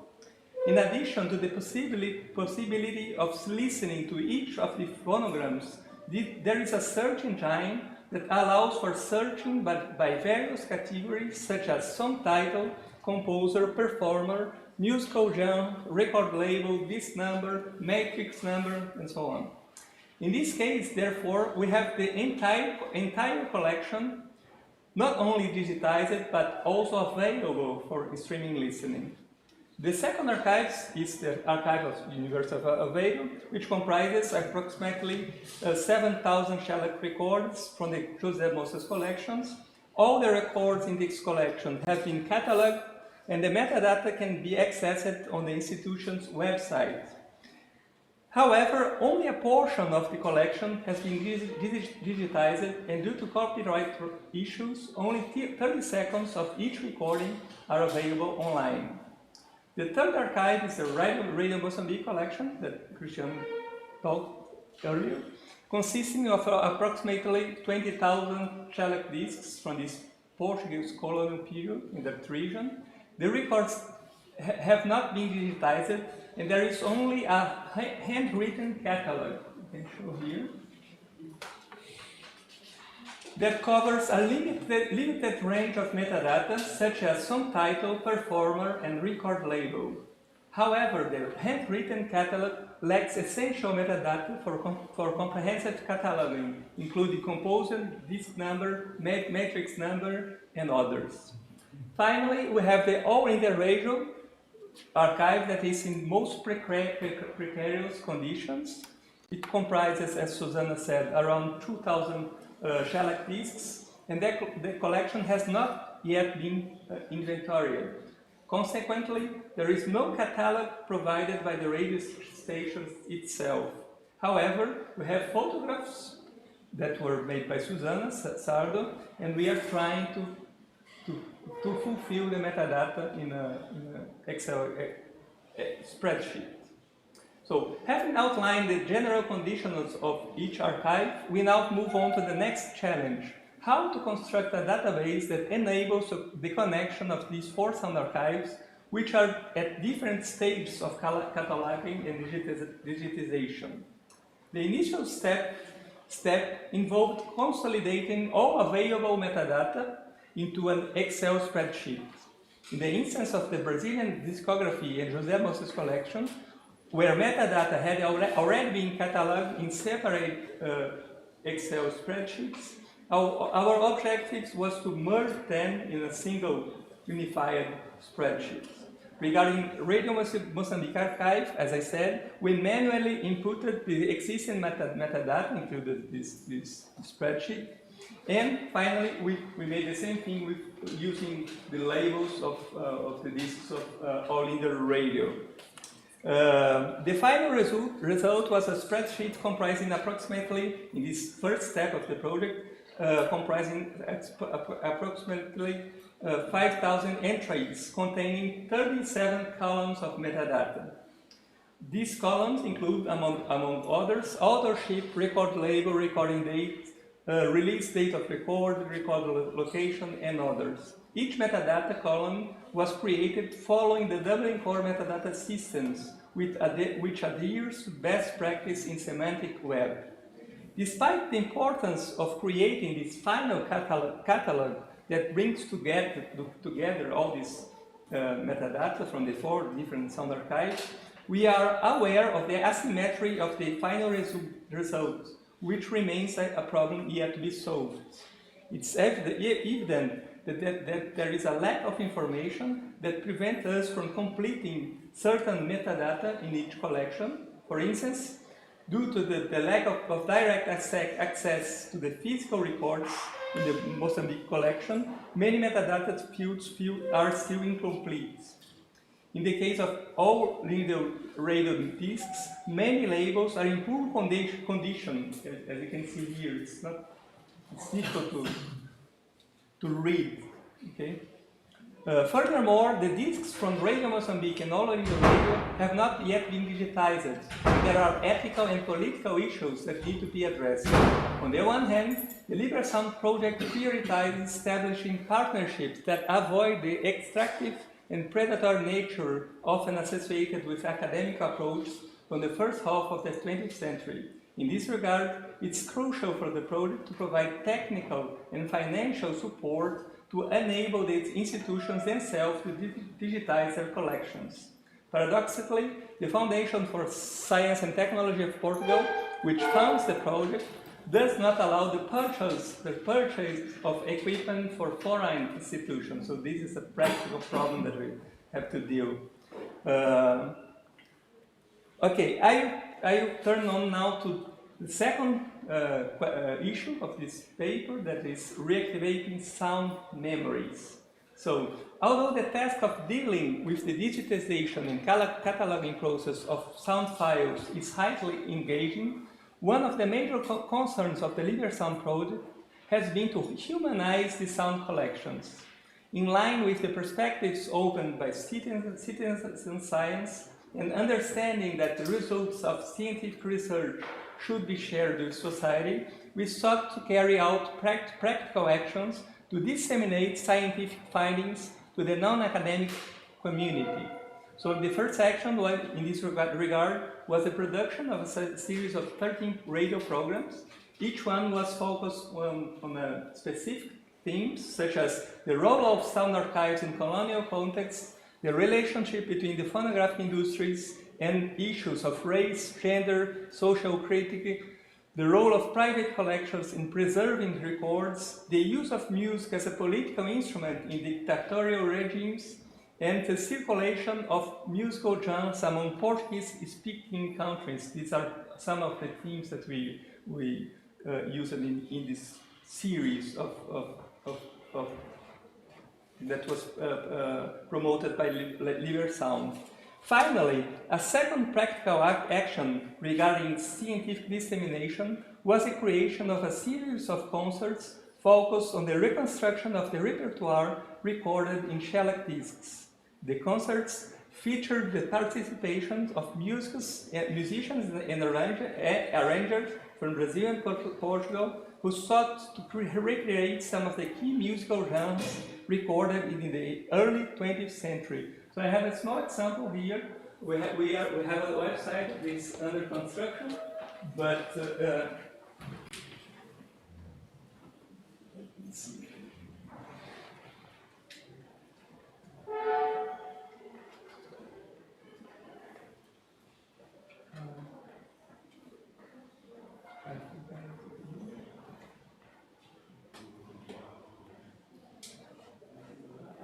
Open.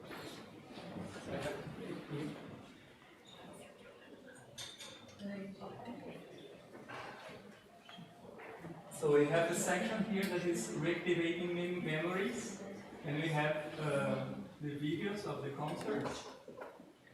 And I show a little example of Marrabenta, which is an urban style in Mozambique, and it's fusion with samba.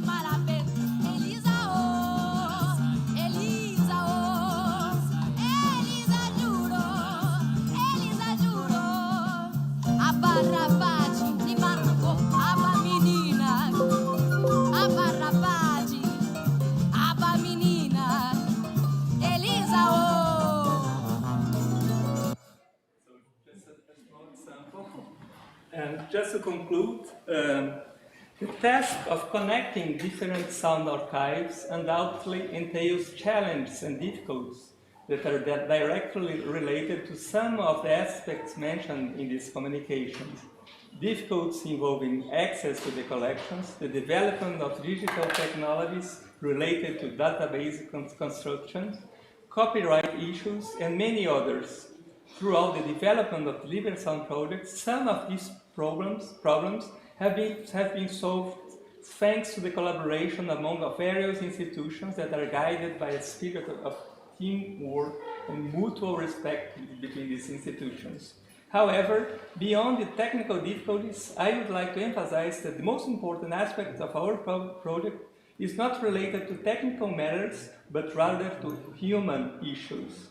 In this sense, I believe that our primary task is not only to connect archives, but fundamentally to connect people, rescuing decolonial, political, and social dimensions regarding these collections, as well as the network of affections, passions, and identities surrounding the sound archives. Thank you.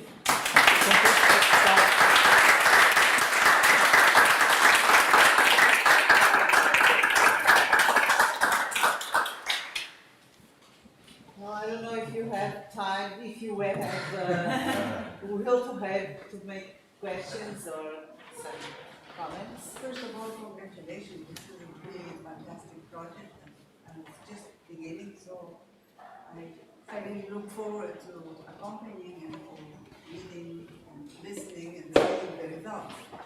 So I mean, I just want to make a couple of short comments.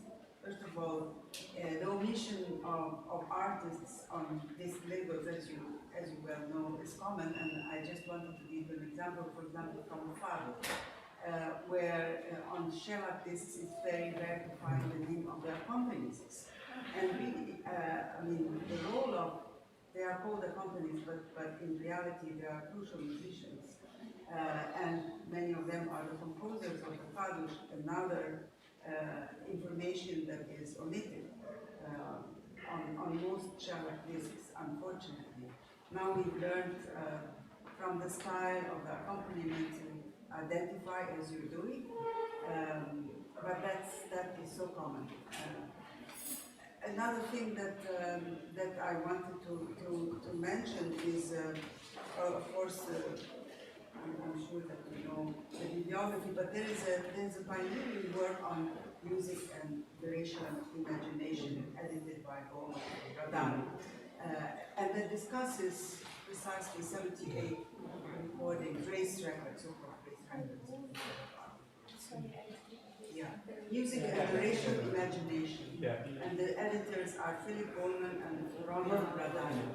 That's and precisely they deal with the kinds of issues that you mentioned in shellac records, apart from others. It's a huge book, maybe 400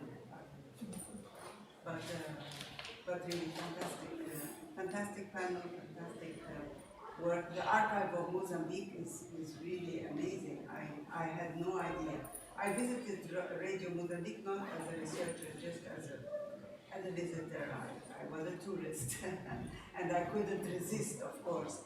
But they didn't show me that part. It was hidden somewhere.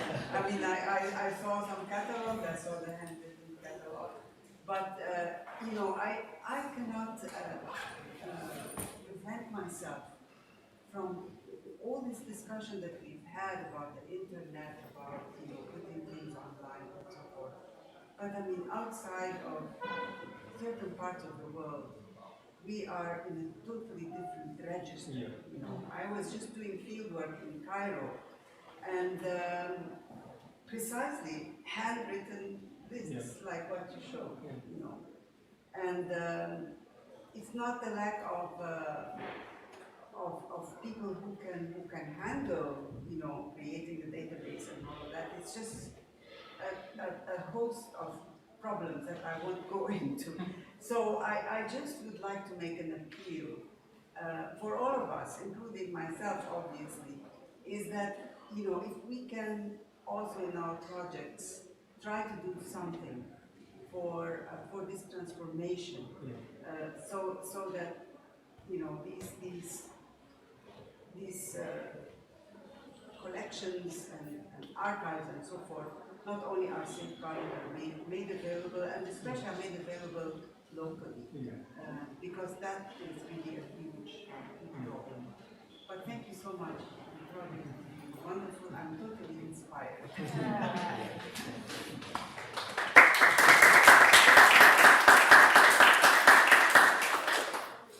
Okay, so I think it's time to close this meeting. I'm very happy to see that most of you resisted to the end and survived to only 2 days and only one session.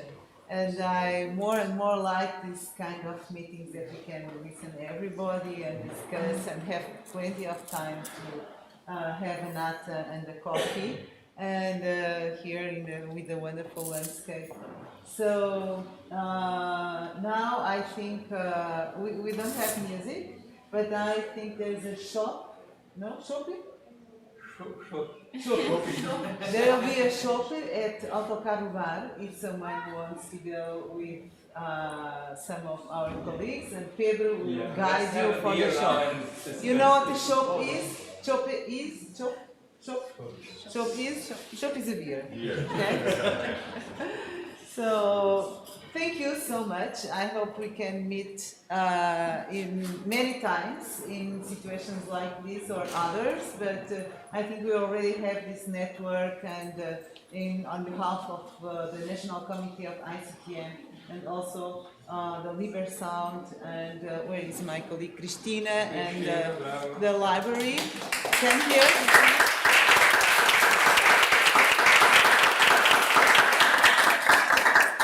She was crucial to take the Michael plan to us and also to prepare this wonderful place and wonderful coffee breaks. So thank you, Cristina, for all your efforts, and also, of course, Pedro and all my colleagues. Susanna. No.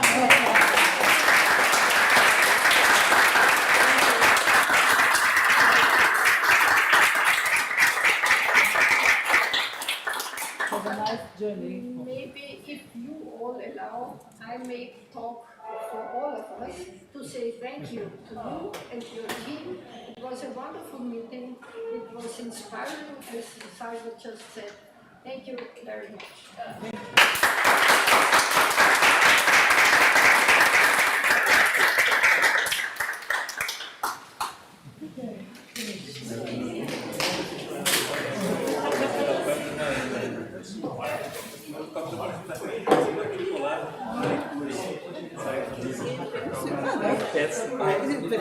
Que ontem também achei que eu sei o nível do